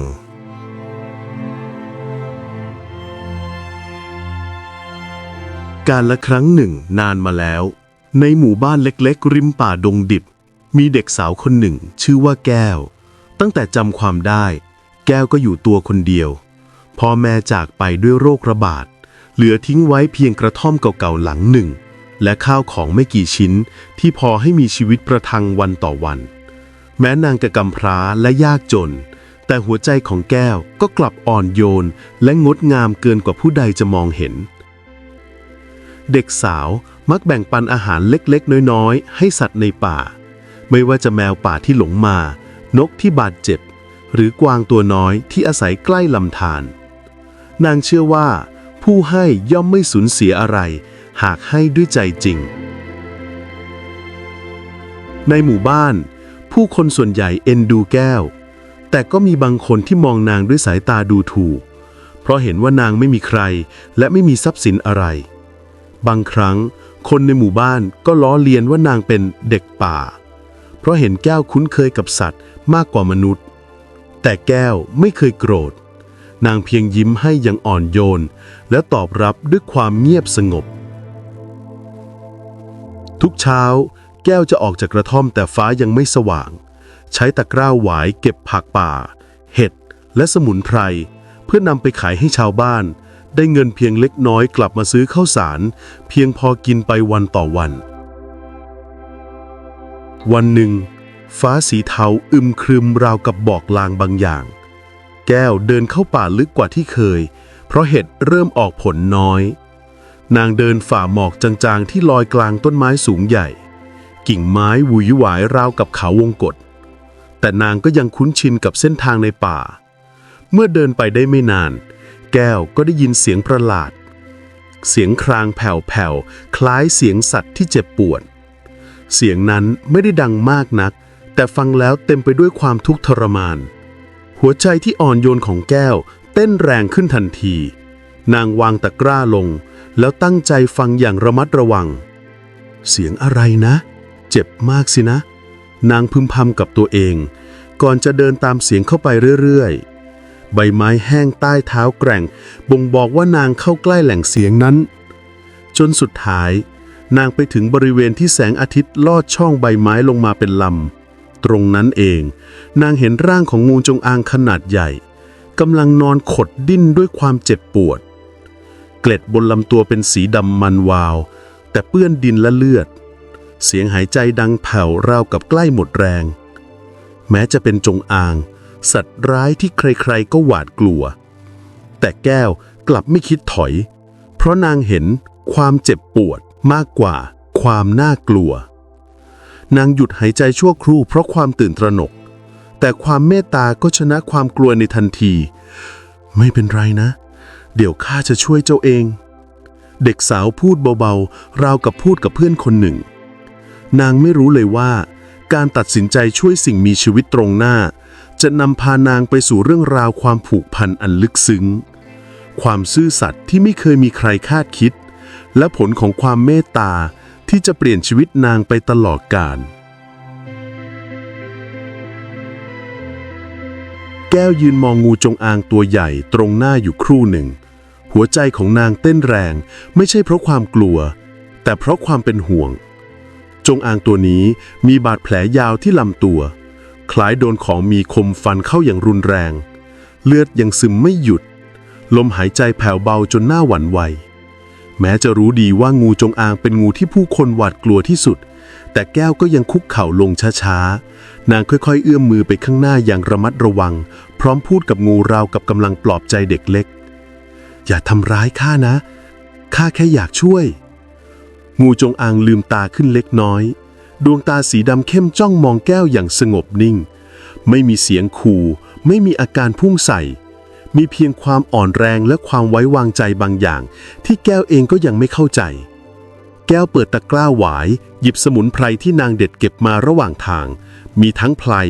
ใบเสลดพังพรและน้ำสมุนไพรที่นางเตรียมไว้เสมอเพื่อเจอสุนัขป่าหรือนกบาดเจ็บเจ้าคงเจ็บมากเลยใช่นะ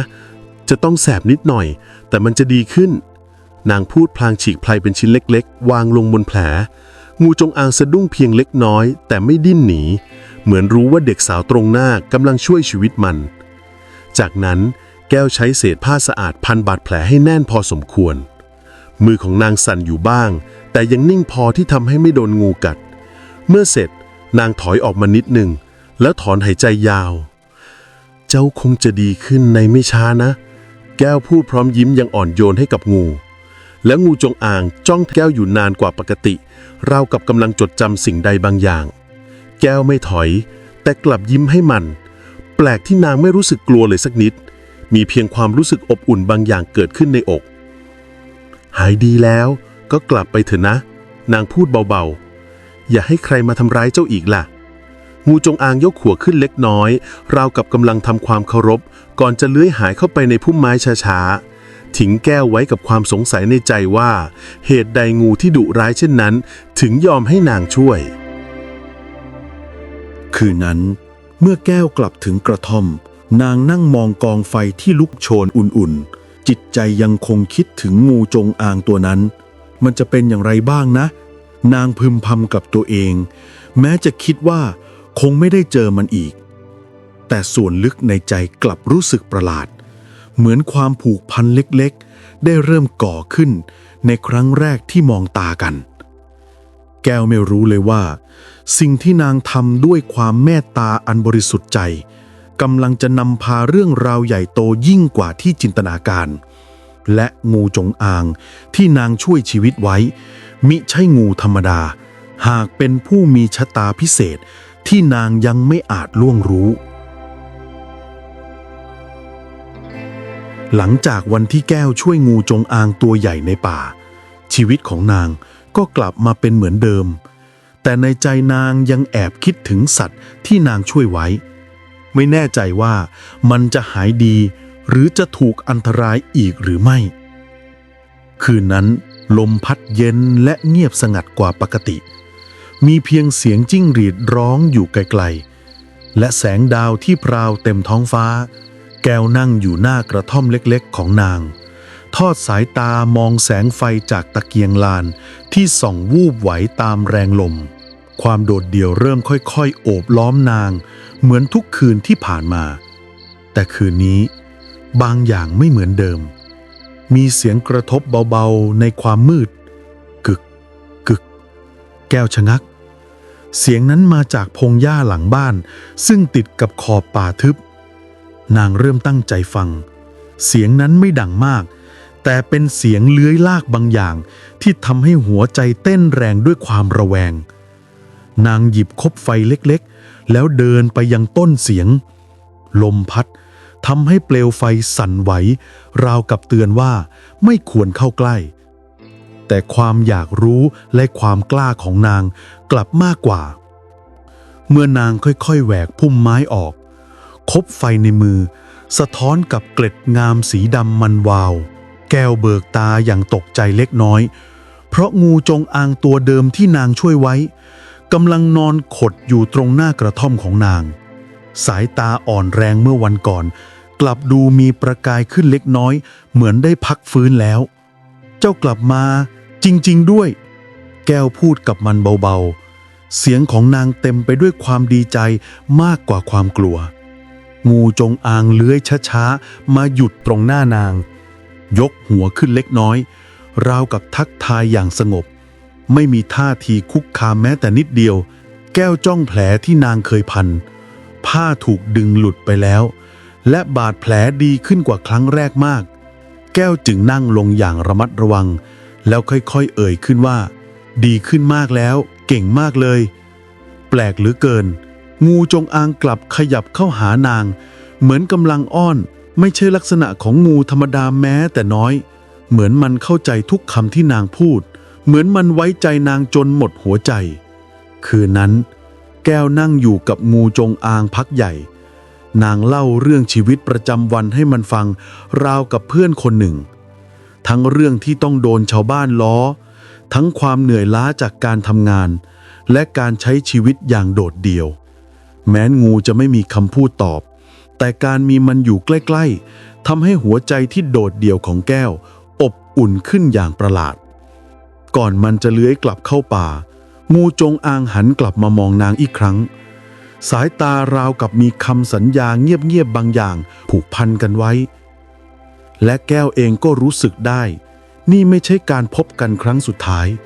และไม่ใช่เพียงความบังเอิญหากเป็นจุดเริ่มต้นของความผูกพันลึกล้ำระหว่างมนุษย์ผู้มีเมตตากับจงอางผู้มีชะตากรรมซ่อนอยู่ในเกล็ดสีดำอันงดงามนั้นคืนแล้วคืนเล่างูจงอางตัวนั้นมาหาแก้วอย่างสม่ำเสมอบางคืนมานอนเฝ้าหน้ากระท่อมบางคืนก็เลื้อยมาดูนางทำงานจนกลายเป็นเหมือนเพื่อนเงียบๆที่เฝ้าปกป้องนางในความมืดแก้วเองก็รู้สึกผูกพันมากขึ้นเรื่อยๆนางคุยกับมันแทบทุกคืนเล่าเรื่องในป่าเรื่องในหมู่บ้านแปลกที่งูตัวนั้นฟังราวกับเข้าใจทุกถ้อยคำแต่ในความผูกพันอันสงบสุขนั้น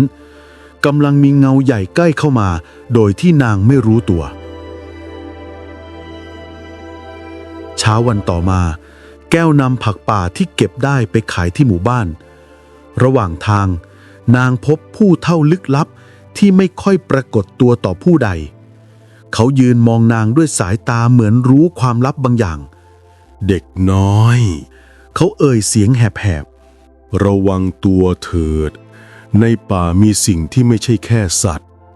แก้วหน้าซีดแล้วถามกลับไปว่าท่านหมายความว่าอย่างไรผู้เฒ่าเงียบไปครู่หนึ่งก่อนพูดช้าๆมีสัตว์ตัวหนึ่งที่ไม่ใช่สัตว์ธรรมดามันเป็นผู้มีวิญญาณน้อยนักจะไว้ใจมนุษย์หากมันเลือกเจ้าขึ้นมาชะตาของเจ้าจะไม่เหมือนเดิมอีกต่อไป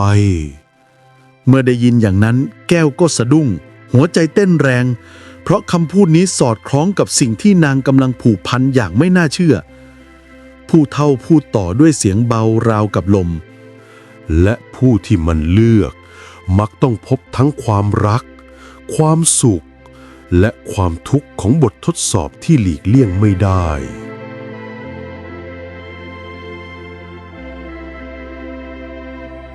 คืนนั้นแก้วนั่งอยู่หน้ากระท่อมใจสั่นระรัวราวกับจะหลุดออกมาจากอกเมื่อเสียงดังขึ้นนางก็รู้ทันทีว่าใครมางูจงอางเลื้อยมาหยุดตรงหน้านาง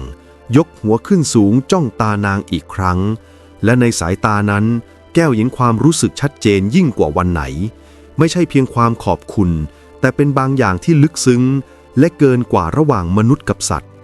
แล้วนางก็เอ่ยเบาๆว่าเจ้าไม่ใช่งูธรรมดาใช่ไหมงูจงอางหลับตาแน่นหนึ่งครั้งราวกับเป็นคำตอบว่าใช่และนั่นคือคืนแรกที่แก้วเริ่มรู้สึกว่า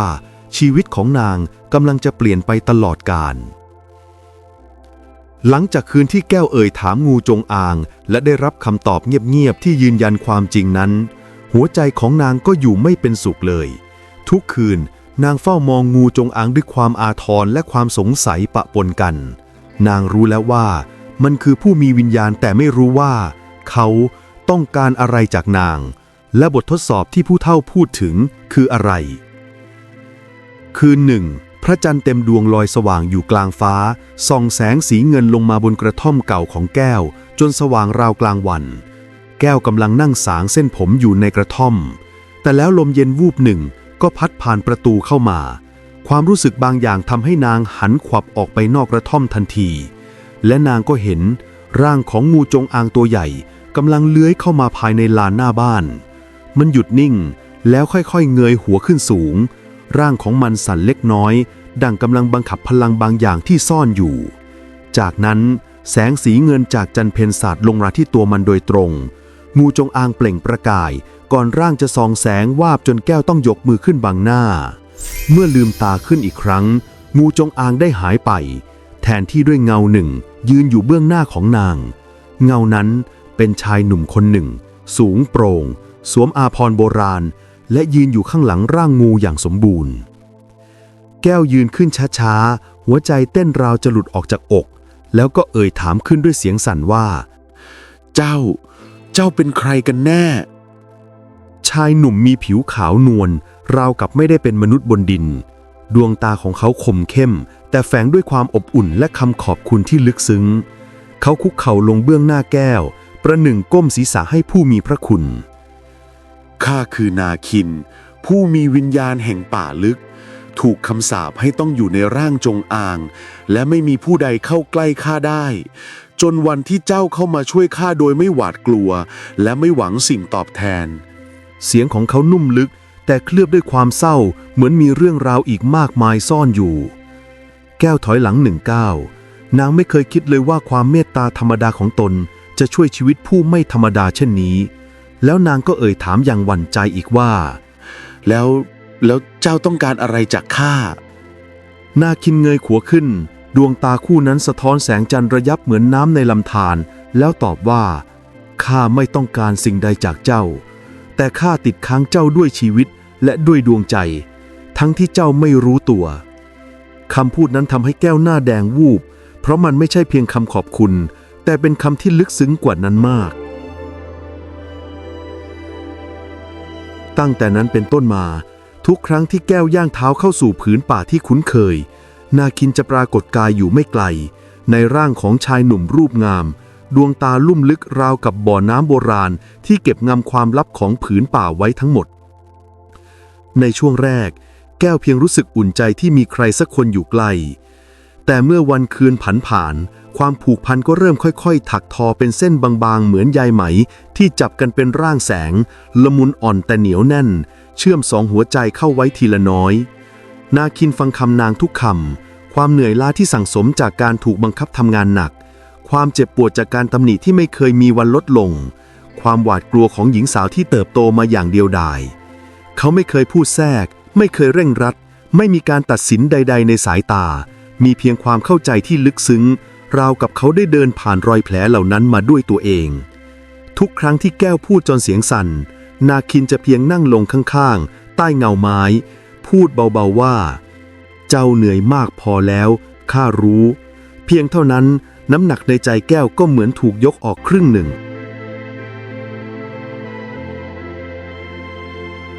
เมื่อยามเย็นมาเยือนทั้งสองมักนั่งเคียงกันข้างลำธารเล็กๆที่แสงอาทิตย์สาดลงบนผิวน้ำจนเป็นสีทองจางๆแก้วจะเก็บผักเก็บเห็ดหรือเด็ดดอกไม้ป่ามาให้เขาดูขณะที่นาคินสอนนางฟังเสียงสัตว์เสียงลมและวิธีรู้ทิศทางจากกลิ่นไอของผืนดินบางวันเขาจะใช้เวทเบาๆทำให้แสงหิ่งห้อยลอยวนเป็นวงกลมรอบตัวนางเหมือนม่านดาวเล็กๆบางวันแก้วจะเล่าเรื่องความฝันของตนเองความฝันที่ไม่เคยมีโอกาสบอกใครและเขาจะยิ้มอย่างใจเย็นบอกว่านางควรได้รับทุกอย่างที่ดีงามกว่านี้ไม่นานนักแก้วเริ่มใช้ชีวิตในป่ามากขึ้นไม่ใช่เพียงเพราะต้องการผักหรือเห็ดแต่เพราะในผืนป่าแห่งนี้นางได้พบบ้านที่แท้จริงที่หัวใจนางไม่ถูกบีบคั้นที่นางมีอิสระหายใจ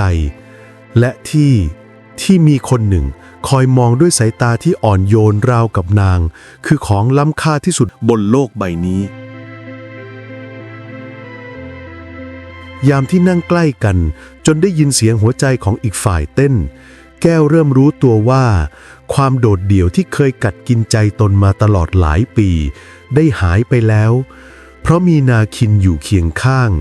และสำหรับนาคินแล้วทุกรอยยิ้มทุกเสียงหัวเราะ ทุกความกล้าหาญที่ค่อยๆกลับคืนสู่ดวงตาของแก้วก็ทำให้หัวใจของผู้เป็นจงอางในร่างมนุษย์เต้นแรงดังยิ่งกว่าเมื่อใดความผูกพันของทั้งคู่จึงไม่ได้เกิดขึ้นจากเวทมนต์แต่เกิดจากการได้ใช้ชีวิตด้วยกันกินข้าวป่าเดียวกันเดินลัดเลาะใต้ร่มเงาเดียวกันจนหัวใจทั้งสองเริ่มหันเข้าหากันอย่างเงียบงันและงดงามแต่ท่ามกลางความสุขนั้นกำลังมีบททดสอบคืบคลานเข้ามา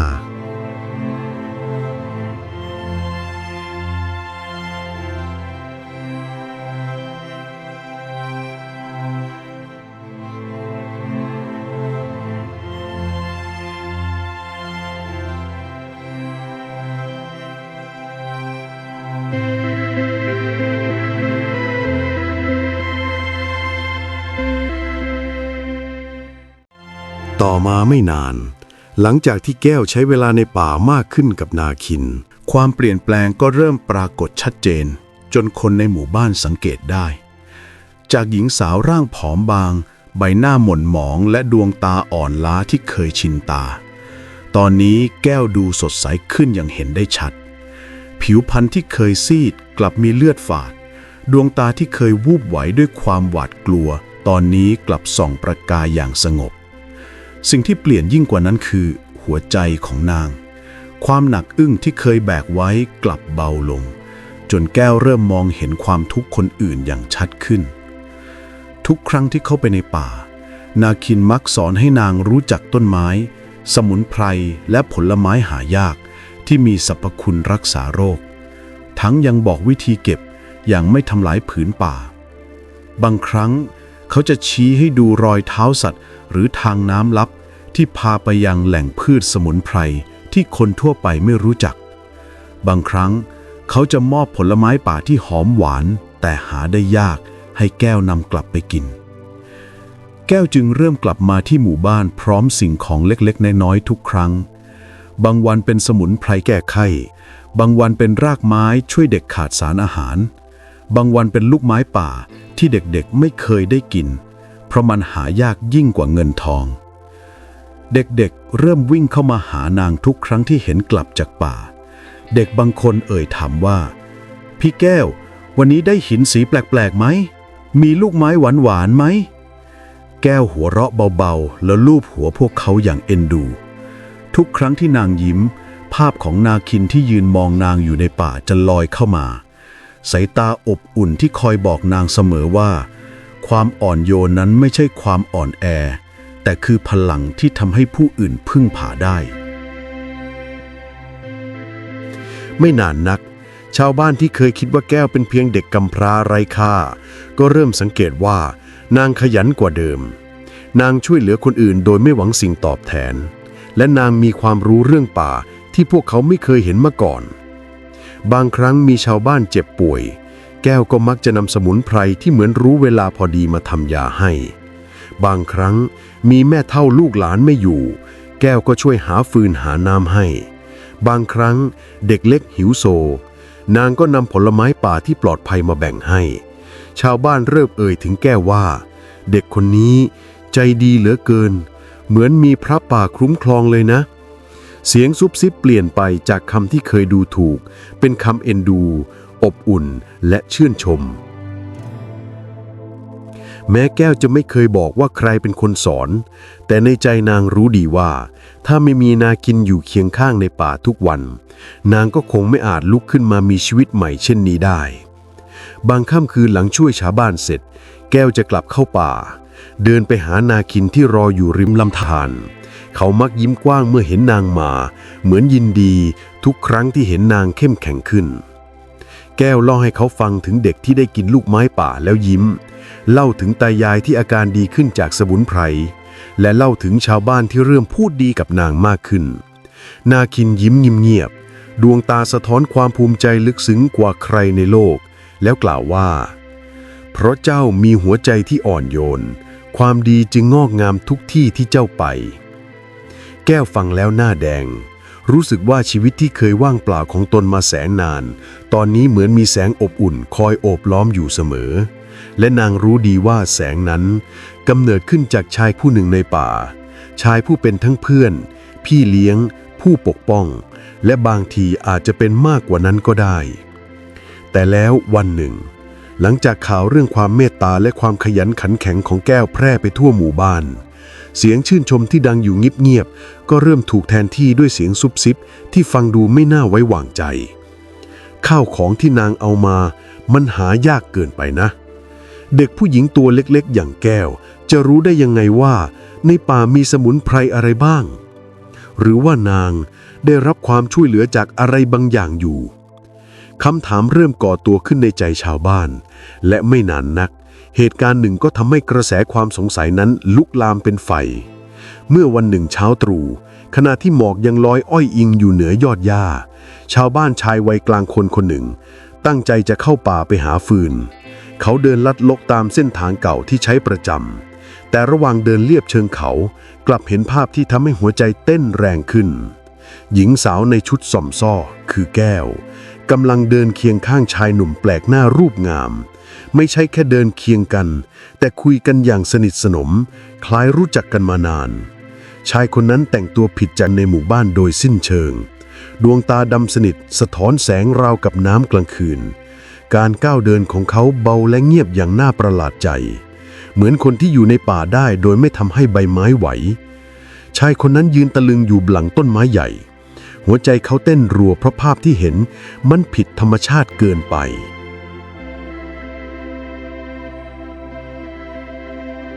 เมื่อเขากลับถึงหมู่บ้านเสียงซุบซิบก็ยิ่งดังขึ้นเป็น2 เท่าชายแปลกหน้าอยู่ในป่าลึกเหรอหรือว่าจะเป็นผีป่าที่ปลอมตัวเป็นคนถ้าเคยได้ยินนะพวกโจรป่าก็ชอบล่อลวงเด็กสาวมาเป็นเหยื่อหรือไม่ก็อาจเป็นอสูรแปลงกายคำพูดแต่ละคำเหมือนหินที่ถูกโยนลงน้ำทำให้แผ่วเคลื่อนความระแวงพุ่งกระเพื่อมจากไม่กี่คนกลายเป็นทั้งหมู่บ้านแม้แก้วจะยังไม่ได้ทำอะไรผิดแต่สายตาชาวบ้านที่มองมาหานางในตอนนี้ไม่เหมือนเดิมอีกต่อไปจากความเอ็นดูกลายเป็นความหวั่นใจจากความชื่นชมกลายเป็นความเฝ้าระวังบางคนเริ่มกลัวว่าสมุนไพรที่นางนำมาอาจไม่ใช่ของที่ควรแตะต้องผลไม้ที่นางให้เด็กๆอาจถูกส่งมาจากสิ่งลึกลับที่อยู่ในป่าความใจดีของนางอาจมีบางอย่างแอบซ่อนอยู่เสียงกระซิบยามค่ำคืนดังมาจนเด็กๆยังได้ยินบางคนกลัวจนนั่งกอดเข่าอยู่ในบ้านแม่เริ่มดึงลูกกลับเข้าบ้านเร็วขึ้นผู้ชายหลายคนเริ่มรวมกลุ่มไปคุยกันที่ศาลาใต้ต้นไทรใหญ่ลมในหมู่บ้านเริ่มพัดแปลกไปอบอวลด้วยความกลัวที่ไร้รูปร่างแม้แก้วพยายามยิ้มเหมือนเดิมแต่ลึกๆนางรู้สึกถึงความเย็นเยือกที่เริ่มแทรกซึมเข้ามาในชีวิตแววตาของผู้คนในหมู่บ้านเปลี่ยนไปเหมือนกำลังรอให้ความลับบางอย่างถูกเปิดเผยและยิ้มวันต่อมาเมื่อแก้วเดินเข้าป่าเพื่อไปหานาคินแก้มนางสั่นไหวเบาๆเพราะรู้ดีว่าความผูกพันของทั้งสองเริ่มถูกสายตาคนทั่วหมู่บ้านจับตามองแล้วต่อมาไม่นานคืนหนึ่งที่ลมพัดหวิวผ่านยอดไม้ราวกับผืนป่ากระซิบคำเตือนบางอย่างชาวบ้านกลับหลงลืมความดีนั้นไปจนหมดสิ้นทันใดนั้นเสียงหมาเห่าหอนดังสั่นไปทั่วหมู่บ้านตามมาด้วยเสียงกรีดร้องของผู้คนกลุ่มโจรหลายคนบุกเข้ามาจากทางป่าลึกอีกฟากภูเขาทั้งคบเพลิงและอาวุธครบมือพวกมันแต่งกายด้วยเสื้อขาดรุ่งริงใบหน้าเต็มไปด้วยความดุร้ายดวงตาของพวกมันวาวโรจน์เหมือนสัตว์ป่าที่ถูกกดขี่จนไร้ความเมตตาเอาทรัพย์มาใครขัดขืนฆ่าให้หมดเสียงคำรามของโจรดังปะปนกับเสียงร้องไห้กระท่อมหลายหลังถูกแยกกระเด็นข้าวของถูกปล้นอย่างไร้ปราณีหญิงและเด็กต้องกอดกันร้องไห้ชายหนุ่มหลายคนพยายามต่อสู้ก็ถูกฟาดล้มไฟจากคบเพลิงถูกโยนใส่หลังคาบ้านเรือนไปทั่วจนควันดำทะมึนลอยขึ้นฟ้าหมู่บ้านที่เคยสงบเงียบแปรเปลี่ยนเป็นนรกเพลิงในยามค่ำคืนพวกโจรปล้นทุกสิ่งที่มีค่าและเมื่อได้ทรัพย์พอใจแล้วพวกมันก็จุดไฟอีกครั้งก่อนจะหนีหายกลับเข้าไปในป่าลึกอย่างรวดเร็วราวกับรู้เส้นทางเป็นอย่างดี เหลือทิ้งไว้เพียงเศษซากบ้านเรือนที่ไหม้เกรียม เสียงร้องไห้คร่ำครวญและหัวใจชาวบ้านที่แตกสลาย เมื่อแก้วกลับมาจากป่าในรุ่งเช้านางพบว่าทั้งหมู่บ้านอยู่ในสภาพยับเยินควันยังลอยออกจากซากไม้เด็กๆร้องไห้ด้วยความหวาดกลัวชายหนุ่มหลายคนบาดเจ็บและผู้เฒ่าผู้แก่บางคนยังนั่งตัวสั่นอยู่หน้าบ้านที่กลายเป็นเพียงเท่าฐานแต่ทันทีที่ชาวบ้านเห็นแก้วทุกสายตากลับหันมาที่นางพร้อมความโกรธแค้นนางกลับมาแล้วล้อมกระท่อมของมันไว้เสียงตะโกนดังสนั่นไปทั่วลานชาวบ้านหลายสิบคนพากันล้อมกระท่อมเล็กๆของแก้วแต่สิ่งที่ทำให้พวกเขาโกรธยิ่งกว่าเดิมคือกระท่อมของแก้วเพียงหลังเดียวที่ไม่ถูกแตะต้องแม้แต่น้อยไม่มีรอยโจรไม่มีรอยไฟแม้แต่ฝุ่นเขม่าก็ไม่มีเหมือนพวกโจรหลบเลี่ยงกระท่อมนั้นโดยตั้งใจกระท่อมนางไม่โดนปล้นเลยสักนิดแสดงว่านางร่วมมือกับโจรแก้วตกใจจนหน้าถอดสีรีบสายหน้าพลางร้องบอกเสียงสั่นไม่นะไม่ใช่ข้าไม่เคยรู้เห็นกับโจรเลยข้าไม่เคยคิดทำลายหมู่บ้านข้าแค่ช่วยคนในป่าช่วยใครหนึ่งในชาวบ้านตะโกนขึ้นกำไม้หน้าสั่นชายแปลกหน้าที่เดินกับเจ้าในป่าใช่หรือไม่แก้วลังเลเล็กน้อยแต่สุดท้ายก็สูดหายใจลึกตัดสินใจพูดความจริงนางเล่าเรื่องที่เคยช่วยงูจงอางบาดเจ็บในป่าเล่าเรื่องชายผู้พิทักษ์ป่าที่แท้จริงเล่าเรื่องที่เขาหลุดพ้นจากคำสาปและใช้ชีวิตปกป้องผืนป่าทั้งบอกเขาไม่ใช่โจรไม่ใช่พูดผีแต่เป็นผู้ดูแลป่าที่มีเมตตาน้ำตาคลอในดวงตาแก้วขณะที่อธิบายหวังว่าคนในหมู่บ้านที่นางรักจะเชื่อใจแต่สิ่งที่ได้รับกลับมาคือเสียงหัวเราะเยาะและเสียงสบถงูจงอางกลายเป็นคนงั้นเหรอนางพูดเพ้อเจ้อที่แท้คบคนป่าลึกลับนี่เองนางเป็นตัวซวยนำอัปมงคลมาให้หมู่บ้านขับไล่นางออกไปเสียงดังกระหึ่มไปทั่วลานหนึ่งคำไล่ตามอีกคำเหมือนหาฝนหินที่ทุ่มใส่หัวใจของแก้วไม่หยุดแก้วพยายามยกมือไหว้วิงวอนทั้งน้ำตาแต่ไม่มีใครฟังบางคนขว้างก้อนดินเข้ามาบางคนด่าทอบางคนกระทั่งจับแขนแก้วลากออกมาจากหน้ากระท่อมออกไปหมู่บ้านนี้ไม่ต้อนรับเจ้าอีกต่อไปไปอยู่กับคนป่าของเจ้าในป่านู่นเสียงร้องไห้ของแก้วดังปะปนกับเสียงโกรธของชาวบ้านที่เคยเอ็นดูนางเมื่อไม่นานมานี้เองและสุดท้ายแก้วถูกขับไล่ออกจากหมู่บ้านที่ครั้งหนึ่งคือบ้านเกิดที่นางเคยรักมากที่สุดเหลือเพียงความเจ็บปวดและเส้นทางสู่ป่าลึกที่นางไม่รู้ว่าจะหันหน้าไปพึ่งใครได้อีกนอกจากเขาผู้พิทักษ์ป่าเพียงคนเดียวที่เชื่อในนางแก้วพาตัวเองวิ่งลึกเข้าไปในป่าหลังถูกขับไล่หัวใจสั่นระทึกน้ำตาไหลเป็นสายนางไม่หันหลังกลับเสียงโกรธเกรี้ยวของชาวบ้านยังคงดังก้องอยู่ในหัวเหมือนเสียงฟ้าร้องกลางใจเมื่อวิ่งจนเหนื่อยล้า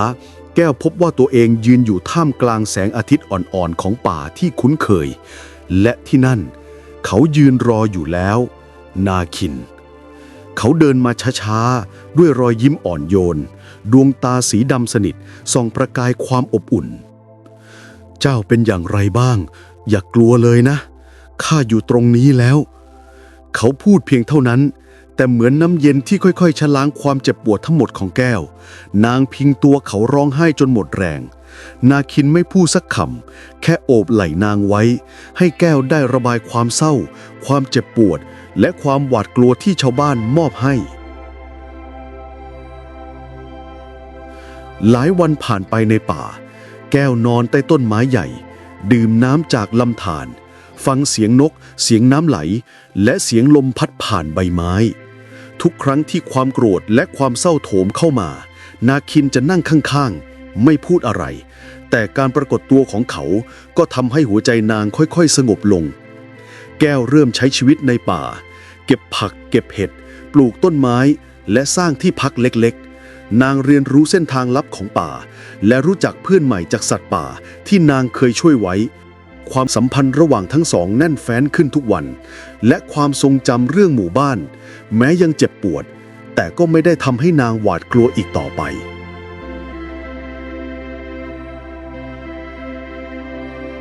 หลายปีผ่านไปป่าก็อุดมสมบูรณ์ขึ้นมากแก้วและนาคินใช้ชีวิตอย่างสงบสุขสัตว์ป่าหลายชนิดอาศัยอยู่ร่วมกันนกกวางกระรอกและงูหลายตัวกลายเป็นเพื่อนของแก้วที่ไว้วางใจได้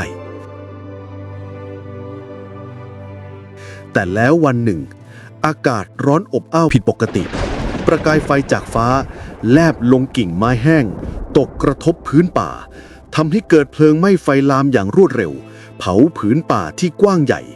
สัตว์ป่าต่างหวาดกลัววิ่งหนีตายเสียงกรีดร้องของนกป่าเสียงก้าวเหยียบของกวางและสัตว์ต่างๆทั้งเสียงซุกซนของงูหลายชนิดที่ตื่นตกใจทั้งหมดมุ่งหน้าออกจากป่าและแน่นอนว่าบางส่วนวิ่งตรงเข้าสู่หมู่บ้านที่อยู่ขอบป่าชาวบ้านที่เห็นก็แตกตื่นด้วยความตกใจบางคนพบงูพิษเลื้อยผ่านบ้านบางคนเห็นหมาป่าวิ่งเข้ามาในลานบ้านไฟที่ลุกลามจากป่าบางส่วนทำให้หมู่บ้านสั่นสะเทือนความหวาดกลัวย้อนกลับมาอีกครั้งแต่ครั้งนี้ไม่ใช่แค่จากมนุษย์แต่จากธรรมชาติที่โกรธแค้นนาคินผู้พิทักษ์ป่าสัมผัสได้ถึงภัยอันตรายพวกเขาเห็นภาพนี้จากริมป่าหัวใจของแก้วเต้นแรงทั้งกังวลและวิตกเกรงว่าสัตว์ป่าจะได้รับอันตรายและชาวบ้านจะมีภัยนาคินจับมือนางแน่นแล้วกล่าวว่าอย่ากลัวไปเลยข้าจะช่วยทุกชีวิตทุกสัตว์และเจ้าจะได้ช่วยด้วยไฟป่าลุกโชนอย่างรวดเร็วเสียงกรีดร้องของสัตว์และมนุษย์ผสมปนเปกันไปทั่วหมู่บ้านทั้งสองเริ่มวิ่งเข้าสู่หมู่บ้านช่วยไล่งูออกจากบ้านช่วยสัตว์ที่ถูกไฟล้อมและไม่มีทางหนีทั้งสองช่วยชาวบ้านให้หลบไฟและป้องกันตัวเองจากควันไฟอย่างปลอดภัยไฟป่าในวันนั้นกลายเป็นบททดสอบอีกครั้งสำหรับแก้วที่ชี้ให้เห็นว่าแม้นางจะถูกชาวบ้านขับไล่แต่หัวใจที่อ่อนโยนและความรู้สึกเมตตาของนางยังคงแข็งแกร่งพอที่จะช่วยชีวิตทั้งคนและสัตว์ไปพร้อมๆกันนาคินเยือนขึ้นสูงลมหายใจของเขาเย็นสงบราวกับลมป่าที่ช่วยคลายความร้อนร่างของเขาเริ่มเปล่งแสงบางเบาสีผิวเริ่มแวววาวราวงูศักดิ์สิทธิ์ที่แก้วเคยช่วยในที่สุดความจริงถูกเปิดเผยต่อสายตาของชาวบ้านทุกคนนี่ไม่ใช่มนุษย์ธรรมดาเขาคือผู้พิทักษ์ป่าที่แก้วเคยช่วยเหลือเมื่อครั้งอดีตในร่างงูจงอางเขาหลุดพ้นจากคำสาปและกลับคืนสู่ร่างมนุษย์แต่ยังคงพลังของป่าที่แผ่รังสีความสงบและปกป้องชีวิตอยู่นาคินส่งสายตาอ่อนโยนมายังแก้วแล้วก็พูดด้วยเสียงต่ำและมั่นคงว่าเจ้าจงอย่ากลัวเพราะความเมตตาไม่เคยทำร้ายใครแก้วจับมือเขาแน่นและทั้งสองก็เริ่มช่วยชีวิตชาวบ้านคอยเรียกสัตว์ต่างๆที่ตื่นตระหนกให้กลับคืนสู่ป่านำเด็กและคนแก่ไปยังที่ปลอดภัยดึงผู้ที่เกือบถูกงูและเปลวไฟทำร้ายออกมาอย่างปลอดภัยทุกอย่างดำเนินไปอย่างชำนาญราวกับทั้งคู่เกิดมาเพื่อปกป้องชีวิตทั้งมนุษย์และสัตว์สายตาของชาวบ้านเปลี่ยนไปทันทีจากความกลัวและความสงสัยเป็นความเชื่อใจและความเคารพพวกเขาเริ่มเข้าใจว่าแก้วไม่ได้เป็นภัยต่อหมู่บ้านและชายป่าผู้แปลกหน้าไม่ใช่โจรไม่ใช่วิญญาณร้ายแต่เป็นผู้พิทักษ์ป่าที่มีหัวใจเมตตาเมื่อไฟสงบลงหมู่บ้านและป่ากลับคืนสู่ความเงียบสงบชาวบ้านจำนวนมากเดินออกมาขอบคุณแก้วบางคนก้มลงกราบด้วยความเคารพและสำนึกผิดที่ครั้งหนึ่งเคยขับไล่นางออกจากหมู่บ้านเด็กๆยืนมองด้วยความชื่นชมและมีผู้เฒ่าเอ่ยขึ้นว่าหญิงสาวผู้มีใจเมตตาและชายป่าผู้พิทักษ์เป็นพรที่หมู่บ้านเราไม่เคยลืมชาวบ้านที่เคยสงสัยเปลี่ยนเป็นความเคารพและซาบซึ้งในความใจดีมีเมตตาที่ไม่หวังผลตอบแทนหลังเหตุการณ์นั้นแก้วและนาคินกลับสู่ป่าพวกเขาเลือกใช้ชีวิตอย่างสงบและเฝ้ามองหมู่บ้านจากร่มเงาไม้คอยช่วยเหลือเมื่อจำเป็นแต่ไม่ปรากฏตัวเด่นชัดความเมตตาและการช่วยเหลือของพวกเขากลายเป็นเรื่องเล่าต่อๆกันไปเด็กๆฟังแล้วเกิดแรงบันดาลใจ ในเงาป่าพวกเขาเดินเคียงกันหัวใจของแก้วและนาคินแน่นแฟ้นความรักความผูกพันและความเมตตาที่พวกเขามีต่อทุกชีวิตกลายเป็นแสงสว่างเงียบๆที่ส่องผ่านหมู่บ้านและผืนป่า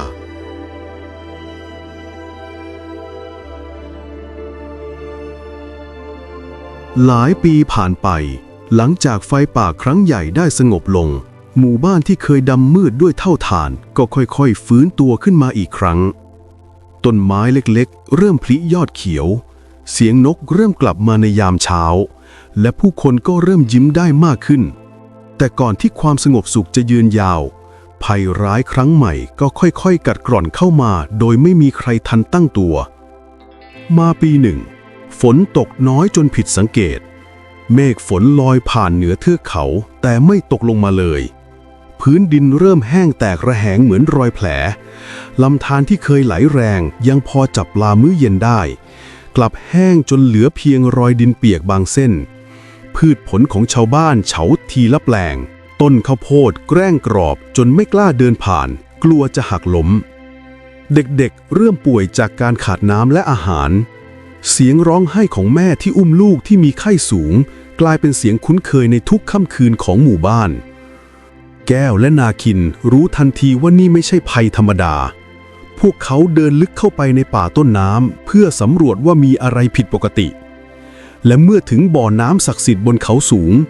บ่อที่ไม่เคยแห้งมาหลายร้อยปีพวกเขากลับพบเพียงพื้นหินแตกและรอยดินแห้งเป็นรอยวงคล้ายเส้นน้ำตานี่มันผิดปกติไม่ใช่เพราะฝนตกน้อยอย่างเดียวนาคินพึมพำก่อนที่ทั้งสองจะเดินลึกเข้าไปอีกในที่สุดพวกเขาก็พบสาเหตุ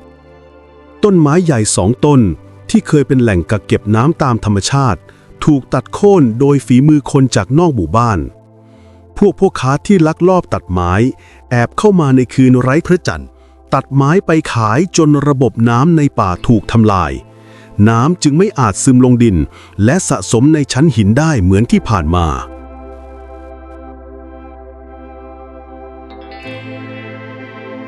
เมื่อรู้เช่นนั้นแก้วและนาคินจึงกลับลงไปหาหมู่บ้านทันทีพวกเขาช่วยชาวบ้านอย่างสุดกำลังโดยที่นาคินไม่ใช้เวทมนต์แต่อย่างใดเพราะอยากให้ชาวบ้านได้ตระหนักถึงความสามัคคีและการช่วยเหลือซึ่งกันและกันแก้วและนาคินจัดทีมขุดบ่อน้ำสำรองตรงจุดที่ยังมีความชื้นในดินพาชาวบ้านทำร่องกักน้ำแบบโบราณที่เรียนมาจากผู้เฒ่าในป่าส่วนหนึ่ง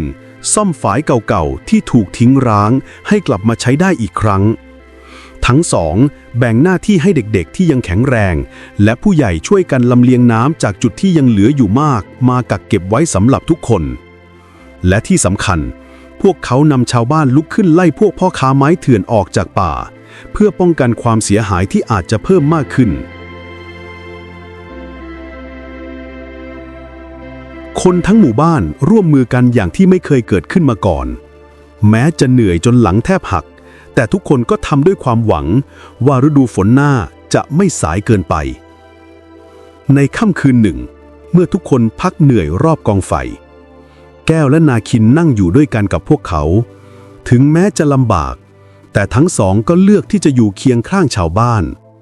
แล้วนางก็พูดเสียงเบาๆว่าป่าคือชีวิตของหมู่บ้านหากเราไม่ช่วยป่าก็อาจไม่ช่วยเราได้แต่หากเราดูแลกันและกันไม่ว่าจะเป็นคนหรือธรรมชาติสิ่งนั้นก็จะดูแลเรากลับเราจะรอดไปด้วยกันอย่างแน่นอนคำพูดนั้นทำให้หลายคนกลั้นน้ำตาไม่อยู่เพราะทุกคนรู้ดีว่าตอนนี้นางไม่เพียงเป็นผู้พิทักษ์ป่าของภูเขาเท่านั้น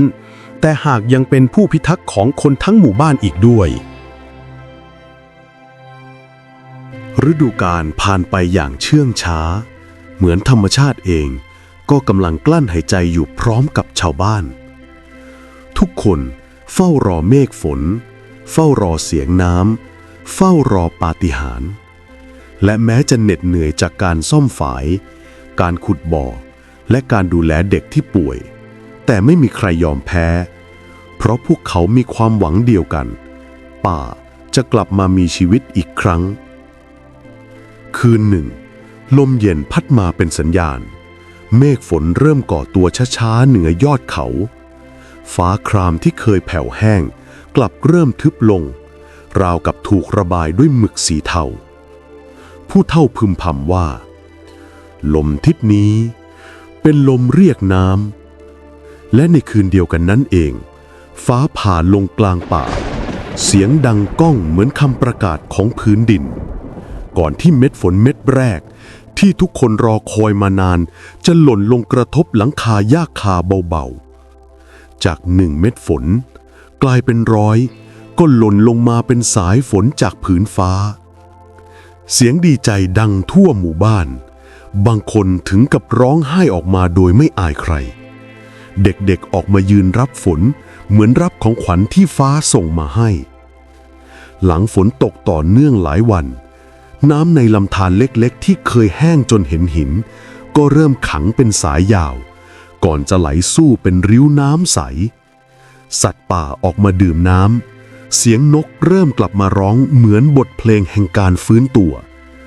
พืชผลที่เหลือรอดก็ฟื้นคืนใบข้าวโพดที่แห้งกรอบกลับตั้งตัวขึ้นเล็กน้อยราวกับพยายามยิ้มให้แสงแดดชาวบ้านเริ่มหว่านเมล็ดพืชใหม่ด้วยความเชื่อว่าครั้งนี้ป่าจะไม่ทอดทิ้งพวกเขาอีกและผู้ที่ทุกคนคิดถึงมากที่สุดคือผู้พิทักษ์ป่าทั้งสองแก้วและชายแปลกหน้านาคิน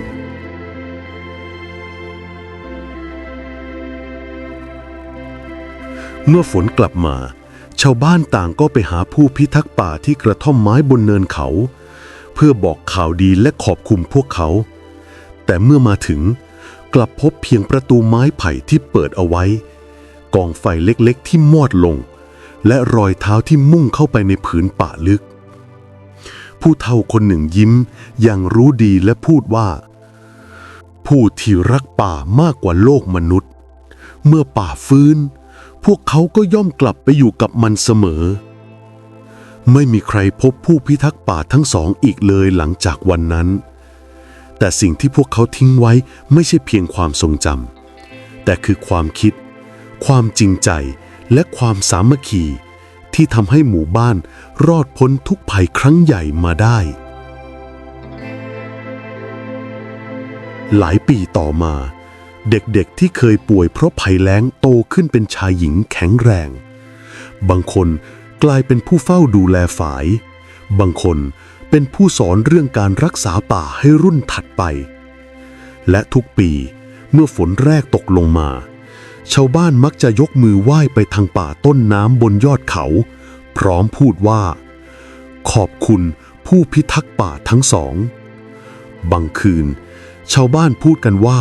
มองเห็นเงาของหญิงชายคู่หนึ่งบนเนินเขาบางคนเล่าว่าได้ยินเสียงฝีเท้าและเสียงพูดคุยเบาๆในป่าหลังฝนหยุดแต่ไม่มีใครหวาดกลัวเพราะสำหรับพวกเขาแล้วทั้งสองนั้นคือผู้ที่ช่วยให้หมู่บ้านมีชีวิตรอดมาจนทุกวันนี้เรื่องราวของทั้งสองกลายเป็นตำนานเล่าขานที่ไม่มีวันลืมตั้งแต่วันนั้นเสียงลมในป่าเสียงสัตว์และสายน้ำเสียงผู้คนอีกมากมายยังคงเล่าขานถึงหญิงสาวผู้มีจิตใจอันดีงามและชายผู้พิทักษ์ผืนป่าตลอดกาล